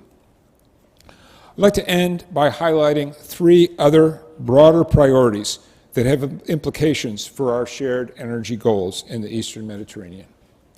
First, given the prominence of the Greek and Cypriot maritime sectors, I'd like to focus on the shipping industry's key role in the global energy transition, from reducing its own greenhouse gas emissions through new zero and near zero emission fuels, to building an international transportation and trade network for new forms of clean energy and the critical minerals that drive them. Progress on reducing shipping emissions can be tremendously beneficial to our global efforts towards 1.5 degrees Celsius by 2035. An important forum to further this discussion is our annual Our Oceans Conference, which facilitates dialogue between governments and industry and fosters new programs. At this year's Our Oceans Conference in Panama, the United States made 77 announcements from 8 agencies and offices, totaling nearly $6 billion to cover all types of actions related to maritime resilience, including green shipping. And I am so glad that Athens will host the 2024 Our Oceans Conference, which will be an important venue to discuss these issues in the larger context of the Eastern Mediterranean. Second, it is important to highlight that we need secure, reliable supply chains for the energy transition. Critical minerals are at the heart of the clean energy transition, and demand for these minerals is rising rapidly. We need to ensure we don't replace fossil fuel dependencies with critical minerals dependencies, finding ourselves, as CIA Director Bill Burns recently put it, at the mercy of a cartel of one for critical minerals and technology, especially a country that has demonstrated the will and capacity to deepen and weaponize those dependencies. A cautionary example is the recent announcement of China's metal export controls on gallium and germanium, 2 key inputs for semiconductors. Initiatives like the Mineral Security Partnership, which my Bureau manages, will become even more important to diversifying reliable mineral supply chains as countries and companies seek new materials and processing capabilities in response to the steep rise in demand that the energy transition will bring. Finally, I want to stress that American energy companies are strongly engaged in this region. From large multinationals like GE Vernova, ExxonMobil, and Chevron, to leaders in new technologies like Advent Technology and Tesla. As part of this point, I cannot emphasize enough the importance of the Inflation Reduction Act, the IRA, which is already supercharging the global energy transition.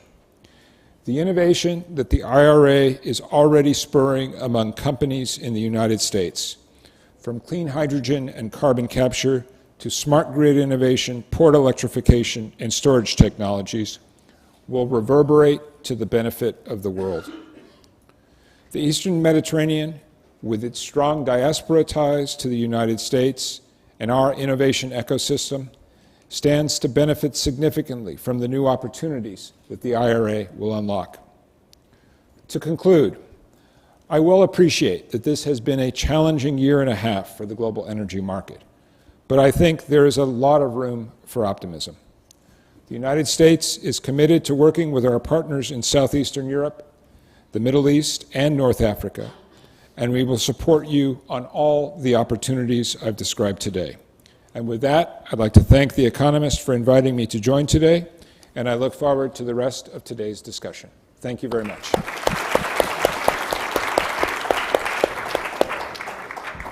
Well, thanks very much for that comprehensive overview of the issues.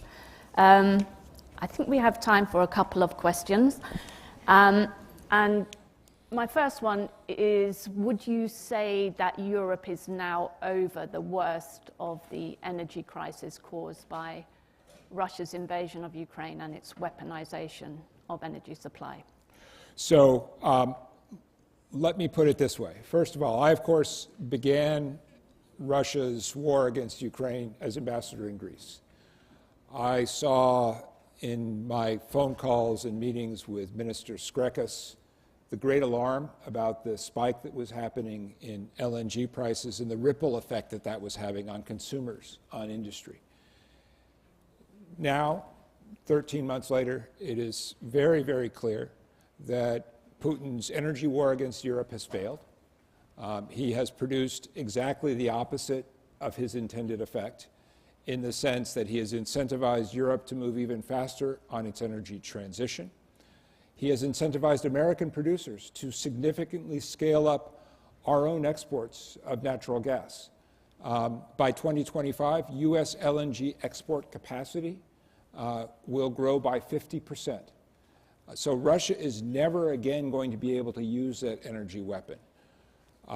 There is a large hole in global LNG supplies and global gas supplies, because so much of Russia's pipeline gas that used to go to Europe is now shut in.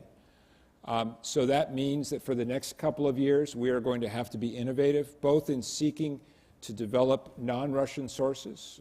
The Eastern Mediterranean is one of those, North Africa is another, the Caspian is another, and of course the United States.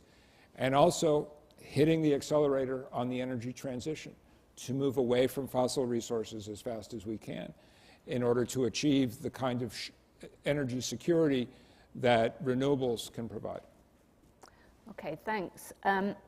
Well, just taking this a bit further and picking up on something that you said just now in your remarks, I think many people are conscious that there does seem to be a fundamental tension between geopolitical realities and green transition targets. So, for example, reorienting energy supply chains and mineral supply chains away from China, that's part of the EU's longer-term de-risking policy, and it's part of the EU's new Critical Raw Materials Act. Inevitably, that shift is going to increase input costs and in turn risk a slower take-up of green technologies and a more prolonged phase-out of hydrocarbons. So I guess the question is, how can countries manage this tension between securing energy and mineral supplies in the near term and meeting green transition targets? Or is that an exaggeration? Is there not really it's a great question that I get all the time, and let me answer it this way. First, I would emphasize these goals are not in contradiction. Energy security and energy transition are in fact complementary. And one of the things that makes that so true is the speed with which innovation and deployment is accelerating, especially here in the United States, but really globally. It's an important benchmark. By 2025, the IEA assesses that wind and solar production will exceed coal-based power production. We are seeing a rapid acceleration here in the United States of new battery storage technologies, electric vehicle deployment happening much faster than people originally predicted. So I really do believe these are not in contradiction.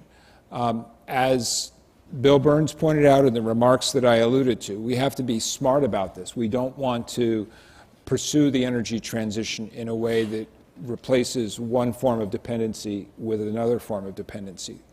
But I would reject the contention that these are in tension with each other. And a big part of the story, I think, for the next couple of years is going to be the story of innovation and how technology is opening opportunities, not just to satisfy our energy requirements, but to do so in a way that's smarter and ultimately more sustainable. Thanks. Well, if I may as well just ask you one question about Turkey. Sure. And where you see Turkey really fitting into this whole energy landscape as it evolves in the coming years. Given all your expertise in recent years in the region, it would be great to hear your view. No, it's a really good question. And one of the first trips I made in this role was to Istanbul for a regional energy conference that was put together by the European Bank for Reconstruction and Development. I had the opportunity to join Secretary Blinken 2 weeks ago in his first meeting with Foreign Minister Fidan. We are working very, very hard on the Turkey relationship. It's an important one. I was encouraged to hear from Governor Gigi Kostas this morning, to hear from Deputy Minister Fragaioannis, the very clear and constructive attitude that the Greek government has conveyed regarding its relationship with Turkey. These are complicated issues, but I think what's clear is that the areas that I'm responsible for, the energy areas, have historically been areas of cooperation. So, for instance, I talked in my remarks about the Southern Gas Corridor. The Southern Gas Corridor, of course, is the bridge between the TAP pipeline in Greece, Albania, and Italy, and TANAP in Turkey. And it has worked to the great benefit of all of those countries, but also to the rest of Europe, because the Southern Gas Corridor proved to be so essential to Europe's ability to navigate through Putin's energy war. So I think from the U.S. government side, I am personally committed to continuing to work on the energy aspects of the U.S.-Turkey overall strategic relationship. And I take encouragement from the messages that I've heard this morning from our Greek and Cypriot partners as well. Great. Well, thank you very much. Thanks for joining the conversation. Please join me in thanking. Thank you for doing this. I'm delighted to be here in New York. I'm sorry we're not sitting down in Lagonisi looking out at the Aegean, but hope maybe in springs October. eternal for the future. Maybe in October. We'll see you there. But thank you very much. Yeah, thanks so much. Just one photo. And please stay in your seats because we're going to have a very nice final conversation before lunch, just a brief one. Great. Thanks again. Thanks.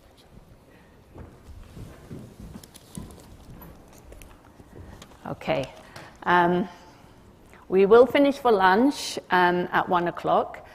Before that, we're going to look at this whole issue from the point of view of businesses, this sustainability challenge and what challenges that poses for businesses. And I'm going to have a conversation with Roger Martella, who is the Group Vice President and Chief Sustainability Officer at GE. So welcome, and please join me on the stage. Hi, Joe.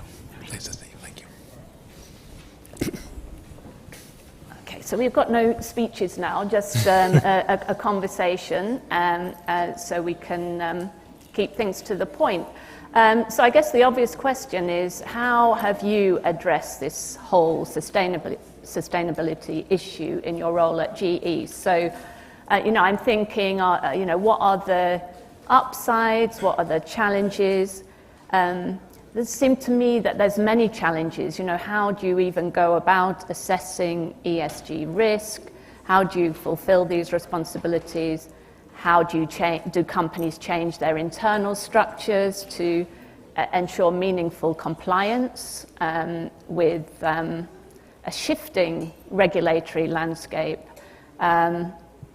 It seems to me that there's many, many challenges for companies, and the whole regulatory legislative landscape seems to be continually changing and moving. So how have you found things? Well, Joan, thank you for the question. Thank you for including the private sector. Thank you for including GE to be part of the discussion. I thought it was very symbolic to follow Secretary Pyatt, who I respect so much, because I think you're getting the public and the private sector perspectives back to back, and you're going to see a lot of alignment between those two things. So real briefly about GE and why we're even here. We help produce 1/3 of the world's energy, and about 3 out of every 4 planes use GE's engines, but I think we're here to probably talk about more about the energy side in 170 countries. And we have this very diversified portfolio. When Secretary Pyatt talks about innovating, we are the innovators. So we're innovating for whether it's gas power, small modular nuclear reactors, renewable energy, hydrogen, carbon capture. We're one of the leading companies in the world, the leading company in the US when it comes to innovation.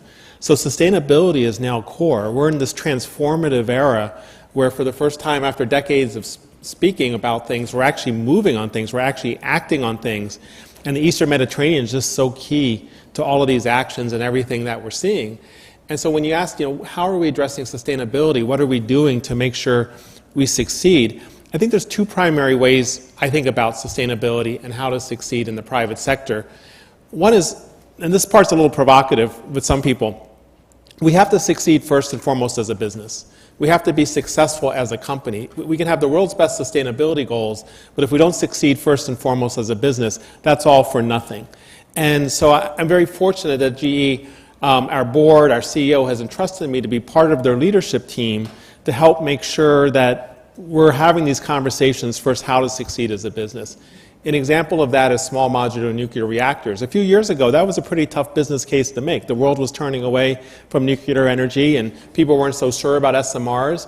I was part of a team that was able to bring inputs and looking at the IEA and all these trajectories and commitments to nuclear and saying, this could be a really good business decision. And because of that sustainability perspective, we doubled down on SMRs. It's turned out to be a great business decision. We now have the leading technology. It's probably our highest momentum product right now. And so that's an example where we're using sustainability to succeed as a business. The other part of that is we have to succeed for sustainability. If we're going to succeed as a business, we have to align our business success to sustainability success. And what that means in this conversation is how do we enable both a decarbonization approach where we're helping countries and companies and our customers realize their decarbonization goals to address the urgency of climate change, but also electrifying. I heard this a lot today, the need to improve access to affordable, reliable, sustainable electricity. Both of these goals are just as important, decarbonization, electrification. I think whichever one you prefer, they get you to the same place. And that's where our role of making sure we're innovating this diverse portfolio of technologies aligned to sustainability to help different countries in different parts of the world realize those goals is key. Because what we don't want to do is tell any one country, any one region how to decarbonize, how to electrify. We want to make sure we're just enabling the technology and the supply chain that allows them to succeed with those goals. Okay, great. Can I ask you, in your experience, how much buy-in is there from shareholders, from company workforces, and obviously from customers as well? Well, I think you hit the 3 key stakeholders here. If we break each of those down, this is, sometimes I think people think of sustainability as an optional thing or a nice-to-do thing. That's no longer the case. I mean, Thomas Edison, I think, created a sustainability company 130 years ago. He wasn't dealing with these pressures when he created GE. But today, our customers, our investors, our employees, this is top of mind for them. And if we break each of those 3 down, our investors are frequently hearing from their investors on how to allocate their resources, their investments towards sustainability solutions. So they're holding us to a very strict and high standard in terms of our own performance as a company to make sure that they can direct their investors' ESG dollars or sustainability or green investments towards companies like GE that are not only looking to make the world better and lift up the quality of life of people, but just being a good company, which is critical the way we're run with commitments to human rights and diversity inclusion and strong workforces and things like that. So that's one of our key stakeholders, are our investors, and they're holding us to that higher standard. I would point out, by the way, even though we're headquartered in the US, much of the energy sector is benchmarked against the European Union. And everything I'm going to talk about, our investors, our customers, our employees, when you have an EU benchmark, you're even holding yourself to a higher set of expectations than we are in the United States right now. So we have to factor that in as well for the energy sector. The second are our customers, and increasingly our customers are making decisions not only based on cost, not only based on the best technology, but ESG performance. And we're seeing in the renewable energy business, in the grid business, starting to see it in some of our other businesses, factors being applied, like a 20% weighting to your ESG performance, your ESG ratings, giving you a competitive advantage or disadvantage versus some of your competitors based on how you're performing. Again, a lot of this is coming out of the EU, but now we're starting to see it spread to other places.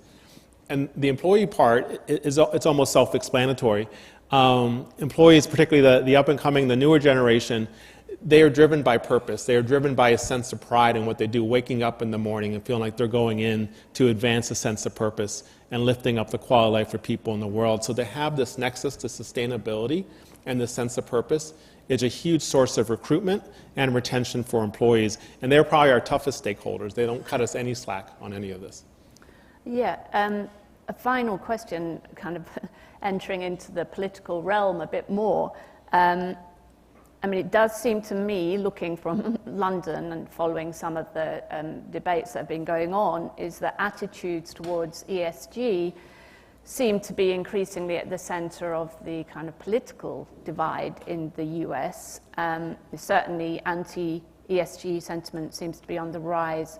We've seen pushback in some Republican states. What do you make of this? You know, do you think that's something that will last? Will it have a deep or lasting effect? Could it even, you know, affect the outcome of the 2024 election or not? Well, you point out there certainly is a diversity of views on this, and I think the diversity of views is getting louder. And we take all of these views seriously, and for a long time before we even heard the outspoken views of Republicans or other stakeholders, we always wanted to make sure we were attentive to those considerations, those concerns, and speaking to that.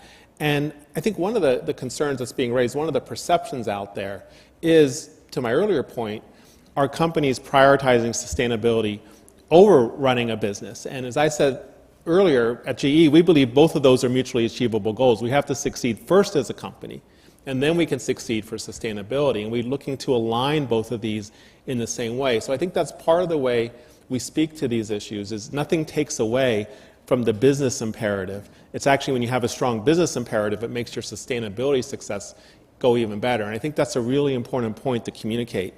The other way in addressing these diversity of views is sometimes we can talk about climate change, we can talk about net zero, we can talk about decarbonization. Sometimes we talk about energy security, electrification, jobs, competitiveness, supply chain. Again, both of these themes get you to the same place. They get you to that space of innovation and technology to address these goals, but different audiences want to look at this in different lenses. And increasingly what we're seeing, and I think Secretary Pyatt alluded to this, is electrification, energy security. Those are the near-term drivers of innovation and technology. It's not climate, I would say. Climate is critical. It's a 2030 goal, 2035, 2050. But with the conflict by Russia and Ukraine, the world has waken up to the need for energy security. So the investments are being made. You speak in that lens, and you make the same investments that ultimately lead to good climate change goals. So that's been our approach to addressing those concerns. Well, thank you very much. Yeah, I've certainly learned quite a lot from your answers and this conversation. So it's been really good to get that, as you say, the private sector perspective as well. And that's it for the morning sessions, and we're now going to have lunch. So thank you. Thank you very much indeed. I think we'll do a photograph, and then we can all go and enjoy our lunch.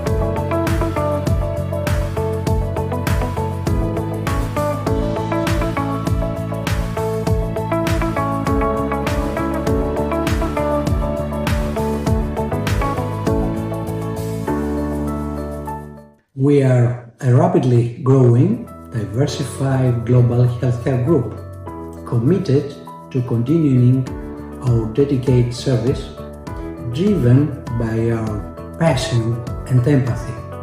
Our aim is to expand our reach globally and positively impact more lives.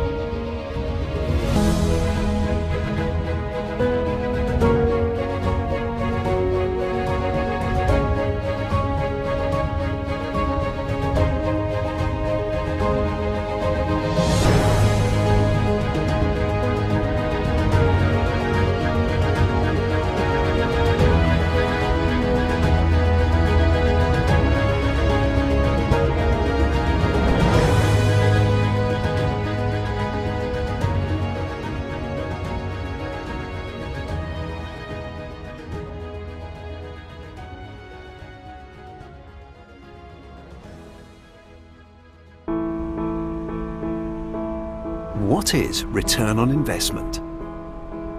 It's the benefit to the investor resulting from an investment. It's how much you get for how much you give. So, how much do you get when you invest in Cyprus? You get a high-potential, dynamically growing economy. You get a modern and attractive tax and legal system. You get high-quality professional services, highly qualified and multilingual personnel. You get location, location, location. But you also get a lot more. A kind of return on your investment that's harder to find in other destinations you might be considering. You get a safe place to relocate yourself, your employees, your business. The crime rate in Cyprus is one of the lowest in the world. A sunny place. Cyprus's Mediterranean climate means you can enjoy almost 300 days of sunshine per year. A diverse place. You can enjoy the beauty of the beach and the serenity of the mountains with just a 30-minute drive.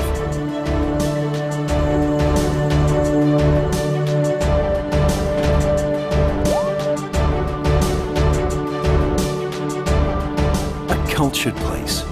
You can enjoy 12,000 years of history through museums, archaeological sites and religious sites. You can enjoy classical and modern art performances, sports of all sorts, an active lifestyle and so much more.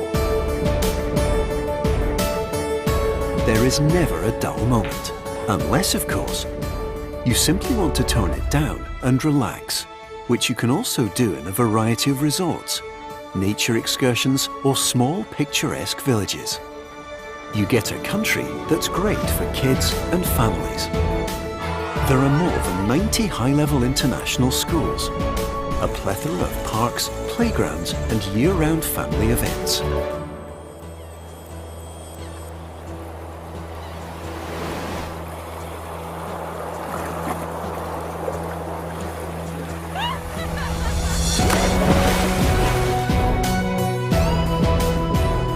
Perhaps you thought you couldn't have the best of both worlds. In Cyprus, you can. A country that's exceptional for business and ideal for living. A country where your real return on investment lies not only in numbers, but also in the quality of life that you, your family, and business associates will enjoy. Your investment will yield long-term business returns and unique personal rewards. It's time to redefine your return on investment. It's time to invest in Cyprus.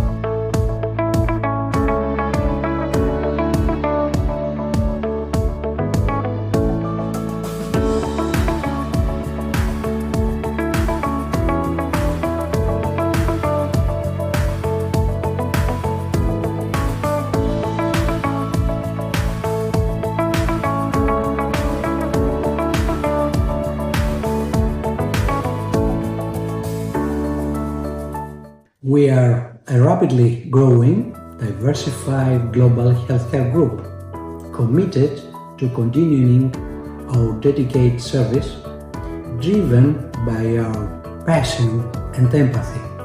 Our aim is to expand our reach globally and positively impact more lives.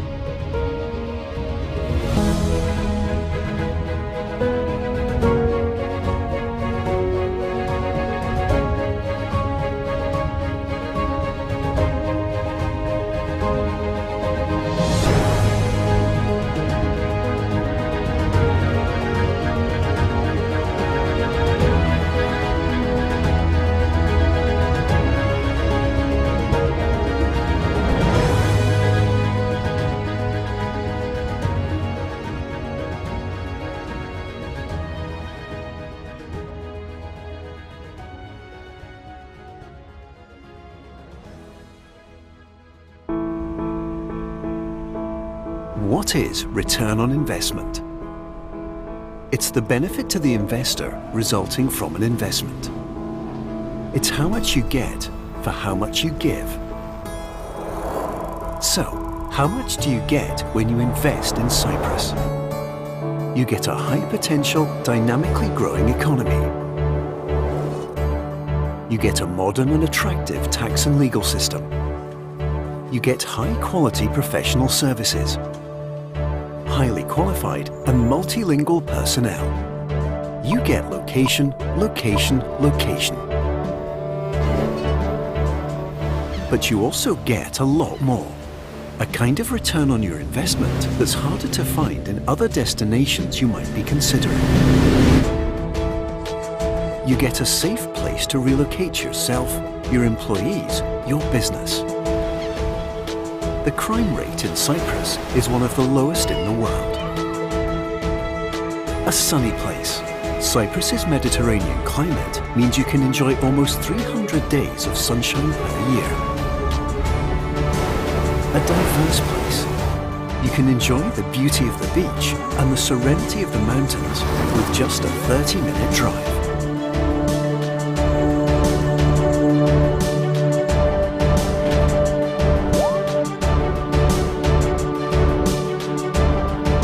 Cultured place. You can enjoy 12,000 years of history through museums, archaeological sites and religious sites. You can enjoy classical and modern art performances, sports of all sorts, an active lifestyle and so much more.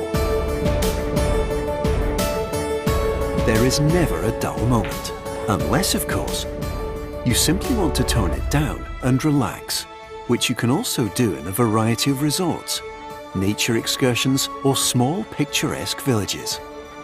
You get a country that's great for kids and families. There are more than 90 high-level international schools, a plethora of parks, playgrounds and year-round family events.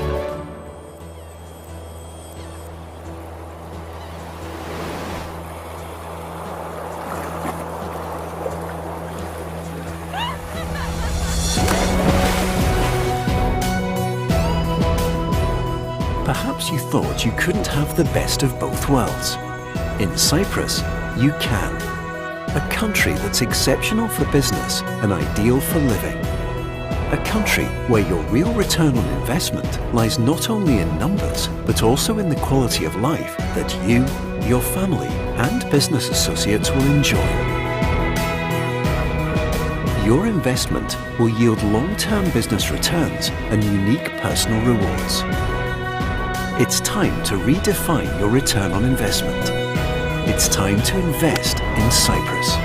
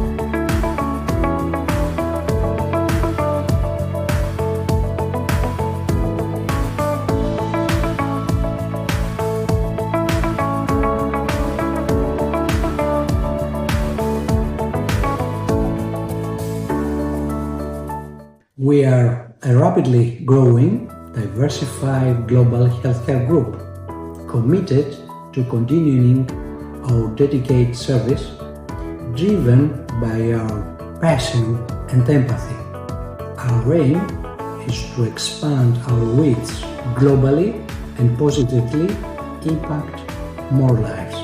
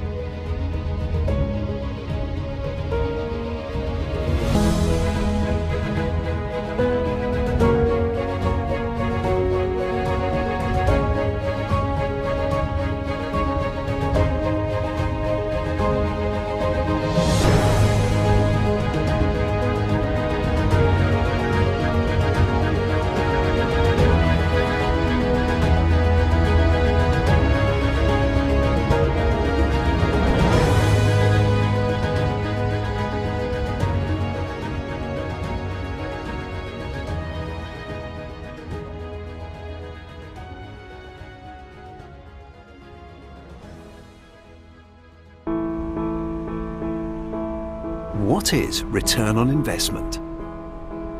It's the benefit to the investor resulting from an investment. It's how much you get for how much you give. So, how much do you get when you invest in Cyprus? You get a high-potential, dynamically growing economy. You get a modern and attractive tax and legal system. You get high-quality professional services, highly qualified and multilingual personnel. You get location, location, location. But you also get a lot more.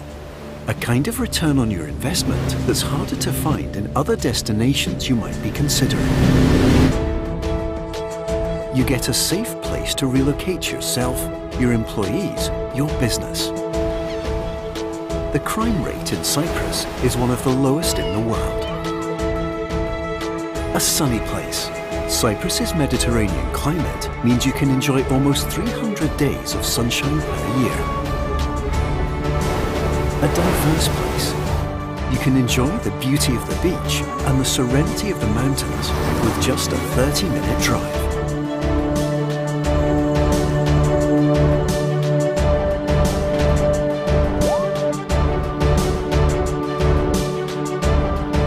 Cultured place.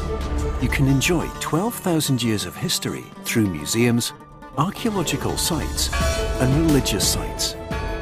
You can enjoy classical and modern art performances, sports of all sorts, an active lifestyle and so much more. There is never a dull moment, unless of course you simply want to tone it down and relax, which you can also do in a variety of resorts, nature excursions or small picturesque villages. You get a country that's great for kids and families. There are more than 90 high-level international schools, a plethora of parks, playgrounds and year-round family events.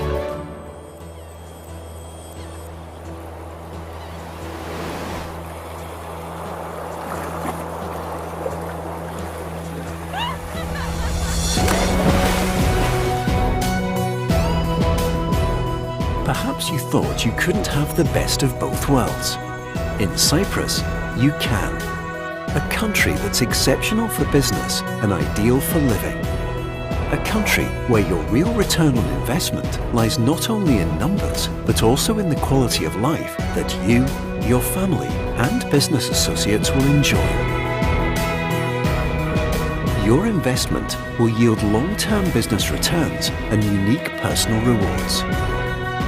It's time to redefine your return on investment. It's time to invest in Cyprus.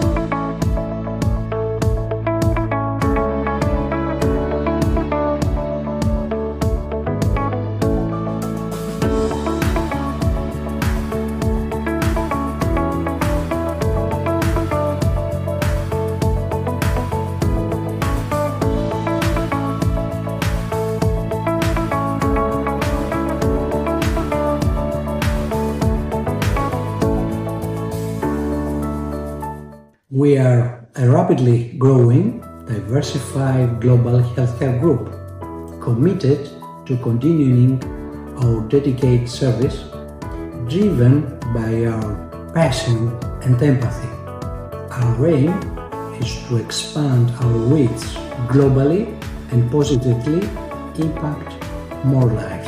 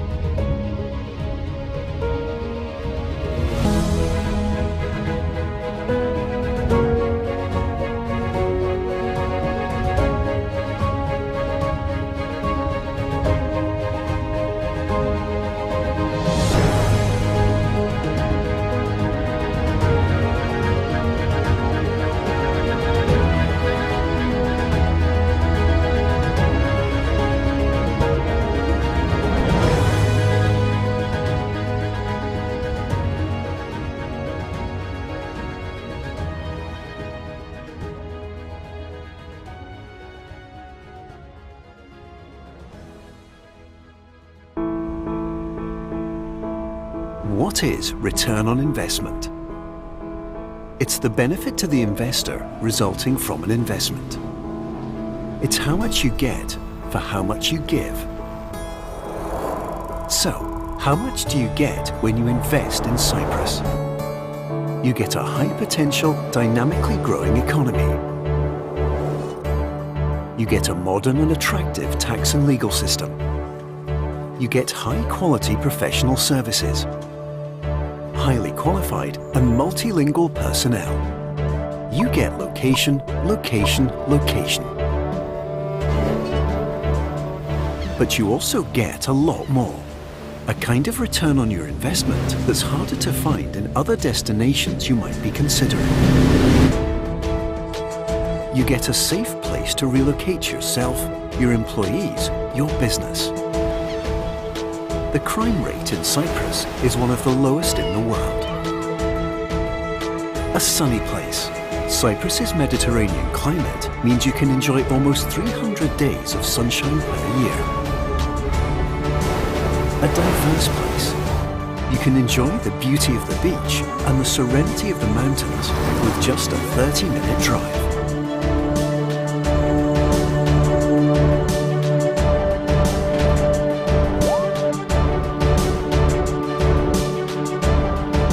Cultured place.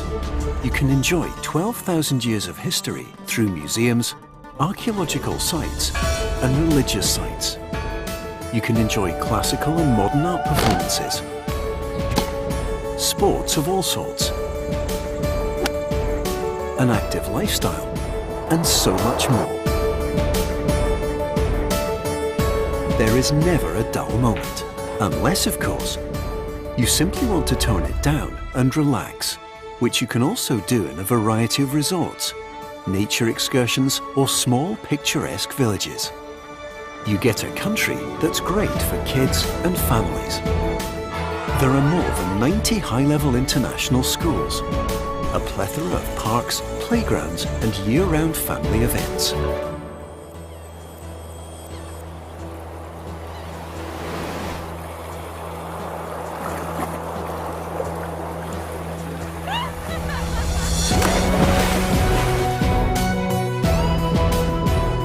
Perhaps you thought you couldn't have the best of both worlds. In Cyprus, you can. A country that's exceptional for business and ideal for living. A country where your real return on investment lies not only in numbers, but also in the quality of life that you, your family, and business associates will enjoy. Your investment will yield long-term business returns and unique personal rewards.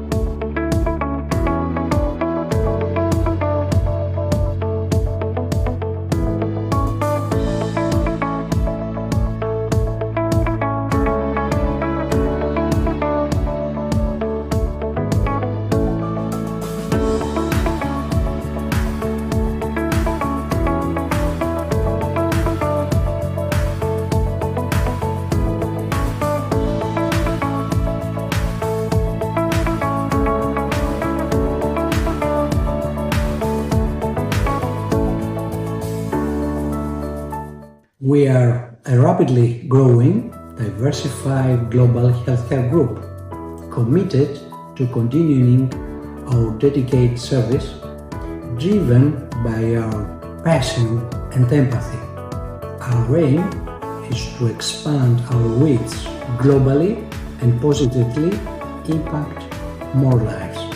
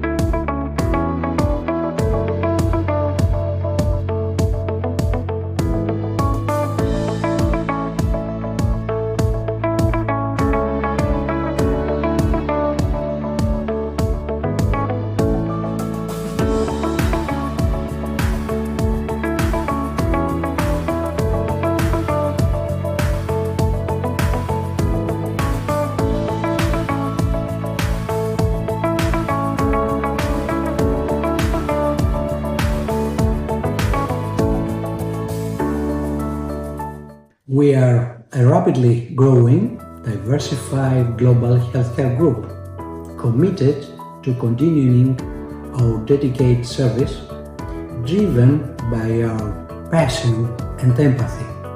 Our aim is to expand our reach globally and positively impact more lives.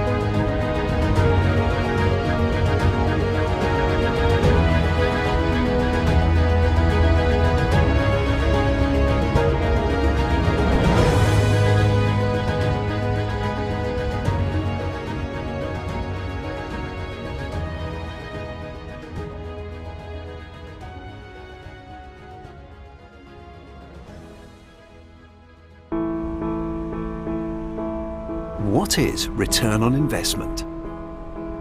It's the benefit to the investor resulting from an investment. It's how much you get for how much you give. So, how much do you get when you invest in Cyprus? You get a high-potential, dynamically growing economy.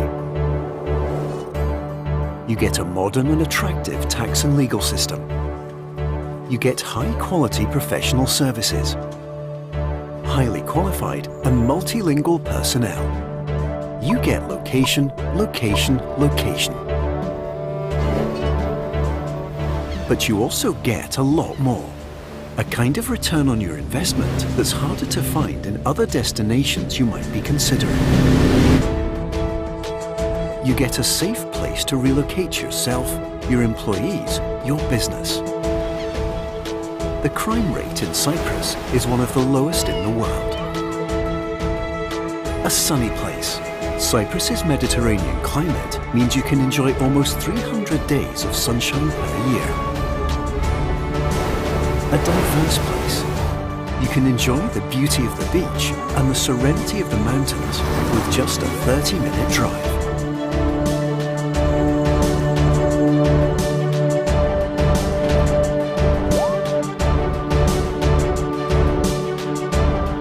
A cultured place. You can enjoy 12,000 years of history through museums, archaeological sites, and religious sites. You can enjoy classical and modern art performances, sports of all sorts, an active lifestyle, and so much more. There is never a dull moment, unless, of course, you simply want to tone it down and relax, which you can also do in a variety of resorts, nature excursions, or small picturesque villages. You get a country that's great for kids and families. There are more than 90 high-level international schools, a plethora of parks, playgrounds, and year-round family events.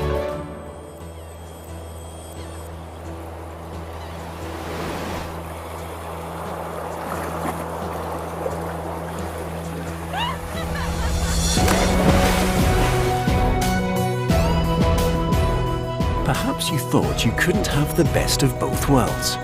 In Cyprus, you can. A country that's exceptional for business and ideal for living. A country where your real return on investment lies not only in numbers, but also in the quality of life that you, your family, and business associates will enjoy. Your investment will yield long-term business returns and unique personal rewards. It's time to redefine your return on investment. It's time to invest in Cyprus.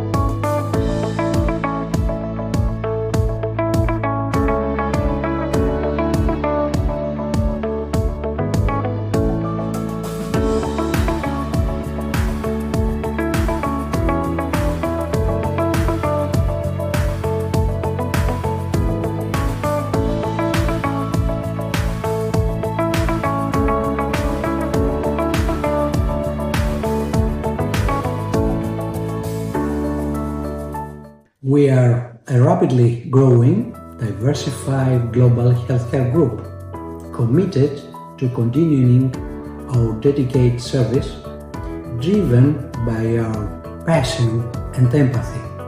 Our aim is to expand our reach globally and positively impact more lives.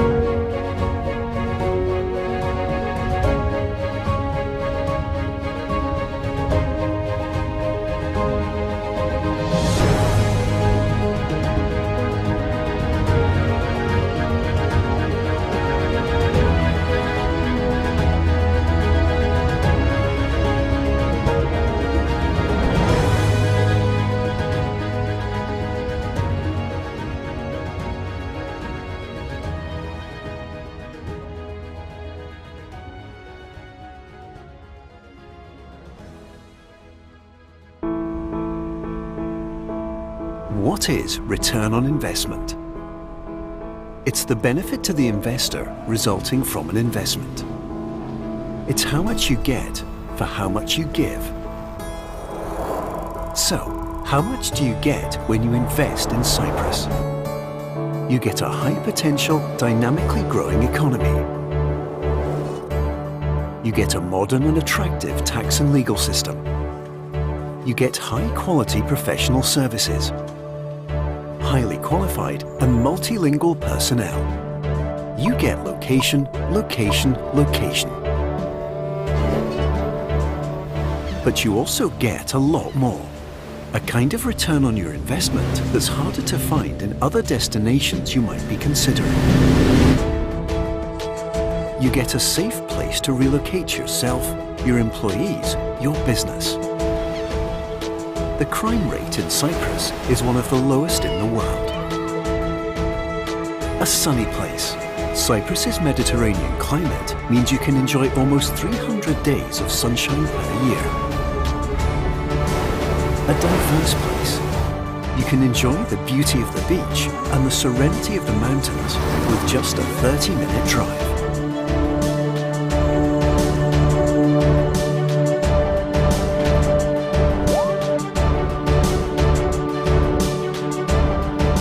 Cultured place. You can enjoy 12,000 years of history through museums, archaeological sites and religious sites. You can enjoy classical and modern art performances, sports of all sorts,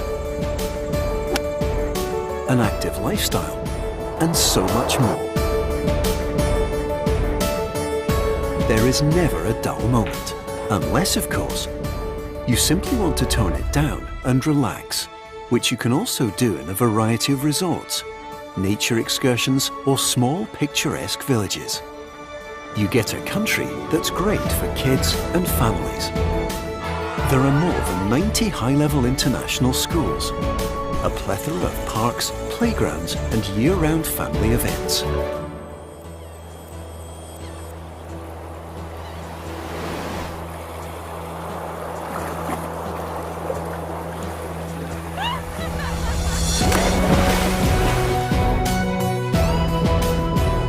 Perhaps you thought you couldn't have the best of both worlds. In Cyprus, you can. A country that's exceptional for business and ideal for living. A country where your real return on investment lies not only in numbers, but also in the quality of life that you, your family, and business associates will enjoy. Your investment will yield long-term business returns and unique personal rewards. It's time to redefine your return on investment. It's time to invest in Cyprus.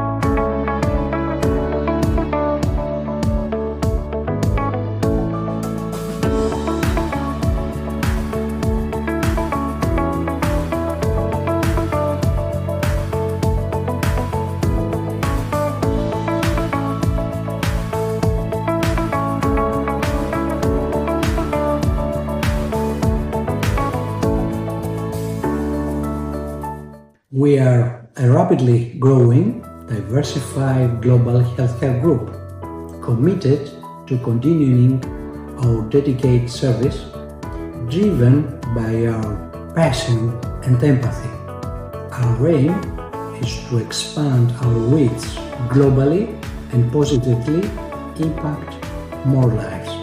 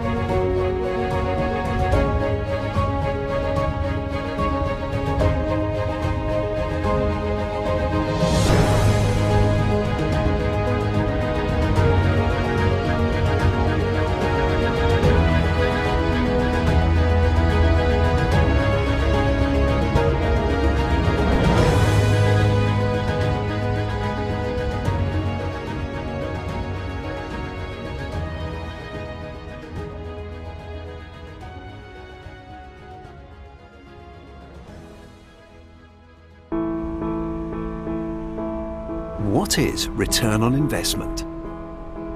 It's the benefit to the investor resulting from an investment. It's how much you get for how much you give. So, how much do you get when you invest in Cyprus? You get a high-potential, dynamically growing economy. You get a modern and attractive tax and legal system. You get high-quality professional services, highly qualified and multilingual personnel. You get location, location, location. But you also get a lot more. A kind of return on your investment that's harder to find in other destinations you might be considering. You get a safe place to relocate yourself, your employees, your business. The crime rate in Cyprus is one of the lowest in the world. A sunny place. Cyprus's Mediterranean climate means you can enjoy almost 300 days of sunshine per year. A diverse place. You can enjoy the beauty of the beach and the serenity of the mountains with just a 30-minute drive.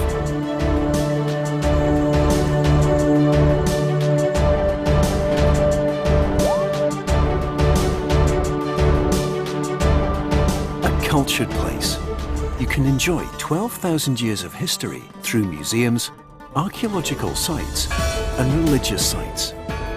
You can enjoy classical and modern art performances, sports of all sorts, an active lifestyle, and so much more. There is never a dull moment, unless, of course, you simply want to tone it down and relax, which you can also do in a variety of resorts, nature excursions, or small picturesque villages. You get a country that's great for kids and families. There are more than 90 high-level international schools, a plethora of parks, playgrounds, and year-round family events.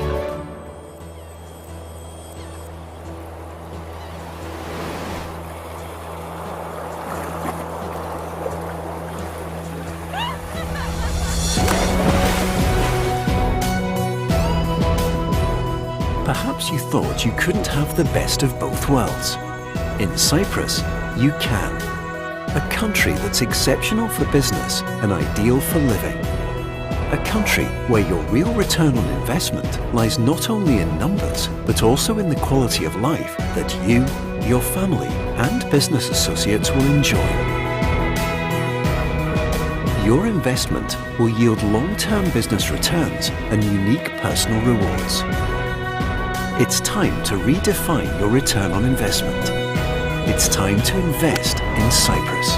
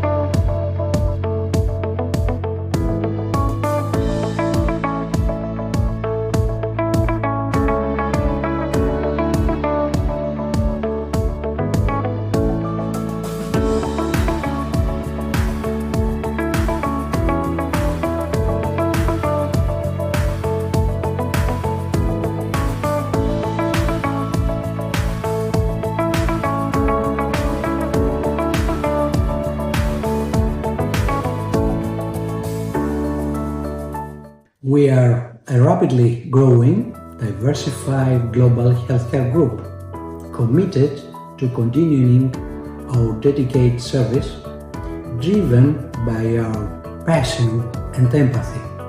Our aim is to expand our reach globally and positively impact more lives.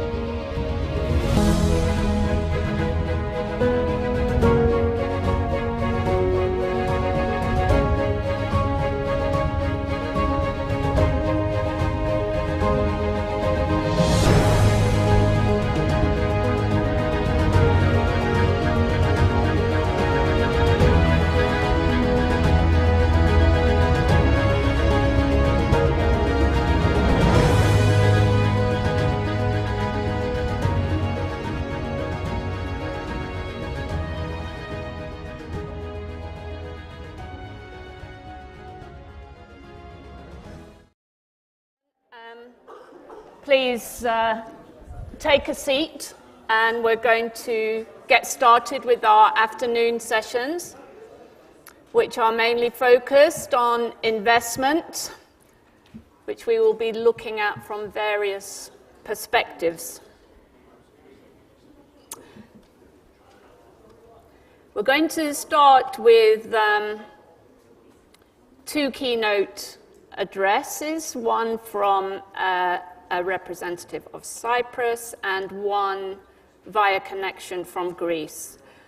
So first of all, I would like to invite Spiros Vassiliou, Vice Chair of Invest Cyprus, to join me at the podium. And Spiros is going to tell us all about why Cyprus is a rising star in the firmament of investment. Welcome.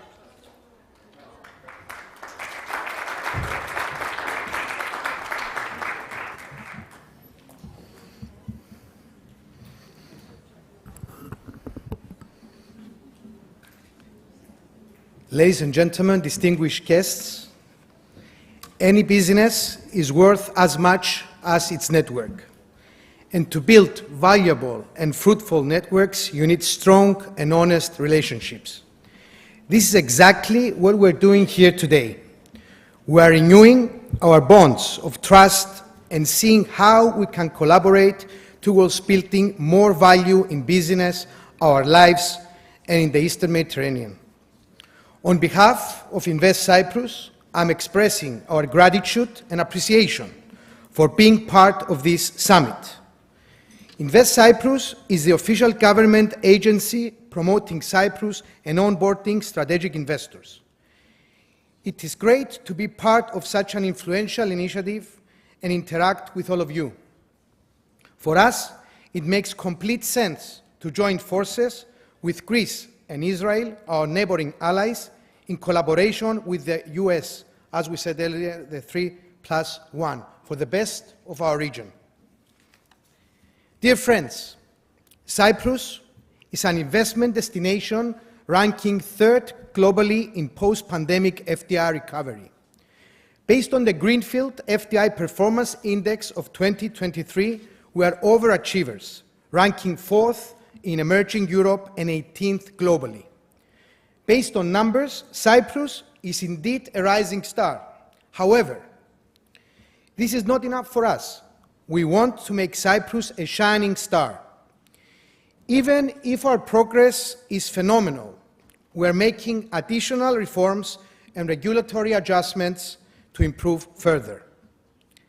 As Invest Cyprus, we have three main responsibilities: promotion to attract investments in Cyprus, supporting investors in all stages of the investment process or for the relocation of their business to Cyprus, and of course, aftercare. We maintain close contact with existing investors, getting their feedback and addressing any concerns. A great example is the recent roundtable discussion with investors at the Presidential Palace. The President of the Republic and the ministers who were present discussed with investors, and a report was drafted to address all issues raised. Existing investors are our ambassadors and, of course, our partners in achieving the so-called Vision 2035 of Cyprus. Vision 2035 is our national long-term strategy to transform Cyprus into one of the best places in the world to work, live, and do business in. To achieve our strategy, we focus on 3 pillars. Firstly, to attract high specialization companies and talent, mainly in the technology sector. Secondly, attracting greenfield investments, mainly in renewable energy, technology, communication, education, healthcare, and hospitality. And thirdly, to grow our regulated financial services, namely asset management, investment funds, and fintech. Our target markets are countries in our region, such as Israel, the Middle East, the rest of Europe, and of course, the United States of America. Cyprus offers colossal benefits to the investors: efficient taxation, skillful workforce, ease of doing business, and high quality of life offer attractive incentives to organizations and their employees. This makes Cyprus an ideal investment destination. Some of the benefits are, firstly, the geographical and geopolitical position of Cyprus, placed at the crossroads of 3 continents, offering easy access to major markets. A corporate tax rate of 12.5%, one of the lowest in Europe. Our intellectual property box regime, reducing the corporate tax rate as low as 2.5%, 65 double tax treaties with other countries, and more than 40 EU trade agreements, a business-friendly legal system based on English common law, the only country in the European Union after the Brexit. 54% of workforce holds a degree in tertiary education, and 80% of the population speaks English. And in addition, we've introduced as government tax incentives for existing or new domicile employees, and also incentives for third country nationals and their families for easy and fast issuance of work and residence permits. These incentives, genuine relationships, and investors' aftercare prove unmatched in attracting technology companies and talent. ICT has grown to be the most critical sector in our economy. Its direct and indirect impact at the end of 2022 amounts to 4.6 billion, almost 20% of our GDP. And more importantly, we have created more than 36,000 new jobs, pointing to a promising and strong future. We take pride in our achievements, but keep our heads low and focus on further improvements. In collaboration with our investors, we are on a continuous evolution journey. We can promise that we will never stop trying to become better. Before closing my speech, I would like to thank Economist Events team for hosting and all of you for participating in this fantastic summit. I am sure it will prove very fruitful for our region. Ladies and gentlemen, distinguished guests, our efforts aim to strengthen government and business ties to achieve common goals. We are confident and we know that Cyprus makes perfect sense for investments. It can maximize your return on investment and provide a hospitable and enjoyable environment for professionals and their families. As Invest Cyprus, we promise to deliver the best possible grounds for investment and be on your side throughout the entire cycle of your investments. Thank you for your attention, and I look forward to meeting you during and the rest of the event. Thank you very much.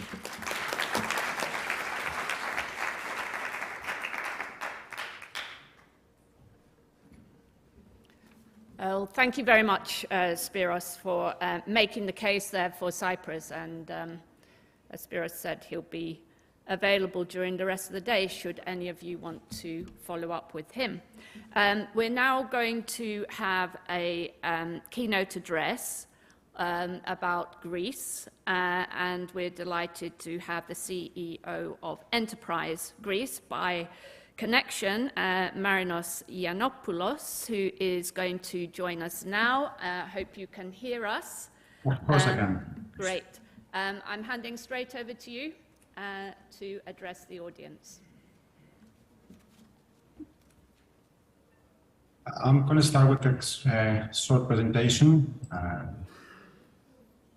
First of all, thank you and apologize for not being there with you. I'd like to take this opportunity to talk about Greece, and good morning to all attendees from Athens. Thank you very much for inviting us to the annual New York Eastern Mediterranean Business Summit. It's a great honor for me to address such an esteemed audience. In the following 6 to 7 minutes, I'll try to provide you with an overview of all those elements that make Greece a unique investment destination today.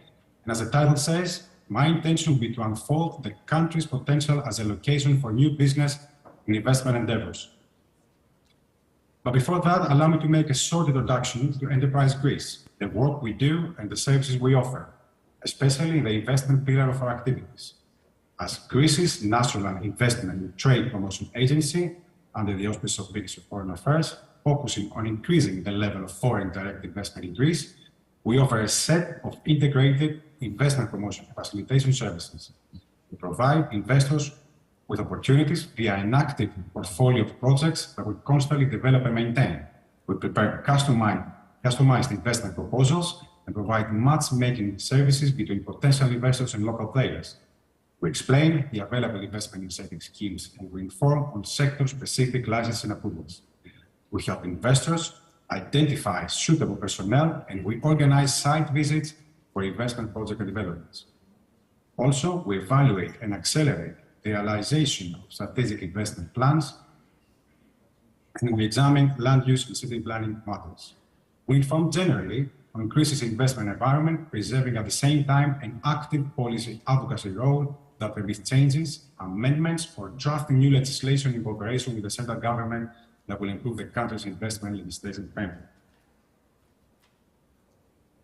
After more than 10 years of back-to-back crisis with direct consequences to the national economy, Greece, since 2019, is continuously experiencing an economic rebound that has already led to concrete results as far as the basic macroeconomic figures are concerned. Further from many other speakers like Mr. Farogiannis, 2022 ended up with an almost 6% growth in GDP, whereas FDI increased by almost 35%, reaching the amount of 7.2 billion euros. 20-year time record. Exports increased by 36.7%, reaching the impressive amount of 55 billion euros. Here in this chart, you can see that the evolution of FDI through time. You can witness the upward trend during the last 4 to 5 years. The decrease, however, in 2020 because of the COVID-19 pandemic and its application not only in local, but in the global economy as well. One could argue that the rapid transition from healthy market figures was a direct result of several factors. Crucial to this, nevertheless, were several policy initiatives promoted by the Greek government since 2019, the aim of which was to create a pro-investment business environment. Thus, we had a generous reduction in corporate tax rate by 4 percentage points, reaching 22% in 2022, a reduction in dividends tax rates from 10% to 5%, and a reduction in social security contribution by 3 percentage points. According to a recent report by the Economist Intelligence Unit, Greece ranks first in Global Business Environment Improvement Survey in Q4 of 2022. It has become the top country in the world in improving its business environment over the last few years. Compared with the Q4 of 2019, Greece's business environment has moved up by 16 places. Today, international investors recognize that Greece has entered a new era of growth and development. And according to another recent survey published by EY, FDI attractiveness, 75% of the investors who participated expect Greece to continue improving as an investment destination over the next 3 years. And over 70% highlighted that Greece's key attractiveness in logistics, transport, telecoms and digital infrastructure, along with human capital skills and talent, and 37% of them are ready to develop or expand their operations during the next 12 months. During the last 3 years, Greece has become the recipient of projects realized by renowned multinationals in the areas of technology, life sciences, global business services. Renowned names like Microsoft, Digital Realty, Pfizer, Cisco, Google, Amazon Web Services, Accenture, and Deloitte have invested heavily in the country. Whereas our country continues to be the home base of well-known brands active in a variety of sectors like tourism, energy, food industry, and many more, you can see in this slide a set of very well-known brands spanning across a wide range of businesses and investment sectors and activities. Without a doubt, Greece offers today a unique investment proposition. First and foremost, because of its geostrategic positioning connecting the three continents, Europe, Asia, and Africa. And without a doubt, Greece is the economic hub of Southeast Europe, being at the same time a member country to all key international organizations, is open to investments. Greece offers also abundant opportunities to run business operations at highly competitive cost and in several business sectors, but above all, the country's unique advantage is its highly skilled, talented, and multilingual human capital. If one would try to isolate those business sectors with the most significant potential for investment, we can start by mentioning tourism and real estate, agribusiness and food, energy and clean technologies, information, communication technologies, logistics and supply chain, the life sciences and pharma, SSCs, BPOs, and the creative industries. To this, one should also add the opportunities on offer by the country's ambitious privatization program. I will end up my intervention by focusing on the available key funding tools and investment incentives. First, the incentives on offer via the most basic tool, which is the country's investment incentives law. Investors may enjoy different types of investment incentives like cash grants, tax exception, leasing, and wage cost subsidies, which can exceed in specific cases and locations even 50% of the investment cost. Secondly, the incentives on offer via the strategic investment legislative framework. Strategic investors may enjoy similar incentives to the previously mentioned ones, plus spatial development plans, a fixed tax rate for 12 years, subsidies for R&D, and as well as rapid licensing via a one-stop shop service. To be approved as a strategic investor, you need to fulfill specific quantitative requirements, which are depicted in the slide. There are different qualification categories, consisting mainly on a combination of CapEx and the number of jobs created by the investment. Our investment professionals are always at your disposal and provide detailed information and guide you through all the steps of the investment process. Thank you very much for your attention.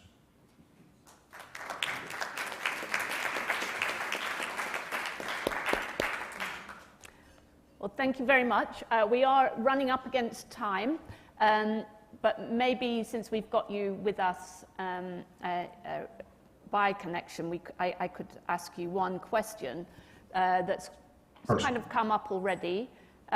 We've got a new government in place in Greece.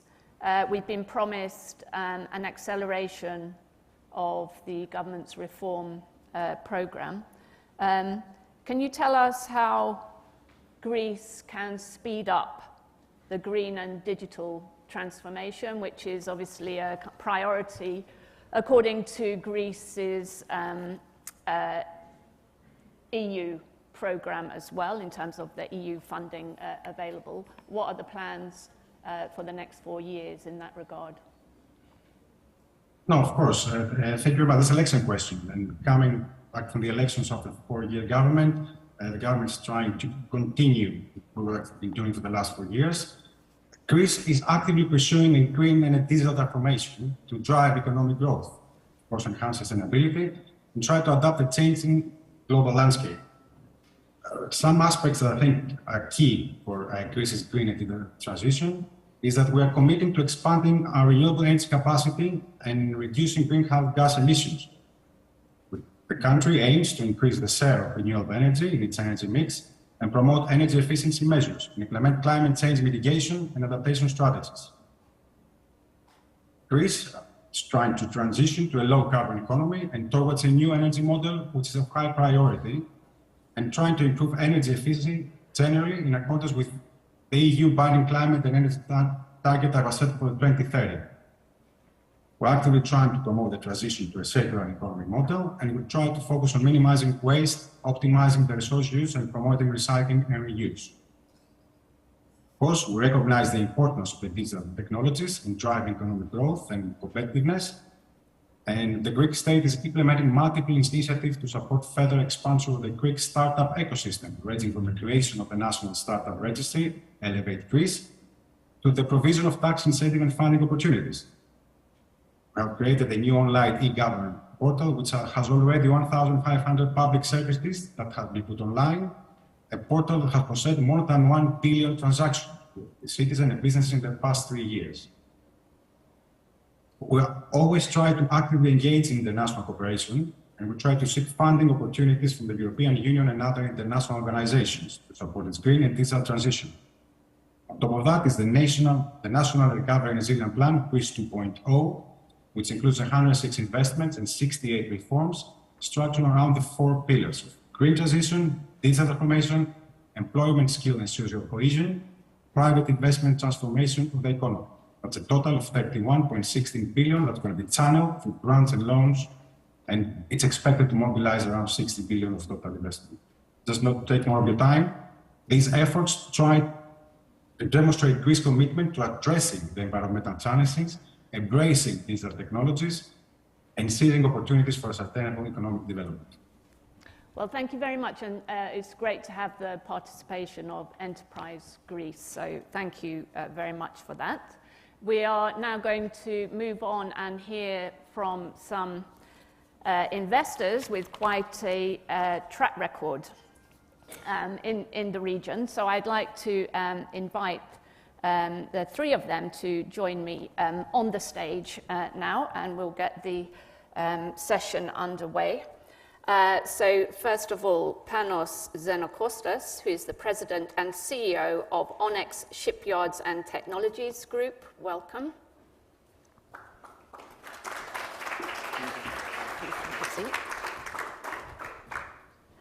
Nicholas Loyothetis, who is the Vice Chairman of the Board of Libra Group. Welcome.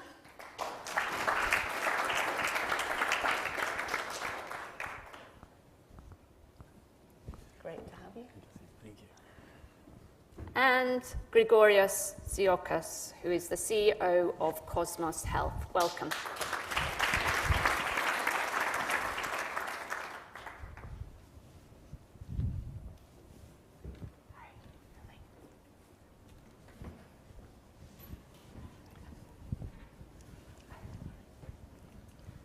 Well, I think everybody in the room would be very eager to hear your stories, all of you, and hopefully we'll have time to pick your brains afterwards and ask a few questions as well. So I'm going to hand over to you. You're welcome to sit here or take the podium, whichever you prefer. So, okay. Panos. Okay. Thank you. Thank you. I want all of us to travel back to 2018. Let's say that this is now 2018, and you're watching a couple of guys discussing in Greece about the shipyards, the Greek shipyards. Back then, bankrupted, scrappy, unemployment, workers unpaid for 5 years, and those guys were discussing about how that could change, that there is a plan. There is a plan to change it, and that plan needs to implement it immediately because those shipyards were targeted by Russians and Chinese giants, and that plan could work, and that plan could be plan of a master plan in East Med regarding the energy transition, energy safety for Greece and for its allies.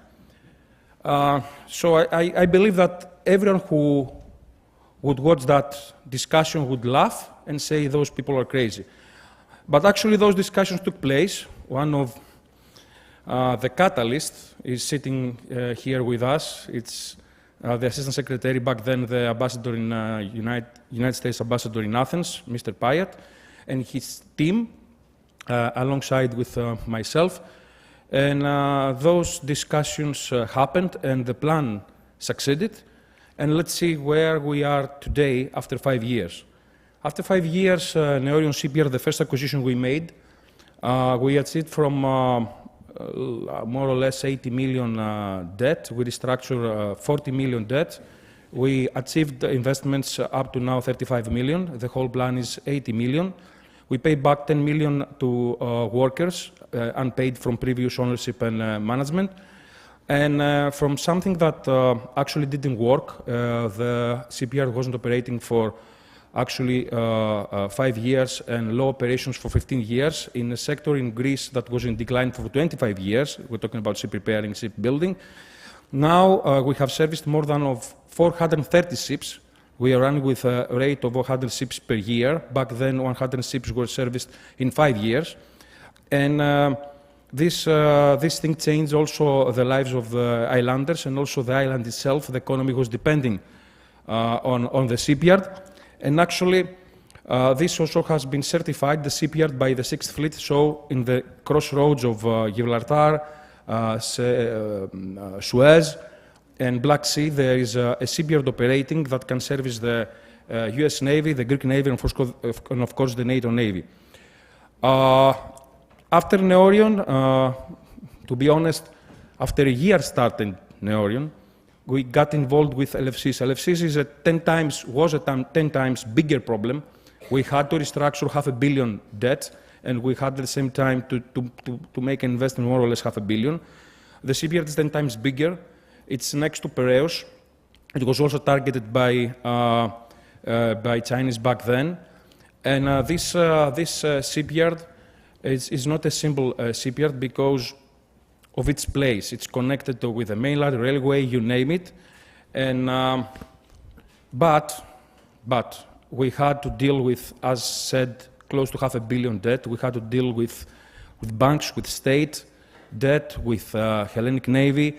A lot of things had to happen. Actually, the law in Greece, the bankruptcy law changed 2 times. Actually, the Greek government had last year to pass the bill, special bill for Onyx LFCs in order this to happen. So the Greek parliament voted. We're very proud to say that it was the most voted bill in the last 4 years in the parliament.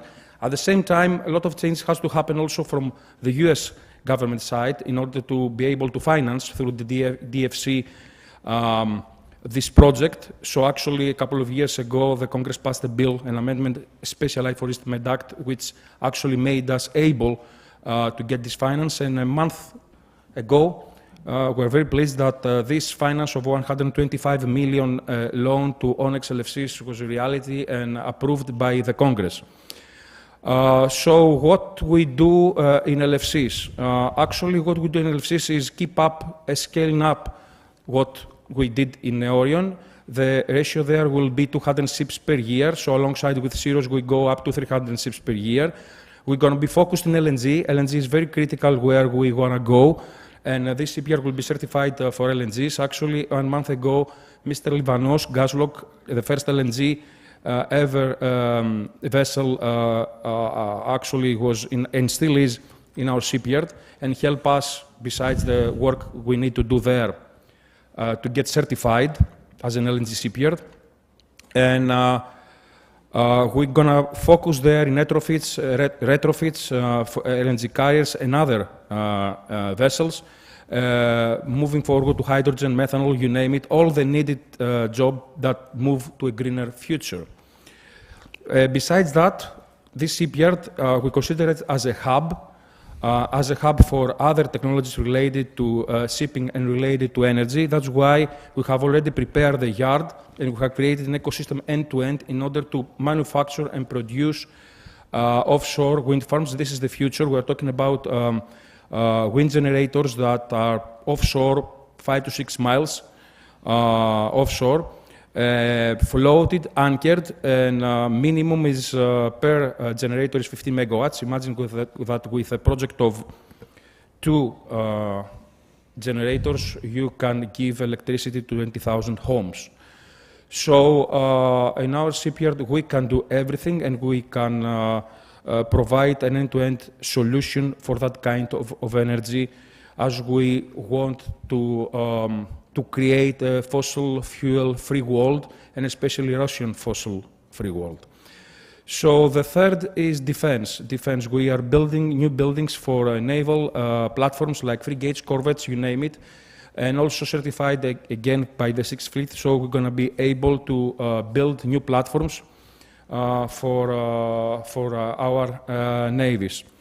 And in numbers, what we did in Syros is we saved 180 jobs, and we created plus 500 jobs. So in total, we're close to 700 jobs. In LFCs, we saved 600 jobs.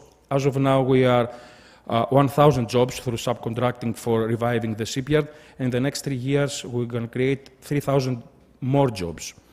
What we do there will create an impact for the Greek GDP up to 1%, which is really big for a country like Greece. And we're going to help the country and United States in moving forward to, again, an energy transition for the region. So, more or less, I believe that investments like that really changing lives and also changing planet. And this is the only way to move forward. I'm very proud that the United States government do trust us and the Greek government do trust us, and we will do all in Onyx family to make everyone proud for their choice. Thank you so much.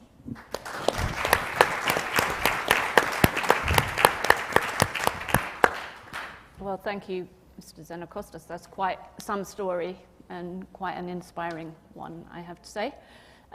So over to you, Nicholas Loyothetis and Libra. Thank you. Oops.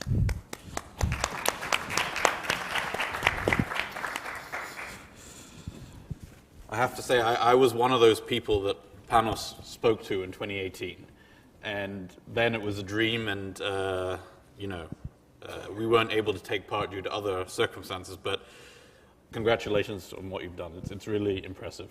And, and we're all very proud.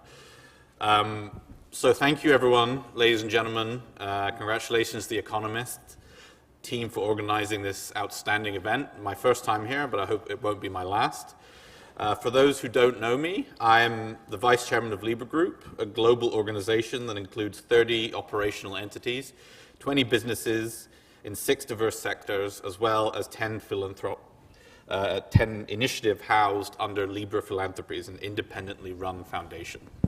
Greece and Southeastern Europe are and will continue to be vital markets for Libra Group. Today, our subsidiaries' assets and operations span 60-plus countries. However, I am really proud to say that our roots remain in Greece. As I've said before, no matter where we are in the world, each of us brings our unique heritage. It is part of what makes the human experience so dynamic and interesting. The roots of Libra Group and my very family are in Greece, steeped in its maritime and entrepreneurial culture. Libra began in 1976 as one shipping company, Lomar Shipping, created by my father. What started with 3 ships was grown into a more modern fleet of 55 vessels over the years. From there, Libra Group was formed, expanding into aviation and more. As we have diversified, Greece has remained central to our business strategy, from maritime to aerospace to renewable energy to our philanthropic initiatives. Today, our business remains proudly family-owned. Libra Group has never forgotten or left Greece, even in the midst of the most difficult periods, and we don't plan to ever.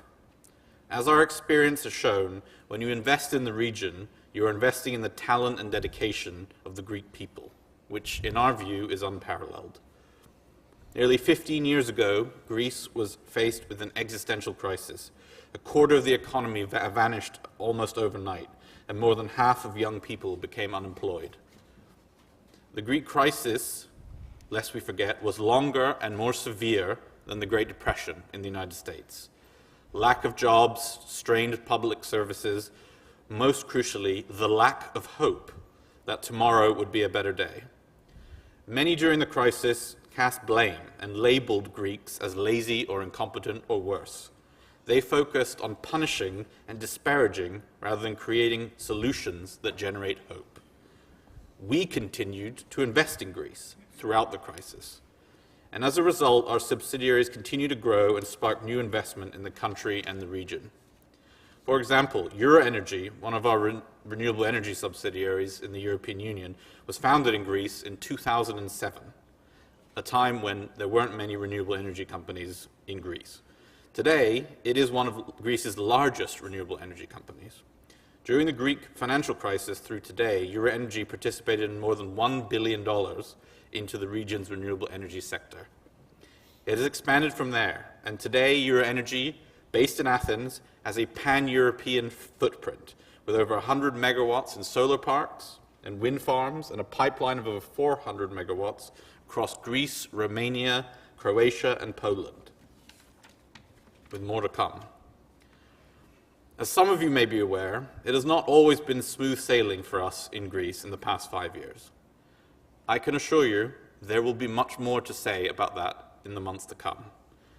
But what I will say here today and now is that sometimes reality is indeed stranger than fiction, and while the full truth is known, I am certain that it will fall into that category.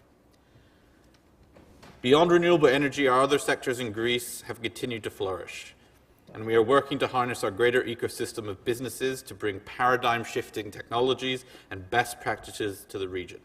Our Greek-born and headquartered hospitality subsidiary, Aria Hotels, has grown to 70 boutique hotels and villas across Greece dedicated to authentic Greek hospitality, and is currently in discussions to expand that Greek hospitality to other parts of the world. It has also created training programs for young people interested in joining the hospitality sector, a key need to meet demand. We are also using the power of our global platform to advance sustainable development. Aria Hotels has an agreement with LCI, one of our aviation subsidiaries, to lease at least 10 eco-friendly electric vertical takeoff and landing vehicles, eVTOLs, to Greece. This net carbon zero aircraft will allow Aria guests to travel in the Greek islands while preserving the pristine ecosystem. We are proud to support Greece's reputation as a premier tourist and culinary destination. Sparta, one of our real estate subsidiaries based in Athens, owns the Grace Santorini Hotel, a hotel just recently named by Travel and Leisure as the #2 hotel in the world, and featuring the renowned Michelin-starred chef Lefteris Lazarou. Through our foundation, Liber Philanthropies, we actively support many Greek communities around the world, particularly those who might be underserved and overlooked. We believe in the ingenuity and well of talent of the peoples of Greece and the region's enormous potential. In fact, our philanthropic program began with our internship program in 2011 with 10 young people, all from Greece. We launched the program to provide a solution as many unfairly criticized Greeks as unmotivated during the financial crisis. Because of its success today, this global program has interns from all over the world, hailing from 44 countries. We are also investing in the future of Greek entrepreneurship with Involve Greece, a program that incubates and provides support for Greek entrepreneurs and will continue to expand to the greater region. Recognizing the technology gender gap, we also recently launched We Lead in Greece, a program that provides critical training for women, allowing them to enter Greece's thriving and growing technology sector. We live in a globalized and deeply interconnected world. As this region continues to mature, dedicated ongoing foreign investment is vital to sustainable economic growth, skills training, and global competitiveness. Over the past 20 years, Greece has benefited greatly from FDI. According to the UN Conference on Trade and Development, FDI in Greece was over 14 billion in 2000. Over the last 2+ decades, this has increased to nearly 50 billion. While this is a positive development, investment of the past decade was not as fast as the prior 10 years. Continued focused investment is needed to unleash the tremendous human ingenuity in this region, provide political stability, and support a strong Europe. As I mentioned before, Libra Group has and will continue to invest in Greece and in the region. As we move forward, it is critical for governments, businesses, and civil societies to continue to provide hope and a solid infrastructure that allows for a strong foreign investment and collaboration. Thank you.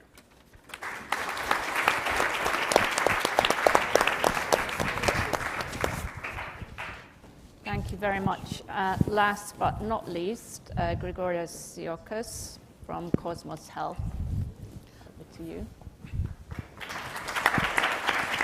Should I open it? No, it's okay.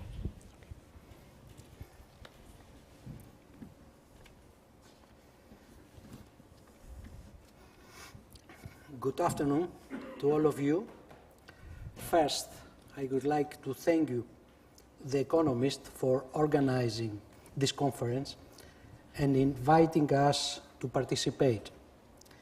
Today's event is important as it brings together all of us who do business in East Mediterranean and works towards a common goal to create prosperity for the region and the world.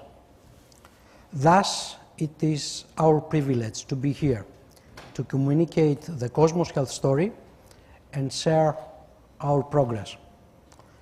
A few words about our company. Cosmos Health is listed in Nasdaq with headquarters in Chicago, with offices and facilities in Athens and Thessaloniki, Greece, and the United Kingdom. We also soon expanding in Germany via Planet acquisition.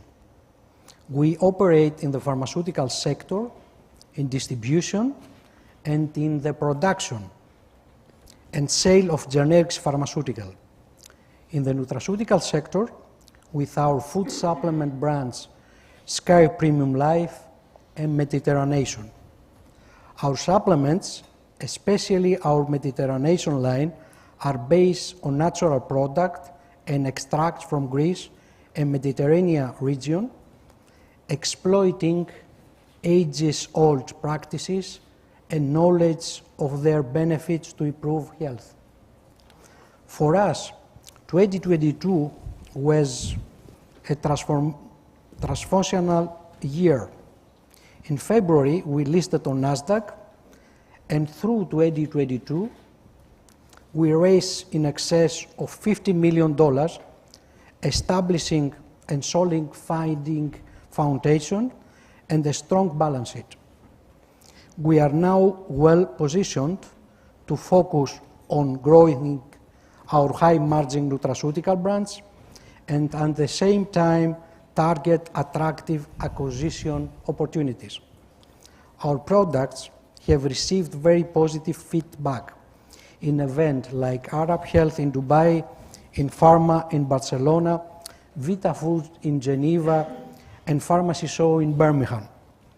You can find our products in pharmacies, retailers like Holland & Barrett, and online store included Amazon.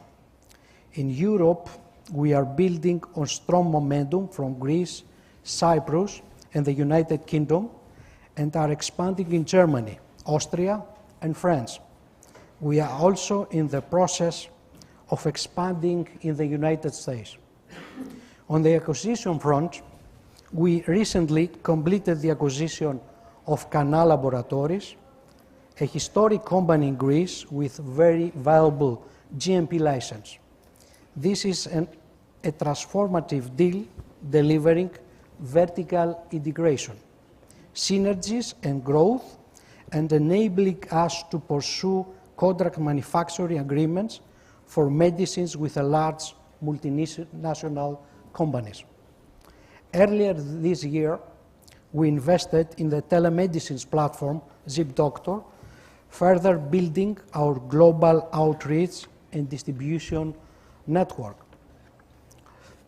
On the innovation front, we have established R&D partnerships targeting disorders such as obesity and cancer, which is large multi-billion markets. We invest in new technology and pursue promising ideas, expanding our collaboration with local scientific and academic communities. On our social responsibility front, we work to benefit our clients and the communities we operate within. It is part of our corporate mission to be all-inclusive and serve with our products diverse needs to our clients, including vegan, halal, and kosher diets. We have come a long way. Since 2015, we have increased our workforce from 50 to 300 people, with women being significantly represented at all levels of our group. In closing, I would like to note that pharmaceutical and nutraceutical sector are very large. The potential for growth and profitability for a company like ours are great. I believe, though, that this growth prospect and quality asset of Cosmos Health are not fully reflected in the current valuation of our company. Nevertheless, we are working hard to change that, and I am confident the market will recognize our efforts. Myself and my entire team are committed to our vision to make Cosmos a large global healthcare group, serving the changing needs of our people and their lifestyle. Thank you.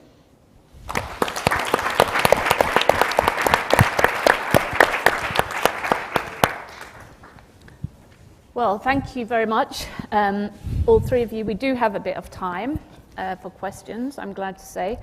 So I'm just going to try and pick up on some of the points that you were all making in your introductions. So Mr. Xenakostas, I wanted to ask you, first of all, to talk a bit more about the competitive advantages of Onyx LF's shipyards for the various business projects that you talked about earlier and revealed to us. Okay. I think it's easy to answer. We deliver on time, on budget, and we are transparent. So when the customer comes to us, they know that whatever we offer, this is what they get in terms of pricing, time, and delivery. And so they respect that. That's why I feel that we have a very high rate. I mean, it's not arrogant to say close to 100% of satisfied customers because we are customer-oriented.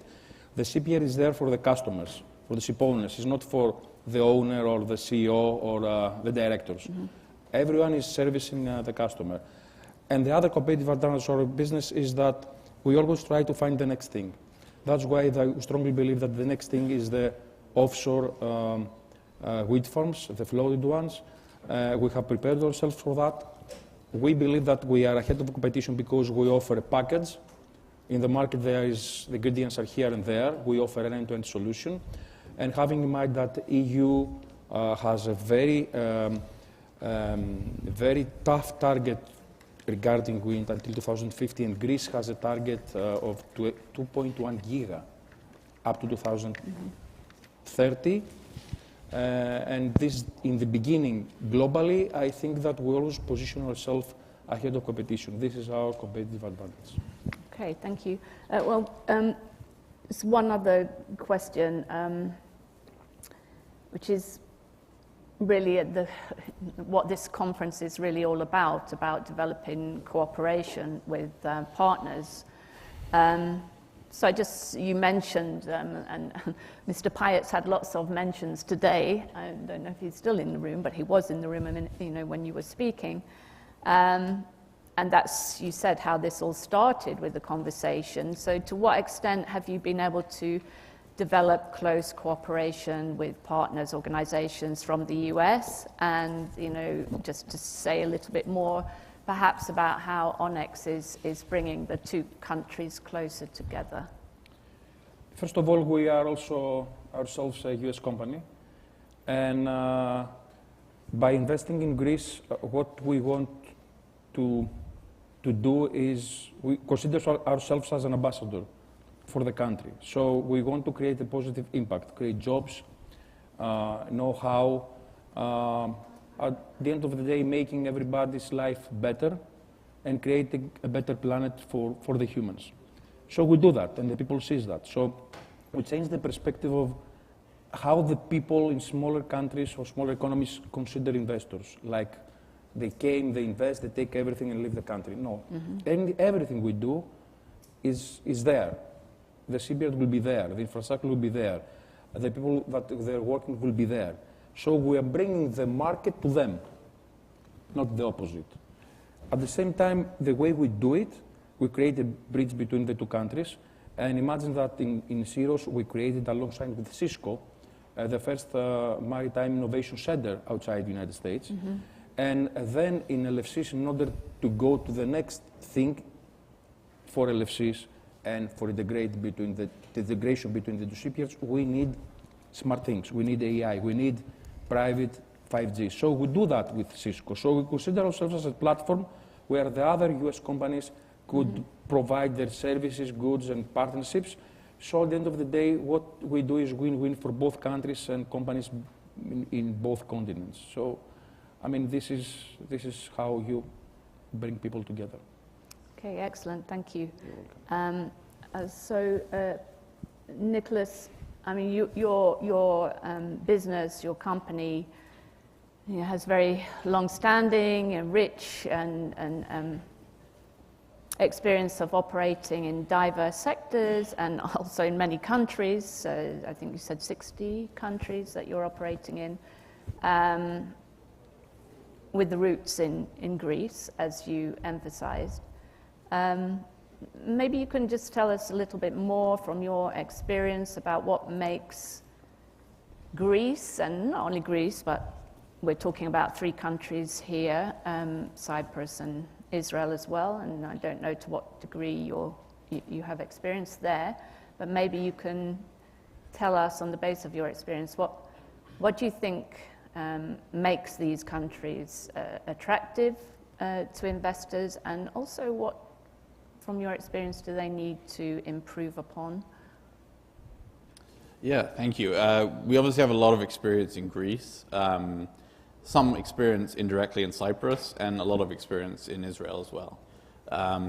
There's 3 different answers for each of those questions, and I think I won't give you all of them. I'll talk about Greece, but it is not easy operating across the globe, right? You cannot there's no standard method of doing business in one place that you can adapt to another place. You have to set your principles down and then be flexible. And it's one of our biggest challenges and one of our biggest benefits, operating in so many places. Listen, Greece is is just coming out of a terrible crisis that we lived through. All the people here lived through, and I was just remembering as I was thinking about this conference, I was remembering driving through, to get from the south of Athens to the center of Athens in 2012, 2013, and I mean literally every second or third shop was closed, and that crisis could be felt at every element of society, and we came out of it. Greece is I think on the cusp of a really big economic rebound. I think the election of a stable government now is very important and will be critical to attracting investors back. I think what draws people to Greece initially, let's say, are 2 things. Number one,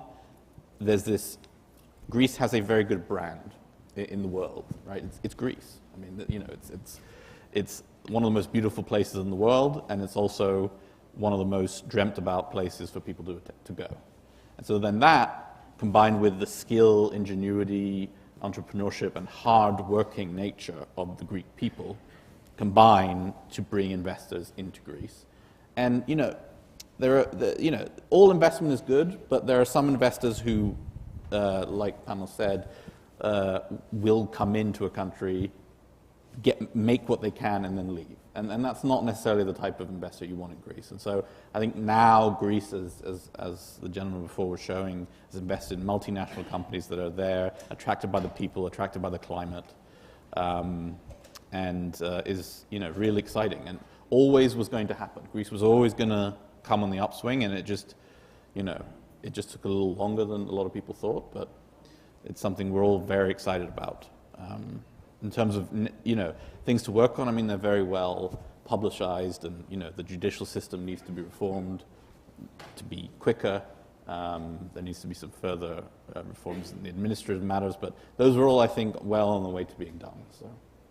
Okay, and just quickly, you say that Greece is on the cusp of, very strong rebound. I mean, that rebound has been happening. Obviously, there was the post-pandemic rebound, but nevertheless, something, does seem to have changed.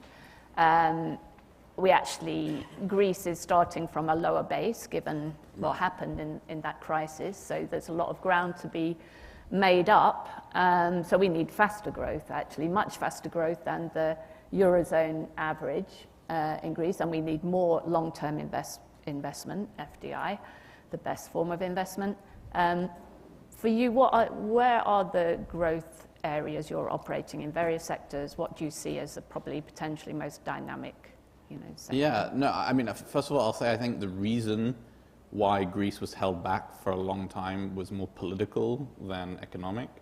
And I think that there was always a fear of, let's say, more business-unfriendly government coming in, which, and once it is very clear that's not going to happen for at least 4 years now.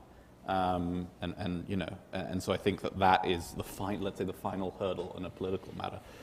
In terms of industries, I mean, obviously tourism is booming beyond, anything, and I think it will continue to be. Energy, we operate a lot of energy facilities in Greece. The tech sector, as I mentioned, is very interesting and very innovative, and while we don't have any direct investments in that, we do have as I mentioned, a program called We Lead, which helps to sort of diversify, bring women into the tech sector. There's a lot of exciting stuff. I mean, JP Morgan just, as some of you know, they just invested a significant amount of money into Greece. That's not a small deal for JP Morgan doesn't often do that. So it's not to mention the CEO is Greek, but he I'm not sure if he would accept that, but he is, whatever he says. So there are many new fronts opening and a lot of excitement. Okay, thank you. Thanks for that. And Mr. Stiokas, you were talking that that the company is expanding, that you've been making lots of acquisitions. So you've been very active in the M&A landscape.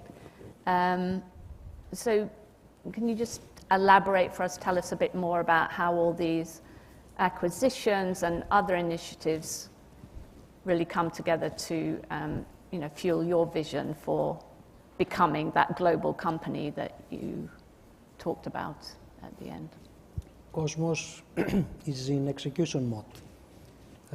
In execution? Execution mode. Uh-huh. This year we have completed 3 acquisitions.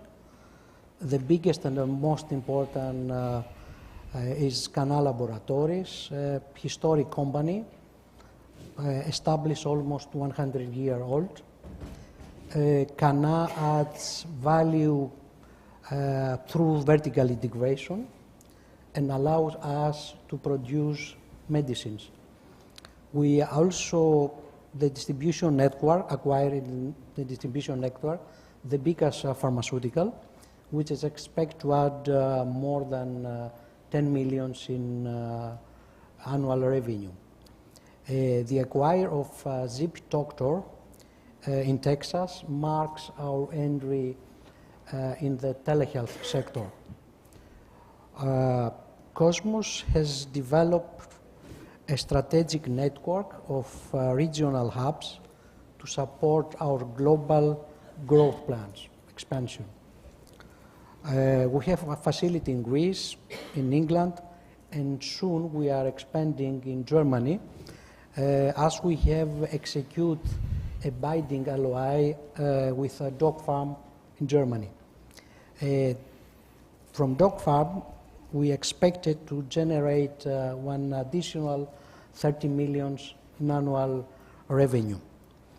We, as we speak, are exploring facilities in North America. Our network can support the global growth of new products that we produce through our Ambition R&D program. We have successfully completed the second phase of in the development of our obesity, and the clinical trials are expecting in Q4 this year. M&As is very important and fits very well with R&D project to support our global vision for Cosmos Health. Okay, thank you. Well, that's all we've got time for. Okay, somebody wants to ask a question for the audience, so please, can you just say who you are? And yeah, my name is Eftichia Pilarino Piper. I want to congratulate Mr. Xenokostas and the government and the embassy. Here's a mic for you. For the privatization of the shipyards, because this is a huge achievement, and I'm talking of personal experience. I was the president of the Hellenic Industrial Development Bank in the early 90s, and we owned Skaramaga, the Hellenic shipyards, 100%. We owned Norio, and we owned part of Elefsina. And even though the government mandate was to privatize them, there was huge difficulty with death threats, and I'm not exaggerating, because we couldn't go anywhere without bodyguards. And when we actually sold LFCs at the time to Mr. Peratikos, he saw his son fall from the 17th of November, shot dead a couple of days later. So, and then we had demonstrations throughout Athens, and the unions were extremely strong. So this is an amazing thing that you did, being able to privatize this. You have, of course, a stronger government now, and you have the US Embassy helping, and you have had a crisis where people maybe wisened up and matured a little bit. But I still have a question for you. How did you manage to get the unions, who were very strong in this case, to come along with you and support you? Okay, thank you for the question, and that's all we'll have time for, but please do answer. First of all, I have a very good life insurance. I'm just kidding. Or not. Yeah, I have, but no intention, my wife, to be happy of that. Okay, so I believe that, I mean, I know the way I did it. And finally, at least up to now, worked. I'm a son of a worker, of a labor, of someone who was a courier. We're talking about, I don't know if you're familiar with the salary in Greece now. I mean, in today's money, we're talking about a guy who worked for like 700 euros per month. So I know for first hand what is unemployment, and I knew how I could deal with people like him. He would wanted to be, and I was with them honest, that this is what I can do. This is what I will try is more than what I can do, because I will do it for you. I'm not like the others. The others did not pay you 10 million. I'm not saying, okay, let's move on, that's his debt. I said, I will take that debt, even if it's not mine. And I will pay it in the beginning in order to be clear that I'm not like them. So I was very focused and show them that I'm not like the others. I'm not going to push back responsibilities. So I asked them that there's only one way to move forward. I'm the owner. I'm managing the company. You're not going to interfere. I'm going to discuss with you solving problems, but there is no way the unions to run the company. If that day arises, then I will sell and go with my other projects. So it was honest, clear. For Greece, they are very well paid, because I believe that you have to pay the people for what they provide. No one should take advantage of others. And at the end of the day, it's a vision that we all serve. It's not my vision, the vision, it's one vision. That's why I did it. Excellent. Yeah,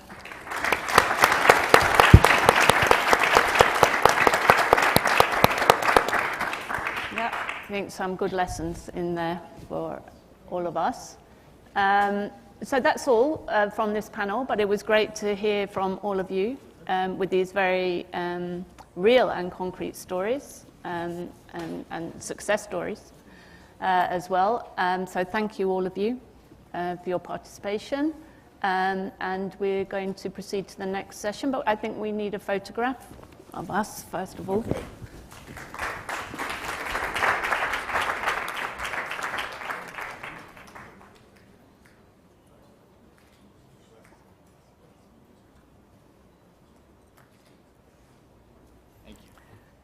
Thanks. Thank you.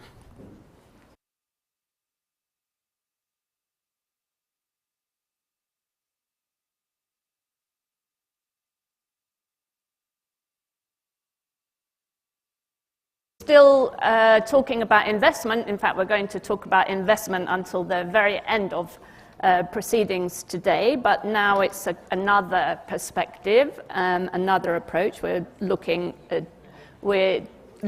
from the perspective of investment funds, and we have a panel of 3 speakers, and so I'm going to invite, as before, one by one to the stage. So the first speaker is Andreas Iossamides, who is the president of the Cyprus Investment Funds Association, CIFA. Welcome.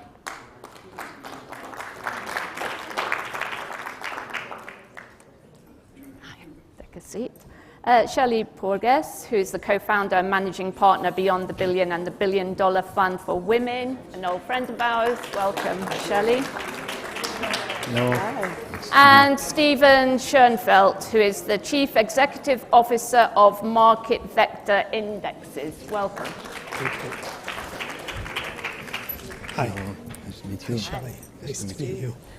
And we're going to follow a similar format. Everybody's got about 5 minutes to make some opening remarks, and then if we stick to the time, we'll have time for discussion. So, first of all, over to you, Andreas. Thank you, Joan. Good afternoon to everyone. It's a great pleasure and honor to be once again here in New York. I would like to express my sincere gratitude to the organizers for putting together such an important event for Cyprus and the region, of course, here in the heart of United States. The Eastern Mediterranean region has always been a place of beauty, history, and rich culture heritage. At the same time, it has been a place of thin geostrategic balances and from time to time of instability. However, it's now emerging as a formidable force in global economy. With a strategic location, diverse economies, and vibrant markets, the region offers a wealth of opportunities for investment and growth. Our common goal today is to harness this potential and present our region as an attractive investment destination. First and foremost, let us acknowledge the sustainable growth the region has experienced in the recent years, despite the unprecedented circumstances. The countries within the region have implemented bold reforms, established investor-friendly policies, and created business environments that are conducive to economic development. As a result, we have witnessed significant advancements in infrastructure, technology, and various sectors of the economy. Cyprus has been in the forefront of this progress. We have worked diligently to establish ourselves as an attractive investment hub, offering a wide range of opportunities across various industries. Our nation has successfully positioned itself as a gateway for investment, connecting Europe, the Middle East, and North Africa. We have created a robust legal framework, a favorable tax regime, and a supportive regulatory environment which have attracted numerous investors around the globe, including the US. However, in a globalized environment, our vision extends beyond the borders of Cyprus. As His Excellency the President of the Republic and other officials from Cyprus mentioned earlier today, our aim is to foster collaboration and cooperation among all the Mediterranean countries to create a unified investment ecosystem. Together, we can leverage our collective strengths, share knowledge and best practices, and create an environment that supports innovation and entrepreneurship. By joining forces, we can amplify our individual efforts and attract even greater investment to our region. One key aspect that distinguishes the Mediterranean region is the vast potential in specific sectors such as renewable energy, tourism, agribusiness, technology, and infrastructure development. These sectors offer tremendous opportunity for investment and growth as they align with the global trends and demands. It's crucial that we leverage our resources, capabilities, and geographical advantages to attract investment in these sectors. By doing so, we can drive economic growth in the region, create jobs, and of course, enhance the well-being of our people. Furthermore, it is essential to focus on sustainability and responsible investment practices in our pursuit of attracting investment. The Mediterranean region is blessed with natural beauty, and we must ensure that our economic activities are aligned with environmental protection and social responsibility. By promoting sustainable investment, we can not only attract capital, but also contribute to the safekeeping of our unique natural heritage for future generations. In our collective efforts to attract new investment to Cyprus, we have recognized and appreciated the principal role that investment funds play. Investment funds have emerged as powerful catalysts for economic growth and development, providing a critical avenue for both domestic and international investors to participate in the region's prospects. In Cyprus, the fund industry has grown exponentially in the last 10 years, I would say, and we are now considered the island as an established destination for cross-border funds, fund managers, and companies providing supporting services. Investment funds offer a unique platform for pooling financial resources, especially in times of high interest rates and expertise, allowing investors to diversify their portfolios and access a wide range of investment opportunities. They act as intermediaries, bridging the gap between the capital providers and the investment opportunities, thereby facilitating the flow of funds into promising ventures within the Mediterranean region. One of the key advantages of investment funds is their ability to mobilize significant amounts of capital. Through economies of scale and collective scheme, these funds can channel substantial financial resources into sectors and projects of great potential, which may require substantial investment. This injection of capital not only fuels economic growth, but also stimulates innovation, job creation, and entrepreneurship within the region. I would say that in Cyprus, an economy with an annual GDP of approximately 22 billion euro, investment funds have invested more than 2.5 billion in various sectors such as shipping, renewables, education, and health. By attracting and engaging investment funds, the Mediterranean region can tap into a global network of investors, expanding its reach and visibility on the international investment landscape. Investment funds provide access to capital, to a diverse pool of capital, from institutional investors, pension funds, sovereign wealth funds, and high net worth individuals, among others. This global capital infusion can bring about transformative changes in various sectors, driving innovation and stimulating economic growth in the region. And just in a nutshell, I will agree with the slogan of economists that now is the momentum for the region, for investment and geopolitical changes. Thank you very much for your attention. Thank you very much, Andreas. Shelley, over to you.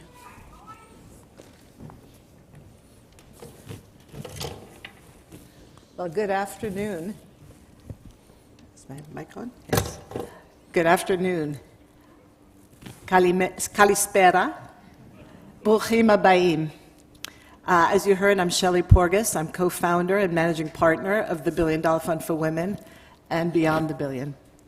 I'm also a proud Israeli-born American, and I'm a former advisor on the Business Advisory Council for the President of Cyprus, thanks to my friend over here, John Georgoulas, which is how I arrived here, which was a remarkable few years that we got to work together. You know, today, our company, which we launched our company, the $1 Billion Fund for Women, at the World Bank meetings in Bali in 2018. At the time, women were getting only 2.2% of all venture capital. And we thought if we could mobilize what has now become the first and largest global consortium of venture funds, what couldn't we do to advance women? Today, I'm here to say that investors all over the world are actually missing out on a huge opportunity. Now, what if I told you that, according to the World Bank, we could add $5 trillion to the world's GDP if women had the same opportunities for entrepreneurship as men did? In fact, we see that, so many innovative women-founded companies. And we're not talking here about just fashion and beauty, nothing wrong with that. What we're talking about here is women investing across the spectrum of ag tech, clean tech, fintech, cannabis, blockchain, cyber. We thought it would take us a decade to do right by these women. And in fact, we mobilized over $1 billion in pledges from across the globe in under 9 months. Therefore, beyond the billion. In our first 2 years, our partner funds invested over $638 million in almost 800 female-founded companies all over the world. And today we are literally on every continent except Antarctica. I don't think they have a venture fund there yet. And we are proud to go beyond the billion to continue to build and advance the opportunities. So let me share with you what I'm talking about here. Imagine if you could build a human organ out of a patient's own stem cell. And then imagine if you'd not only gotten patented the technology, gotten regulatory approval to offer the technology, had doctors in hospitals and other medical facilities prepared to work with you to build it out, had lined up and started to build a company. And then imagine if you still couldn't get funding.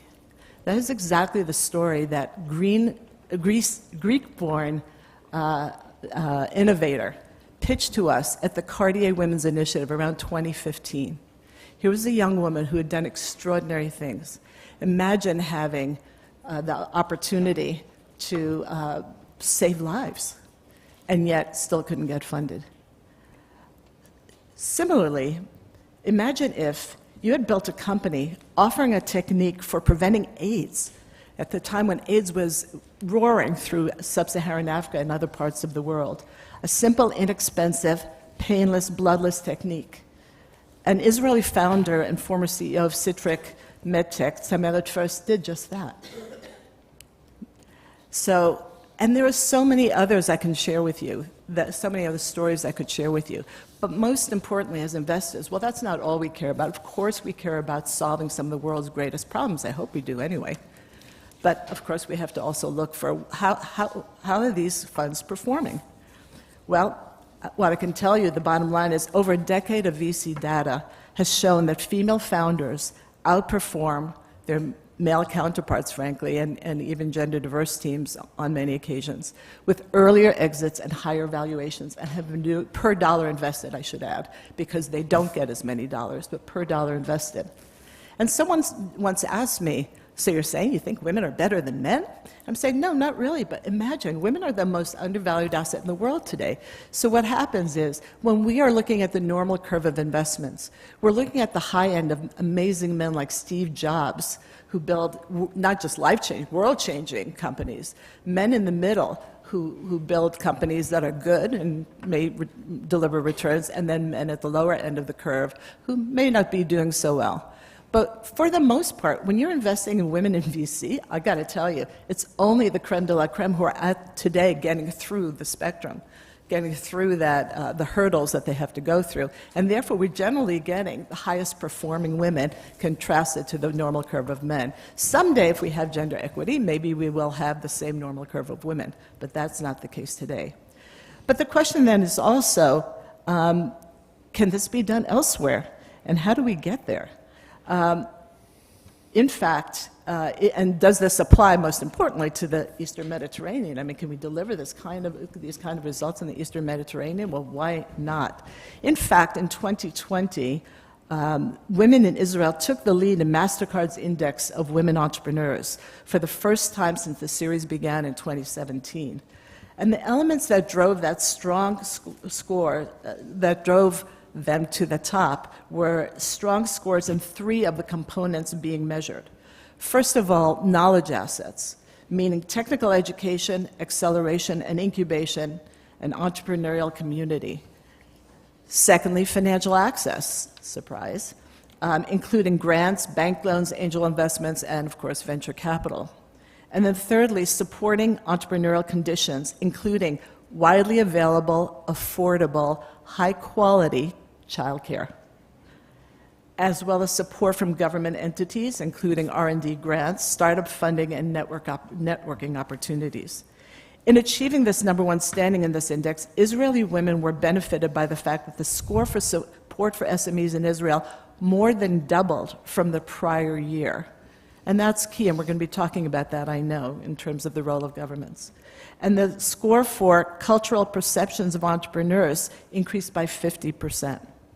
Now, women in Israel are also making commendable inroads economically as active labor force participants and as skilled professionals and technical workers, which gives them the capacity and confidence to start their own businesses.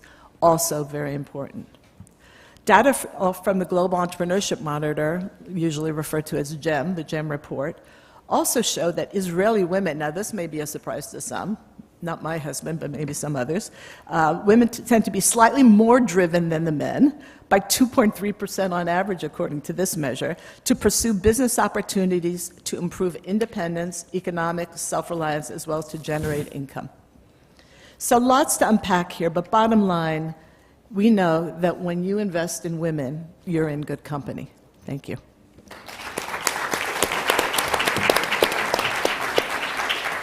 Stephen Schoenfeld.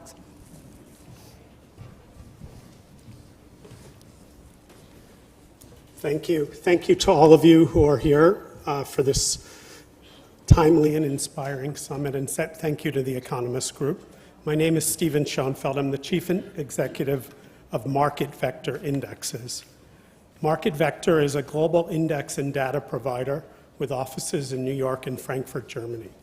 We serve over 100 financial institutions worldwide, asset managers, fund managers, wealth managers. We provide over 200 indexes, and over $30 billion of indexed assets is tracking our indexes in licensed products.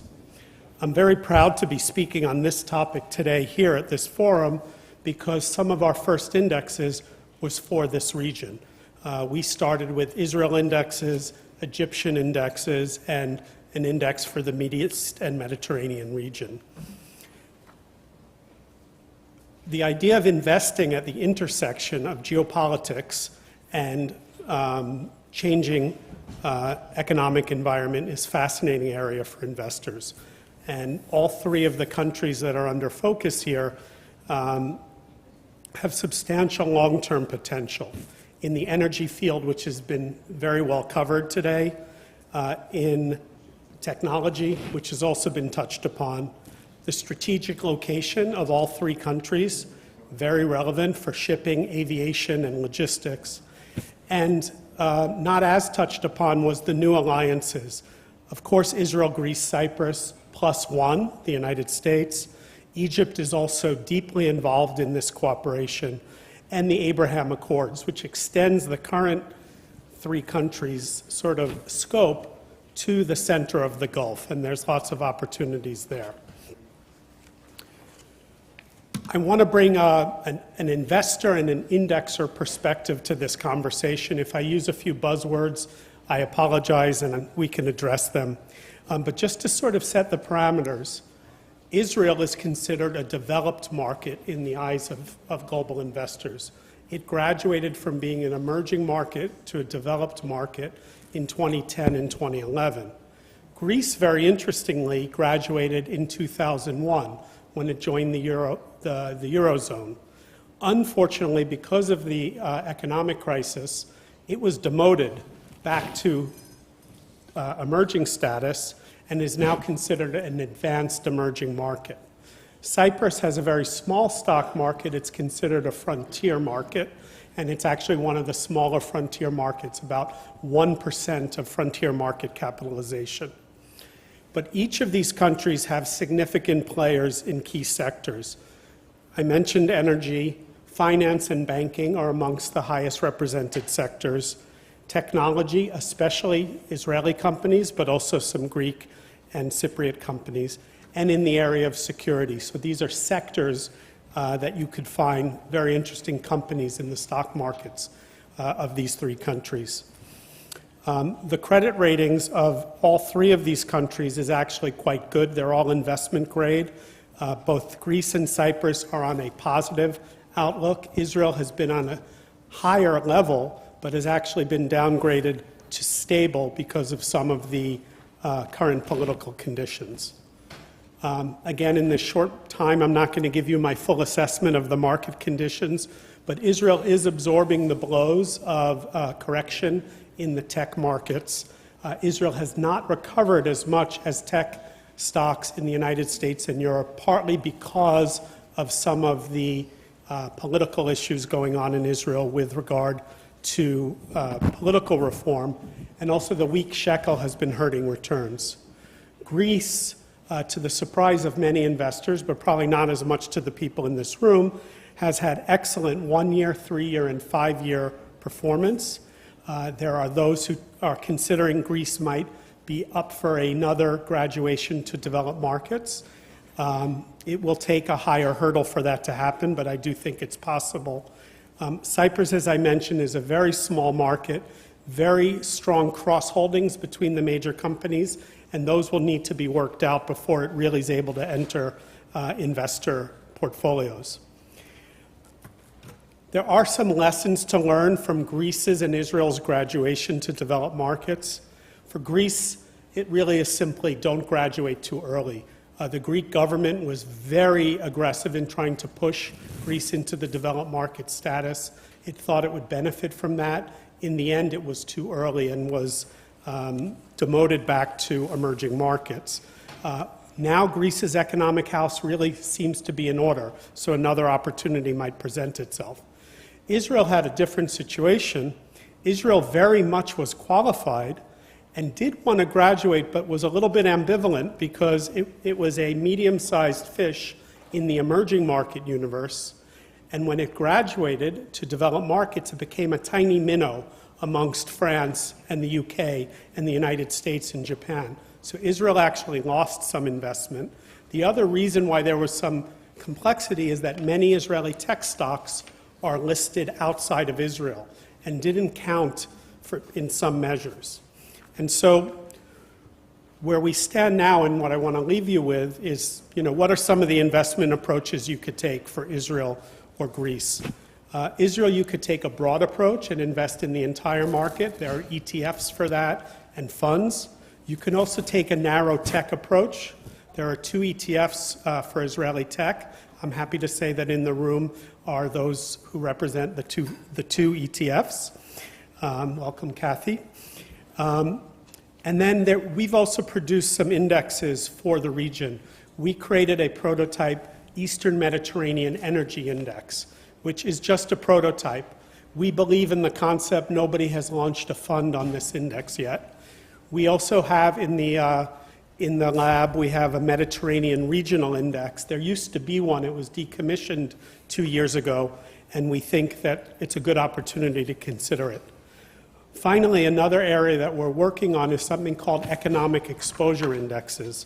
We already have these indexes for Israel, for Brazil, Korea, and the UK, but I do believe that Greece could be an opportunity for this index too. It separates the globally focused parts of an economy with the domestic part of the economy, creating two complementary indexes, and we'd love to speak with people about that during this conference and afterwards. 5 minutes is a very short time to give you an investment overview of 3 very complex countries, but I really appreciate the opportunity to have given it a try. Thank you.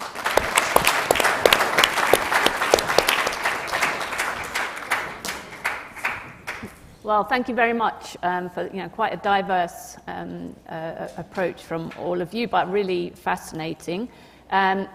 We are meant to be moving on to the next session, but let's have a few questions to each of you before we do that. First, Andreas, you did tell us a fair bit, I think, about CIFA. It's been operating for 10 years. So we've discovered a bit about the growth of the investment fund sector in Cyprus. I guess I'm going to put to you the question that others might ask, which is why Cyprus, a small market, as we've just heard, why Cyprus and not, for example, Poland or somewhere else? What are the island's comparative advantages? Why should Stephen or Shelley or anybody else advise investors to come to Cyprus? Okay, indeed. And not some other place in Europe. Indeed, Cyprus is a small market, it's a young market. We have started this effort back in 2014. I remember when we started this effort. We have 1.2 billion assets under management. We managed to have 11 billion. Still is a very small number comparing to the numbers that you mentioned before, but for us it's a tremendous growth. I would say 2-3 things that are the main advantages of Cypriot fund. First of all, we have a stable economic and political system for the last 40 years. Our government is pro-business. They decided to establish specific reforms in the fund industry. We have a new flexible and complete legal framework for fund in Cyprus. It's considered to be, is based on the English legal system, the common law, which is considered to be one of the most business-friendly legal system. So the framework is there. Another thing is the strategic location of Cyprus on the crossroad of 3 continents. So we connect investors from Middle East Israel when they want to invest in Europe. It's a gateway to the EU. We have transposed all the EU directives to local legislation, meaning that a fund in Cyprus can invest or attract investors in the single European market. You don't need to get any extra license from any other European country. We have a competitive tax regime with specific tax incentive for fund management companies to establish structure in Cyprus. We have seen Mitsubishi now establishing a presence in Cyprus in order to facilitate the fund administration of more than 2,000 funds that they have, that they administer globally. Cost is a very crucial element for any fund manager when they want to establish a new fund. And the cost of having a fund in Cyprus is much lower than in other European countries that you mentioned before. Not because we don't offer high-quality services. On the contrary, Cyprus has been a center of excellence for financial services for so many years. But in general, labor costs, rental prices are much lower than European averages. So we can offer high-quality services at competitive prices. And last but not least, I believe that we have the skilled workforce in Cyprus. There are specific people that they can offer very good services, and all this together, I think that we have all the ingredients in place to continue growing as a reputable EU fund jurisdiction. Thank you. Thank you very much for that. Shelley, you are a renowned expert in fostering entrepreneurship, and you talked a little bit about that. It's something that our panel of investors also, talked about previously. It was nice to hear. I think it was Mr. Loyathetis saying that they have some programs now, training programs in entrepreneurship for women as well as young people in Greece. What do Greece and Cyprus need to do here, especially in terms of getting more women involved, at every level really, in terms of labour market participation? Female participation rates are still very low. You would think that wouldn't take that much to increase productivity, to get a few more women involved in the labour force, the labour market, but also in your particular field in terms of women entrepreneurs and getting access to financing. What do you think can be done here? Are things happening? Are things changing? What more needs to be done? I think one of the most powerful things that I've seen impacting particularly younger women as they're entering the workforce is the opportunity to relate to others who have similar ambitions and aspirations.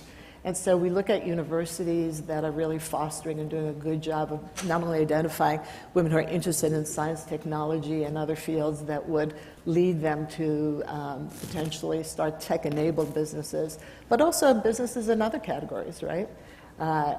We see e-commerce is huge, and at the core of it, the women who often lead in e-commerce, they're women who are not necessarily technologists. They are experts in their consumer sectors or their B2B sectors, and then they hire the technologists, and that's also great. But I think it's really getting women young, helping them build a local, their own communities to support each other, even as they're tapping resources of the community. And of course, it's up to the respective communities, the respective countries, to recognize the opportunity, the missed opportunity, I would say, by not supporting them with all the things I talked about. When we look at the index and what MasterCard, which is one of our sponsors, I will add, at Beyond the Billion, when they looked at the criteria that they're looking at are really the key things. First of all, the knowledge assets, which is talking about universities and other places where this knowledge could be accrued, accelerators, incubators, et cetera. Financial access, key.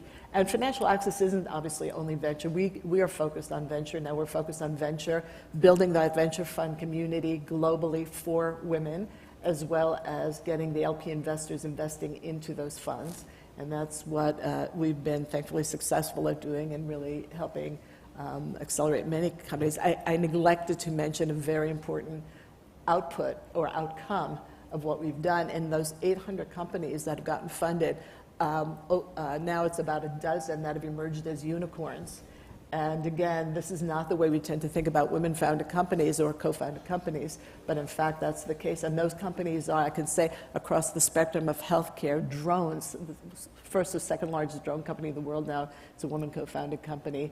So many other areas, EdTech, and so forth. So coming back to reframing it for women. And then I must add, because I used to be one who pushed back on this in the early days, we have to create social systems that support parents, both men and women. And there I'm talking about affordable, high-quality childcare that will help the cultures evolve and recognize that, hey, we can be great mothers and great business people and or technologists and or scientists or whatever we are. Thank you very much. And Stephen, so you did give us a kind of overview of, how these three countries stack up as investment destinations and some of their pluses and minuses. So how does their classification, that classification among global equity indexes impact investment flows into the country? And given that you also touched on this, the way I was thinking about this, is how do you see Cyprus and Greece? Do you see them more as emerging markets still, or hybrid, something between emerging markets and developed markets? Given their level of development now and their experience, particularly in the 2000s and 2010. So it's two questions, really. Sure. Yeah. Well, just to address your first question at the biggest level, benchmarks and index benchmarks matter to all investors, whether it's for the growing field of index or passive investing, but the even bigger field of active investing. Every active manager has a benchmark. And where countries stand in these global benchmarks determines sort of the neutral allocation of those investment managers sitting in Hong Kong, London, New York, San Francisco. So right now in the global developed market benchmarks, the United States is 50%. So their starting point might be 50% US, 50% the rest of the developed world. So in that kind of scenario, Israel, which is a developed market, is getting 0.5% of that 100%. In emerging markets, Greece is sort of a small to medium-sized country getting about 2% of that 100%. You do not have to be a geopolitical expert to guess that China is the biggest weight in the emerging market index, closely followed by Taiwan, South Korea, and India. So Greece, even though it is an advanced economy, it is, because it's a small economy, it's sort of below the radar. Would Greece benefit from graduating? There are debates. South Korea was the most recent country trying to graduate. It is already considered a developed market by ourselves, by S&P, and by FTSE, but MSCI, the fourth index provider, doesn't think so. It didn't quite make it. And so where countries are positioned matter to investors. I think for Cyprus, the best that the capital markets can do, and we can chat and have a coffee after, is to continue to develop not just the fund industry, but hopefully the capital markets so its breadth of companies grows. For Greece, it would be the same. Greece has a lot of world-class companies, but there's still a lot of family control. Some of that family control needs to be loosened up in order for the weight to go higher. So how a country ranks in these indexes matters a lot, but the best solution for any country, whether it's Israel, Greece, or Cyprus, is to improve corporate governance, increase the efficiency of your capital markets so that more unicorns become public and they become part of the indexes. Okay, great. Thanks. Well, we have run out of time again. We're competing all the time against this schedule. But thank you, all of you, very much. Thank you. Thanks for answering those questions. Thank you. It's very enjoyable.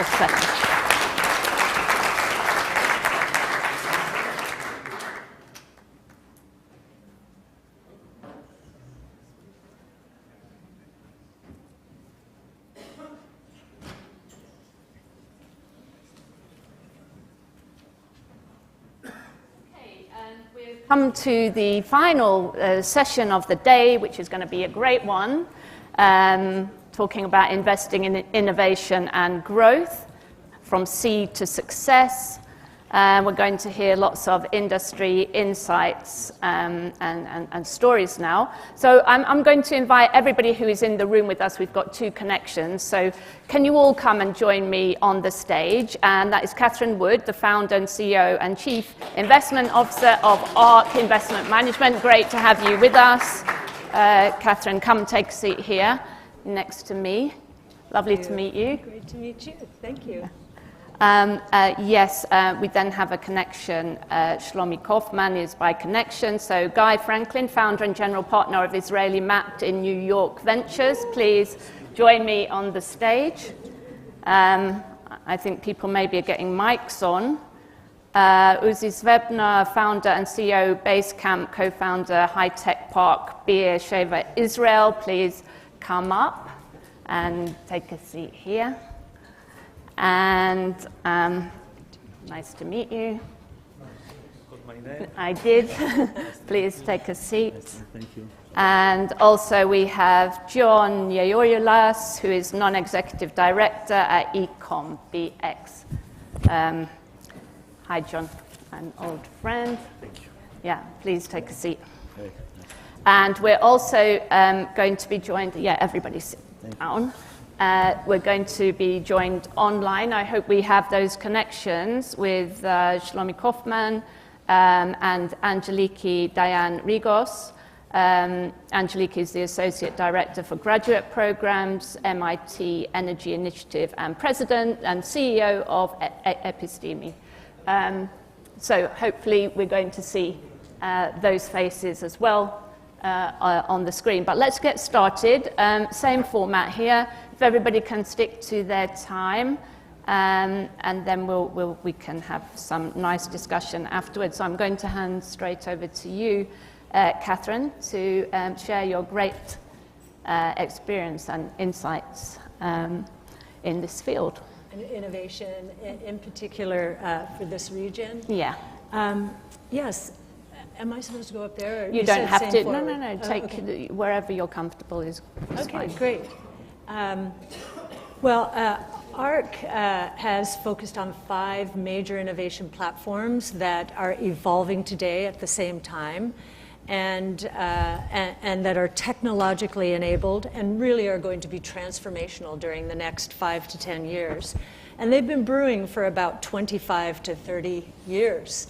The seeds for them were planted in the tech and telecom, in the years between 1980 and the tech and telecom bubble. And now they're flourishing. What is, I think, a great opportunity for this region, first of all, Israel is a fantastic example. Shelley mentioned some of the statistics there, but the one that catches my eye is that Israel has 0.1% of the global population, but 8% of the unicorns out there. So that's really gives you a sense of the startup nation, and starting with education. And I would say education even before the college years, inspiring young children when they're in middle school and reaching that fork in the road. Am I going to be serious about this education or not? So, and then, of course, the government, I think, can encourage, but too much top-down decision-making is not good. The history of the defense industry in Israel and in the United States is a lot of great technology comes out of that part of government, out of necessity, right, and national security. But I think more appropriate are tax incentives, opportunity zones, special enterprise zones, and so forth. In terms of, I don't know where you want me to go with this. I think we have many more experts here on this panel than I am. But the one thing I do want to say is governments can change regulatory policy and really compete against the developed world in a major way. We are seeing regulators very heavy-handed in the United States especially. Think about the crypto asset world. They're driving innovation away. And I was struck when we were starting to study crypto assets generally to see Cyprus had a university that was featuring Bitcoin degrees, still is, and allowed students to pay for college in Bitcoin in 2013. So I think there's a great opportunity to, arbitrage the over-regulation that is taking place in the United States and developed markets, leapfrog that, provide tax incentives and other opportunities to take advantage of these massive platforms. The last thing I'll say is every country is different and has its gifts. I know that I mentioned Cyprus in terms of a financial center. That made a lot of sense, cryptocurrencies, crypto assets. Greece has, of course, both of them have tourism and a good history in medical technology. We know they're using drones. In fact, I think very recently they delivered medical supplies with drones. So embracing these new technologies, leapfrogging over old technologies is another opportunity. Great, thanks. Well, if you think there's a problem of over-regulation in the US, we're in the EU, well, we're not in the EU anymore in the UK, but EU's got probably a much bigger Actually, problem. in crypto, it is a much better regulatory environment than the United States. But I do believe that the executive branch in the United States is going to be challenged. It already is by the judicial branch and the legislative branch. And we'll get it right eventually. As Winston Churchill says, the United States usually does everything wrong and finally gets it right. Good one. So now we've got our first connection, Shlomi Kaufman, Vice President and Head of the International Collaborations Division, Israel Innovation Authority. Welcome. Great to have you with us by connection. Thank you. Thank you. Good afternoon. And unfortunately, I cannot be with you in New York and sitting next to Catherine and other good friends. So, and speaking with you from here, but at least I have the pleasure of doing it.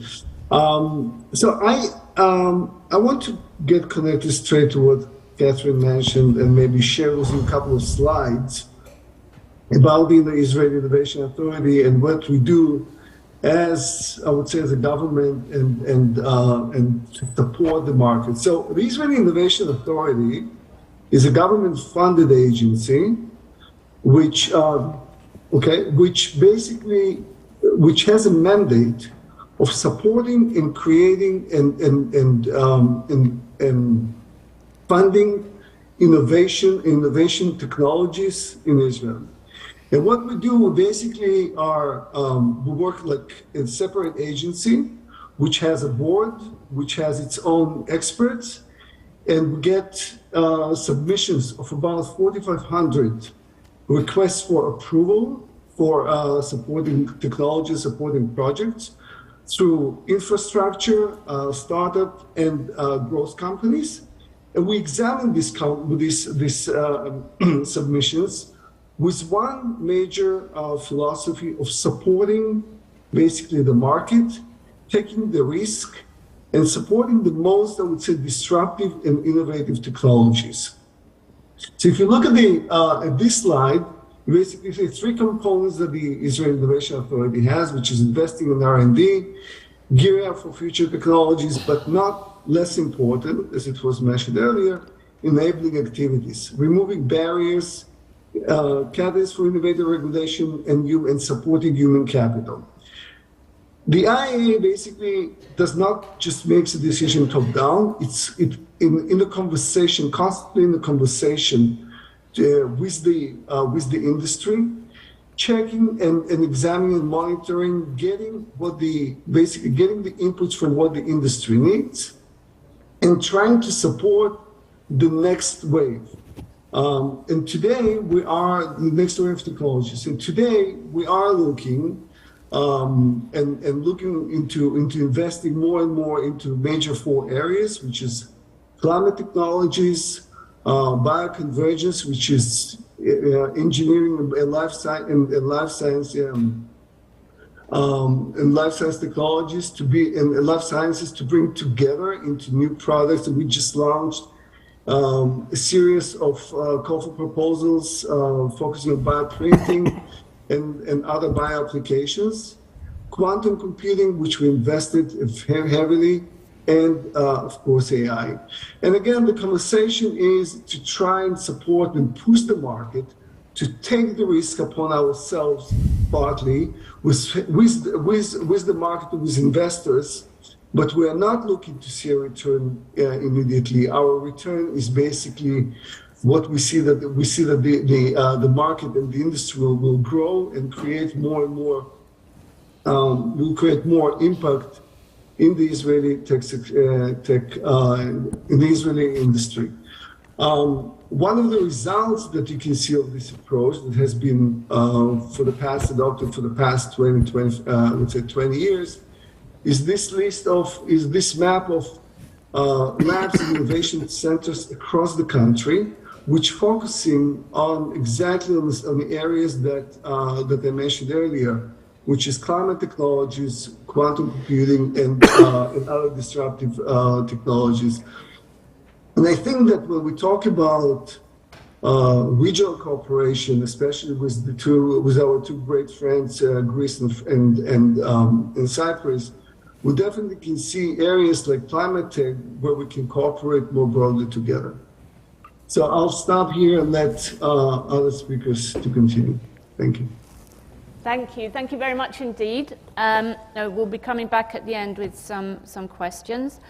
So turning to you now, Guy Franklin, Israeli Mapped in New York Ventures. Let's hear what you've got to tell us. Yeah, so first, thank you for organizing such an amazing conference. I'm happy to be here.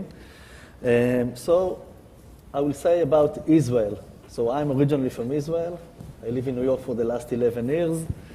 I relocated as part of the growth of the Israeli tech ecosystem from Israel to New York. So in general, as Shlomi mentioned, and I will continue to touch points where he left. So there are 8,000 startups in Israel. As you know, Israel is a startup nation. The strengths are mainly in cybersecurity, climate tech, fintech, energy, and I would say that it relates to this conference in security, specific in maritime and energy, and also to corporates. And the main strengths of Israel as a startup nation, I think there are so many startups because three main things. Some of them Kathy touched, and also in a minute I will touch things that Shelley mentioned with regards to women entrepreneurship. So first is collaboration between academy, industry, and government. That's started back in, I think, around 95 with the first program that the government of Israel launched. Then tax incentives and access to venture capital. And the third one, which is, I think, the most important one, is culture of innovation and risk-taking. In Israel, it's some entrepreneurs are very proud that they failed once, they try to do it again and again, and there are some of the most successful Israeli entrepreneurs. If you ask them, they have 2 or 3 failure stories in their background, but they never give up, and they continue and build their own company, the new company. Another thing that I think very relevant to all the panel that we're here today is public-private partnerships. And I think this also gives fuel to the entrepreneurship world. I give one example. Before what I'm doing now, I was a CEO of SOSA New York, which won a very big tender of the city of New York to run the official global cyber center of the city. And this was a public-private partnership, so the city understands that they don't know everything, and they wanted to partner with a private entity that will run the official global cyber center of the city, and that was an amazing partnership because we brought our expertise, but together with the public money and connections, we built something that helped the entrepreneurship and actually building the tech ecosystem in cybersecurity in New York City. I would just mention one fun fact, that around 4 years ago, there were only like 2 Israeli cybersecurity in New York City, and now there are around 50 Israeli cybersecurity startups only in New York City. That's only one vertical that Israel is very strong. Another thing is the R&D. Israel spending on R&D is crucial, I think. One of the most, I think, important things for the success of the Israeli tech ecosystem. Usually the R&D is in Israel, and sales, marketing, business development is outside the Israel. And I can talk a lot about the Israel tech ecosystem. I will just mention that Israeli startups from day one look on the global market. Israel is a small market like Cyprus and Greece. And the number 1 location outside of Israel is the US. And in the US, in the recent years, it's New York and not San Francisco. And in New York, and that's, by the way, what I'm doing now, Israeli Mapped in New York, it's a platform I built in the past. While I was an accountant in EY, just to support the community, it's mapping the Israeli startups in New York. And 6 months ago, we celebrated 400 Israeli startups only in Manhattan, which is a huge number. It was a big party with a DJ even.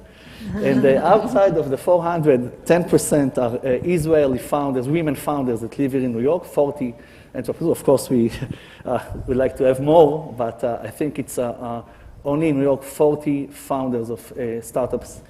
It's a good number. And with that, I will finish. I can speak more about the Israeli ecosystem, but I think the roots of the Israeli startups in the three things that I mentioned, the entrepreneurial spirit, government, and venture capital that support in Israel when you just build your company before they reach out to to US-based VCs, and the incentives from the government. Thank you. Thank you. Thank you very much. So now over to Uzi Swebner, founder and CEO of Basecamp and co-founder of High Tech Park Beersheva. Let's hear more. With your permission, I'll go to show a presentation. That's okay. It is. Shalom, everyone. Again, shalom. Sounds good. Everyone is awake.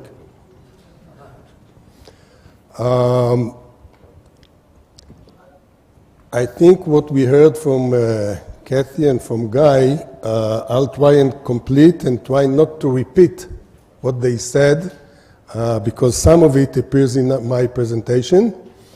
Anyway, green, you told me the green one.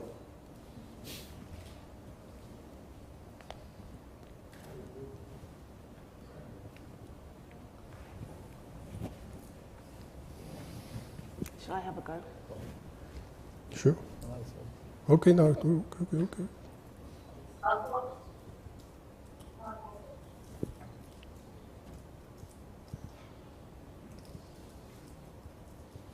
Reverse and then. Yeah. Is it possible to control these slides from over there? And yeah, you can just request when you want. Okay.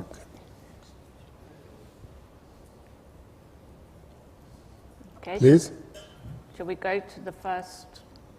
Yes, let's move to the second one.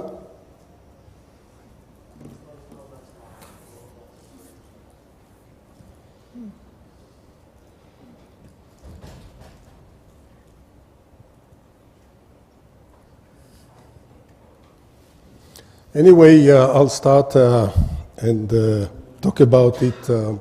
So my company, Basecamp, is creating economic development by innovation. We have started in the high-tech and cyber park we developed in the city of Beersheva. And from that success case, we took it over and developed more innovation centers and high-tech parks globally. But now I need some of the pictures. Anyway, you can imagine we have very nice buildings in our high-tech park. Very nice, but when we have the picture of the buildings, I always say the buildings can be nice all over the world. It's okay, but the content, what's inside and what's outside, is much more important. And outside and inside is the technology ecosystem. And there's another picture you can imagine. Beersheva city is a desert. Imagine a desert, nothing there. This is the next picture. And there were no high-tech jobs at all in the city of Beersheva, which is an hour and a half south to Tel Aviv. And when we came in, when I say we, it's the university and myself and the city of Beersheva, we, let's see if I can take it backwards. Backwards it works, no? Anyway, when we started with the high-tech park, many people were skeptical. But we believed in the Ben-Gurion University, and in 10 years from then, we started 2013.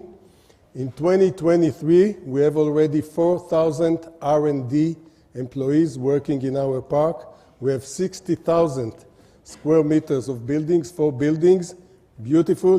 There's a picture also of the 5th one, which is under construction. Imagine one of the nicest you see on the Manhattan roads streets.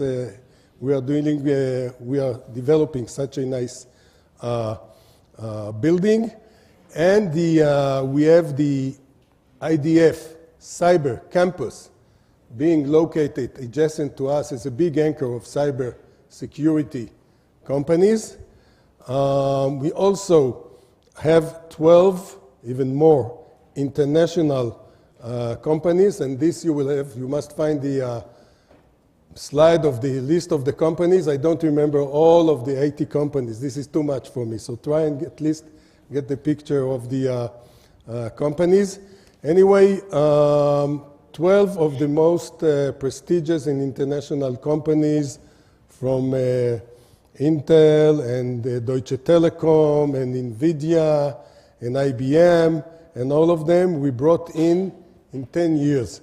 It's a very, very, very tough mission, very challenging. Each company is different. Each company decision making, ones in Israel, others in the US, others wherever. Some takes a few months to bring them over, some takes 5 years till they get the right decision to come and be part of our high-tech park. So with this initiative at 2023, in fact, I would like to repeat a little bit what Guy said, and this is very important, because what we do, we connect all the dots in order to have this success. We're starting with the academia. For us, wherever we go, we must have collaboration with the university, with research, with academia. When we've started, we didn't have the first building, company called EMC, mainly probably you know EMC, it was later on became Dell EMC. The minutes are over, but you don't count my, right? Carry on. Thank you. So Dell EMC came to us and we took them, we showed them the desert, but we took them to university, we showed them the research, they were very impressed and they became our first tenant even before we completed the first building. So university and academia is very important. Then we have the incentives of the government. We must have a backing of a government. Even in Israel, we went to the government and the process was from bottom up. It wasn't an initiative of the government. It's us, the university, the private people. We went to the government and we asked for budget. We asked for the land. And there was a big conversations and meeting about that, but at the end we succeeded to convince them that we are serious and we will have a successful high-tech park. Then creating a community. Very important for all the young people there to become one community, have a special spirit of being proud of what they're doing, except for the work, but being proud of doing something which is much more bigger than coming just in the morning and going at night. And we have a very good Tech7 community with us. The stakeholders, the partnership is also, it's a PPP, and we are having a partnership with the Ben-Gurion University, with the municipality of Be'er Sheva, and us as a private group, and a real estate company called Gavyam. We act as a business company totally. We report every 3 months, although we have 2 public partners, but it doesn't matter. We are part of a business company, and daily life and revenues and profit and assets, all these definitions are part of our life. Of course, the companies are very important. Can you find, please, the slide of the companies? Try. Anyway, it's before that one. Anyway, the companies are very important. And once now you have to imagine 80 companies, they're here, and multinational companies, incubators, startups. Part of what we were successful was the incubators that were created by the Innovation Authority in Israel, and their support was very important in order to have these incubators and bring small startups and develop them. And my most, I would say, proudness is that startups that grow with us become big companies and stay with us. This is very important. It's not easy because when they get investors, Americans, Israelis from Tel Aviv, they would say, why won't you move to other location nearer to us? And so most of them stay in our city, in our park in Beersheba. A very important, or maybe the most important, is the human talent. Without the human talent, the companies will not come. And we are fortunate to have graduates from the Ben-Gurion University, which I think is having the most graduates each year of engineers among all other universities in Israel. Part of the problem is bringing experienced employees or talent. For that, we're doing fairs, and we invite many of the Israeli, okay, we got the buildings. Oh, wait. So we let them come and we invite them to come. And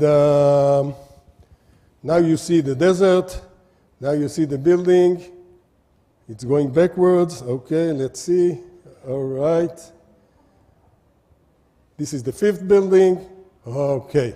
Now try and remember this by heart. Of course, but these are all the companies that we're able to bring in 10 years. Probably most of them you recognize. We are connecting all the dots from helping them recruiting employees, from helping them go to the government and get incentives, research with the university, and so I'll go fast. The outcome, this is important. The outcome of what we do for the city of Beersheba and the region is that we have 4,000 employees, and in a few years we're going to go up to 10,000. We build one building by the other, and the average salary of the IT, of course, is more than double than the regular salary that was in that city beforehand. The total annual income to the region today is $280 million per year. It's going to go up to $1 billion. This is the economic development impact we bring by innovation. The model we do, I think we talked about it at Basecamp. We do the academia, multinational, international governments. You see the Greek, we'll get to Greece in a minute. The communities, the stakeholders, the companies, and the human capital. We do the assessment usually, a very practical assessment, then the development, and then the management. Just need to speed up a little bit. Yeah, I'm finishing it. This is all our partners, like in MedTech, we have the Sheba Medical Center, which is the ranked 10th in the world. In EdTech, we have Mindset. These are all kind of partners which we come with them to create the ecosystem. The right one below is the important one. It says Greece. You can see the president of Ben-Gurion University and myself and my friend, Mr. Nikos Efthymiadis. Yeah, I've learned the names in Greece, who is our partner in creating the high-tech park in Thessaloniki. And this is the high-tech park we're gonna develop in Thessaloniki. It's almost like the desert in Beersheba, except for one thing.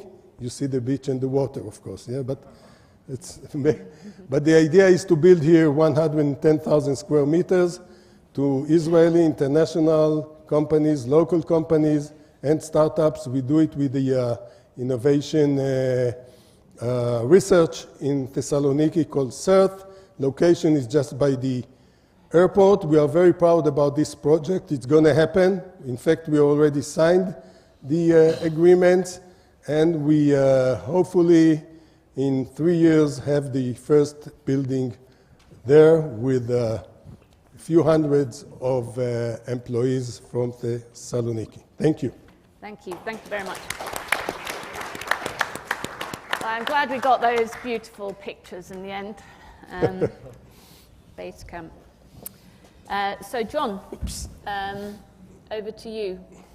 Thank you, John. Thank you, Nectaria. Can you hear me? Yes. Okay. Thank you for this opportunity. I'm on the board of EconBX. EconBX is a company in Cyprus formed on 2019. It is an electronic money institution licensed by the Central Bank of Cyprus. We have our own technology, and we deal with electronic payments. The company, when it started, had around 10 employees, and now we have more than 200 employees in Cyprus, Latvia, and UK. And our plan is to expand to Greece as well next year with 10 employees, because we believe with the government of New Democracy that things will be very well in the near future. It is already. We believe a lot in Greece. I just want to say as well that we process more than $2 billion per month in transactions. So in Cyprus there are more companies like us. There are about 20 licensed payment institutions by the central bank. We have also around 200 licensed companies by the Securities and Exchange Commission that deal with investments through technology.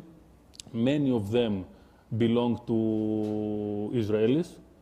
And imagine that each company has around, on average, 30 people, personnel. So imagine how much it's very important for Cyprus and how many people are working in this industry. Why Cyprus? Because of the well-educated personnel and the skills that they have in the specific sector. Technology plays a huge role in the country, and as Philippos, the CEO of PwC, said before, now it's almost 12% of our GDP. In this, I think that in the next years, the universities are going to help. We have 11 universities just in Nicosia, and they are transforming their educational programs so that more people with skills in technology are going to come out and get into the technology sector. We are looking for about 2,500 new employees. We don't have them because there are not so many people in Cyprus that can work in this sector. The last years after the illegal invasion of Russia in Ukraine, we had companies that had offices, European and US companies that had offices either in Ukraine or in Russia. Many of these companies moved to Cyprus.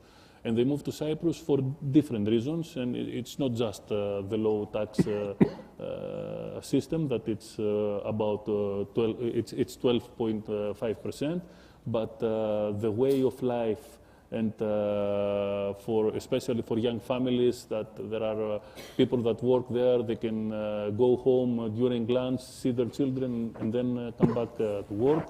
We have a very good legal system and also intellectual property rights. So it's a combination of things that have emerged Cyprus as a tech hub. I wanted to say that a big role in this has played the technological infrastructure and connectivity. Cyprus has the highest, is one of the highest internet penetration rates in the European Union. And this is helping for the technology to thrive. Through the fast internet, now things in the artificial intelligence sector and Internet of Things are moving faster than before. I will end up by saying I was very pleased to hear Catherine talking about cryptos. Before EconBX, I was a member of the board of directors to the Securities and Exchange Commission in Cyprus, and we initiated the Innovation Hub, especially for cryptos. So, having said that, there is heavy regulation going on, not by everyone. The problem now in European Union comes from ECB, the problem. ECB is trying to protect the investors and people's money. But when we see the stories and what has happened in the United States with the crypto companies here, everyone is more cautious. But MiCA, which is the new regulation for crypto assets, has been initiated, and I think that it will change everything in the technology financial sector in Europe. Thank you very much. Thank you, John. Our final speaker on the panel is also joining us by connection, Angeliki Diane Rigos, from the graduate programs at MIT Energy Initiative. And she's also CEO of Episteme. Welcome. Can you hear us, Angeliki? Yes, I can hear you. Can you hear me? We can, yes. So I feel like the real outsider here. I'm the only scientist and educator. And anyway, I think I'm wearing 3 hats. I'm wearing the Greek hat because there's nobody else Greek on the panel. And one of the both Greek and Cypriot. Yeah, Cypriot Greek is a little different. Yes. No, I was born in Greece. So I think one of the big, sad things about Greece is that most of its great scientific and engineering talent has left to study in other countries, especially the US. And I think now there's a trend for people to come back to Greece. And the more government support there is for research and startups, the more innovation there will be in Greece. So these great centers that some of you were showing pictures of in Thessaloniki would be awesome. So that's the Greek hat. Then I also have the energy hat, the MIT Energy Initiative. There, our focus is on accelerating the energy transition. So any innovation that happens, we really need to think about the energy systems involved, because we can't just think of innovation divorced from what's happening to the energy system, because none of this will matter if our planet is not habitable anymore. And then the third hat is that I teach a course at MIT called Developing Your Leadership Competencies, because scientists and engineers can't really use their technology to greater impact if they don't have the leadership skills to run a company and to influence people with their technologies and their discoveries. So I teach this course at MIT. This is the 4th year I've been teaching it, and I started a company a nonprofit, Episteme, in 2019 to take my course to women in STEM globally, because we don't have enough women leading startups, for example, or running universities, etc. And I'm doing my first leadership training next week here in Athens at the American College of Greece. So I'm actually right now in Athens. So I'm sorry I can't be with you.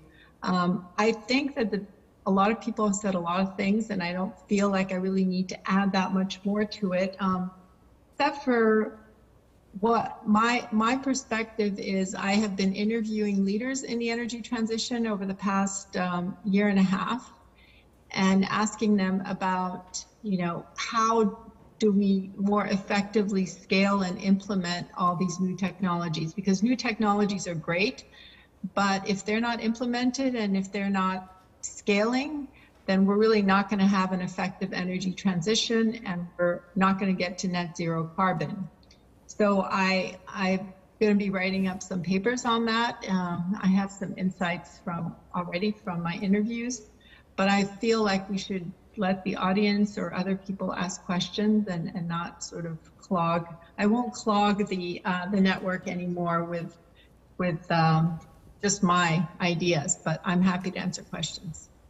Well, not at all. Thank you very much for joining us. And we do have about 10 minutes now. We do have to finish at 4:30. We're on a very strict schedule with the hotel. So, well, we've heard an awful lot. I think Israel and the Israeli experience has been at the center of this session, and rightly so, I think. But we've had some Greek and Cypriot, and of course, Kathy, your perspective as well. So it's hard to pull all of this together, but I guess the big question here is whether what Israel has done, managed to do, is really replicable in countries that are quite different, because I guess ultimately what happened in Israel context is everything, the drivers there, what created this startup nation, was very specific to Israel. So you've all of you said what you think are the kind of key ingredients, of success. So do you think really that Greece and Cyprus, coming from very different situations, can replicate that success? That's the big question, Kathy. I believe everyone else on this panel is more qualified. Can I just maybe pivot and just with just a few concluding remarks? I think what is going to happen here, if our research is correct, is the 5 technologies, so 5 platforms: multi-omic sequencing, robotics, energy storage, artificial intelligence, and blockchain technology. They are going to converge. They are going to converge and cause such massive growth opportunities. We call it super exponential growth because you have S-curves. Each technology will submit to an S-curve, but you have S-curves feeding S-curves. And if we're correct, globally, the market cap, equity market cap associated with truly disruptive innovation is going to scale from roughly 15 trillion today globally to more than 200 trillion by the end of the decade, which is not that long. And I think that there's a little bit of shock factor if we could shock the policymakers in the various countries to understand how quickly costs are falling associated with these technologies and how important it is that they embrace them. And the imperative is there because the world, we believe, in 5 to 10 years is going to look nothing like it does today. So I think imbuing a sense of urgency, but also leaning into each country's strengths, as opposed to, I don't think there is, a one-shoe-fits-all here. Israel's done amazing things and is a wonderful example, but its resources, natural and otherwise, are different from the other countries. So that's what I would say. And I would also echo this this failure. Failure is not a catastrophe. Failure is a natural part of the process. And I think that the venture community here in the United States has been very helpful in terms of facilitating that mindset. Okay, we know that we know that one of these is going to go up 100-fold, and of these 10, and maybe 5 are going to fail. So there's a psychological release when the investment community understands that, and governments understand it and encourage it. Cut your losses. Don't stick with them. Okay, I'm happy to take anybody who wants to respond to that.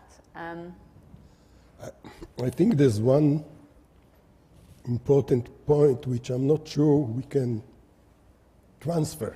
We have to, but from my experience, from our projects in other parts of the world, the young Israeli, since he is very young, then in high school, the army, the university, as was said, is very creative, very, very creative.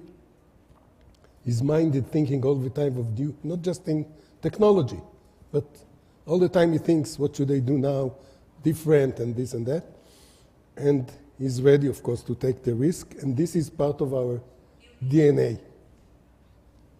And transferring DNA is not easy. You have to find a injection to inject maybe DNA or whatever, but this is an issue that, to me, we are blessed with. There are some others in the world, it's not only us, but as a small country and a nation, we are blessed. Wherever we go, we try to transfer it, teach it.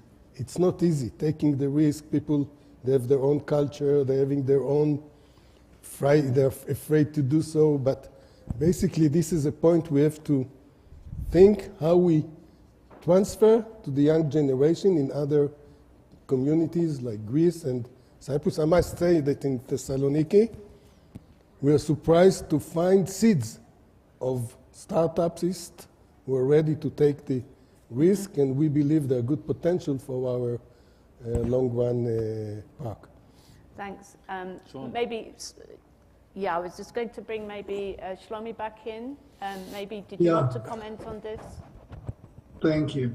Let me start by saying, look, I think every country has its own special secret sauce, like Israel has, but also like special sauce in the especially ingredient of innovation in San Francisco, New York, and of course in Cyprus and Greece.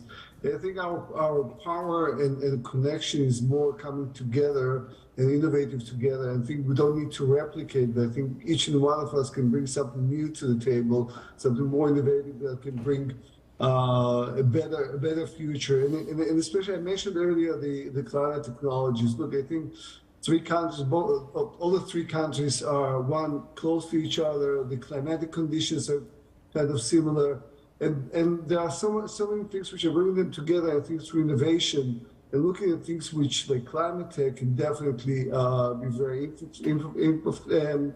can have very significant impact.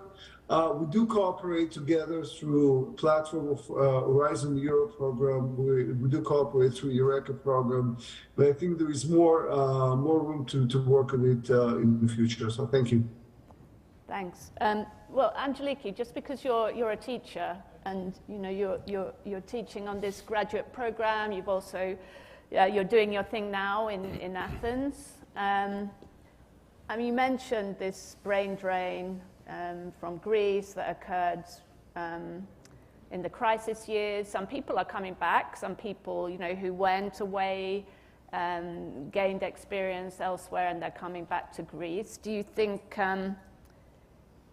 What's your perception now? Do you think the education system in Greece is really going to be encouraging the same kind of mindset, kind of creative mindset, risk-taking mindset that we can see in the States in some places? We can see it in Israel.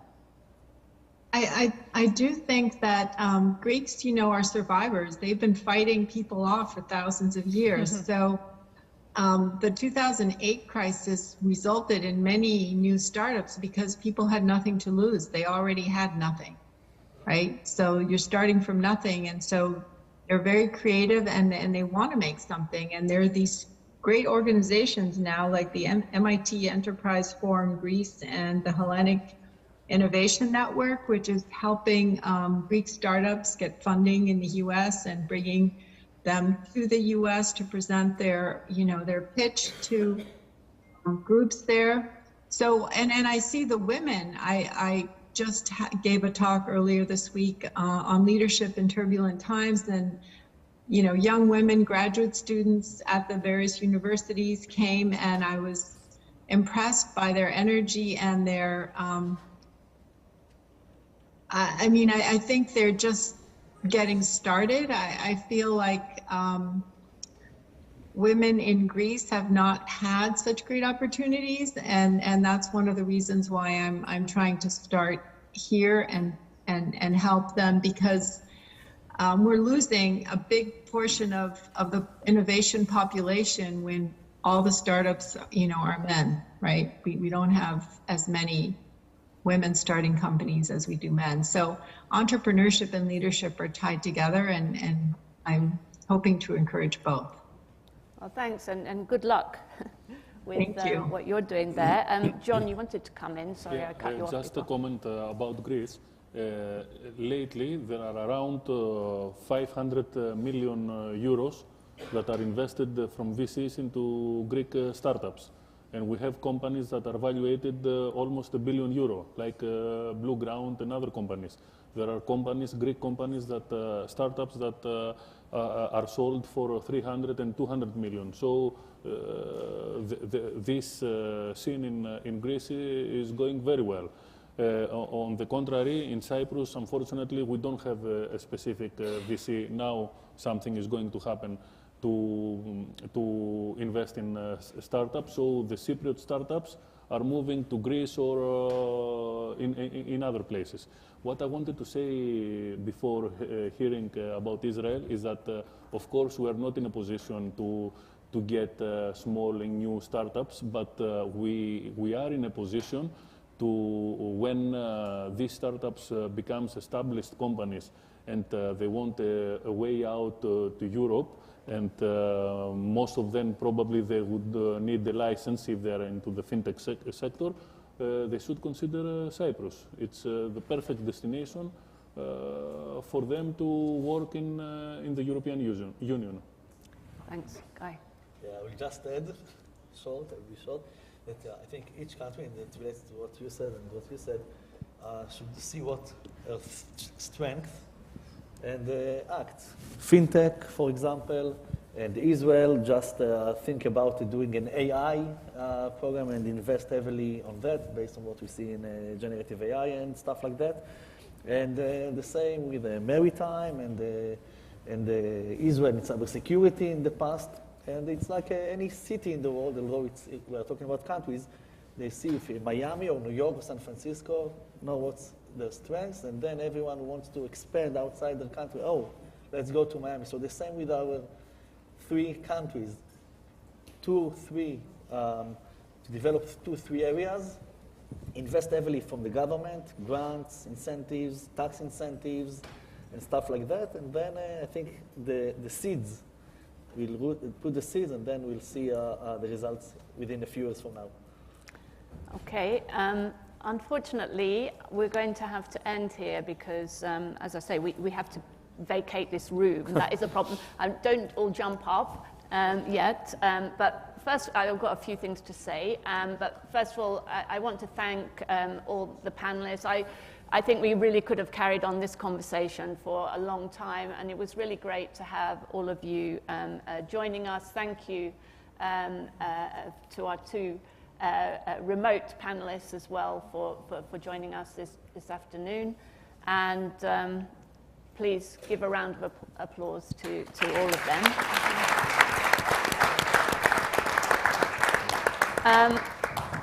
I'm not sure if maybe somebody can tell me if there's going to be some drinks. Is there some drinks afterwards? Well, I certainly hope that no drinks. Well, we can have drinks, hopefully. I encourage you to stay on and talk to each other a little more. I just want to finally actually thank our sponsors, which I haven't done so far, but it's very important. This event, I think, is going from strength to strength. It's actually the 4th such business summit we've done. Some of them during the pandemic were online. But the past 2 years have been here in New York, and it's been great, and I think it's growing in strength. So I'd like to thank PwC, Cosmos Health, Onyx, TradeQ, CIPA, Enterprise Greece, CIFA, and EcomBX for your support and the supporting organizations as well. And finally, I would really like to thank Nectaria Pasarivaki and her team, who've come over from Athens to make this happen. I think it's been a really good day. I hope you've all enjoyed it. Thank you for staying with us during the whole day. It's been great having you with us, so thanks all of you very much. I'm going to miss applause.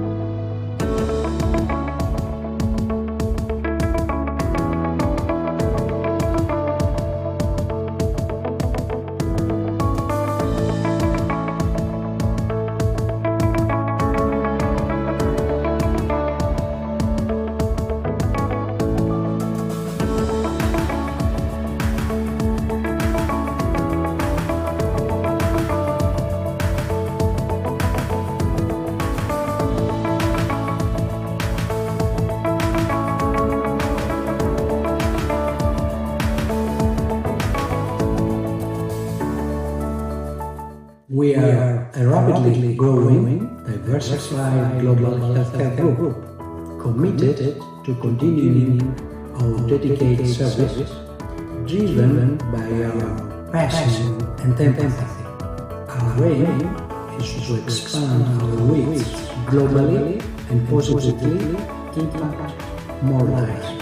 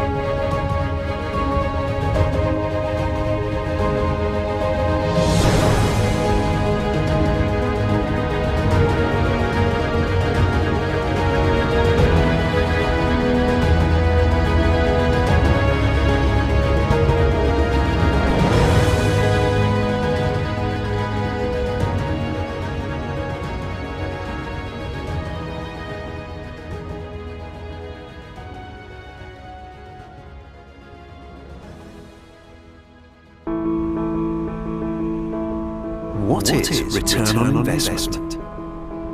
It's the benefit to the investor resulting from an investment. It's how much you get for how much you give. So, how much do you get when you invest in Cyprus? You get a high-potential, dynamically growing economy. You get a modern and attractive tax and legal system. You get high-quality professional services, highly qualified and multilingual personnel. You get location. But you also get a lot more. A kind of return on your investment that's harder to find in other destinations you might be considering. You get a safe place to relocate yourself, your employees, your business. The crime rate in Cyprus is one of the lowest in the world. A sunny place. Cyprus's Mediterranean climate means you can enjoy almost 300 days of sunshine a year. A diverse place. You can enjoy the beauty of the beach and the serenity of the mountains with just a 30-minute drive.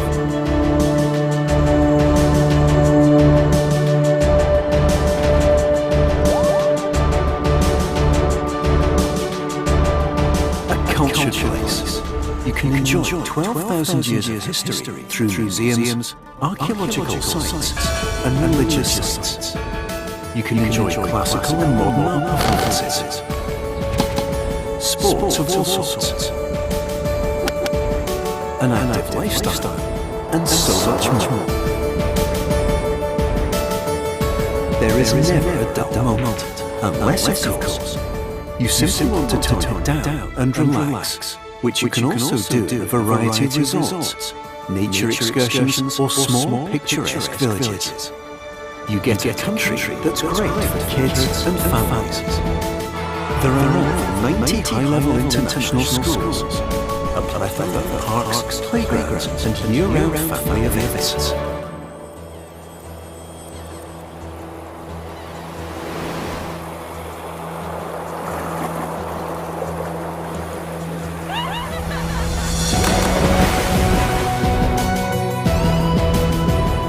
Perhaps you thought you couldn't have the best of both worlds. In Cyprus, you can. A country that's exceptional for business and ideal for living. A country where your real return on investment lies not only in numbers, but also in the quality of life that you, your family, and business associates will enjoy. Your investment will yield long-term business returns and unique personal rewards. It's time to redefine your return on investment. It's time to invest in Cyprus.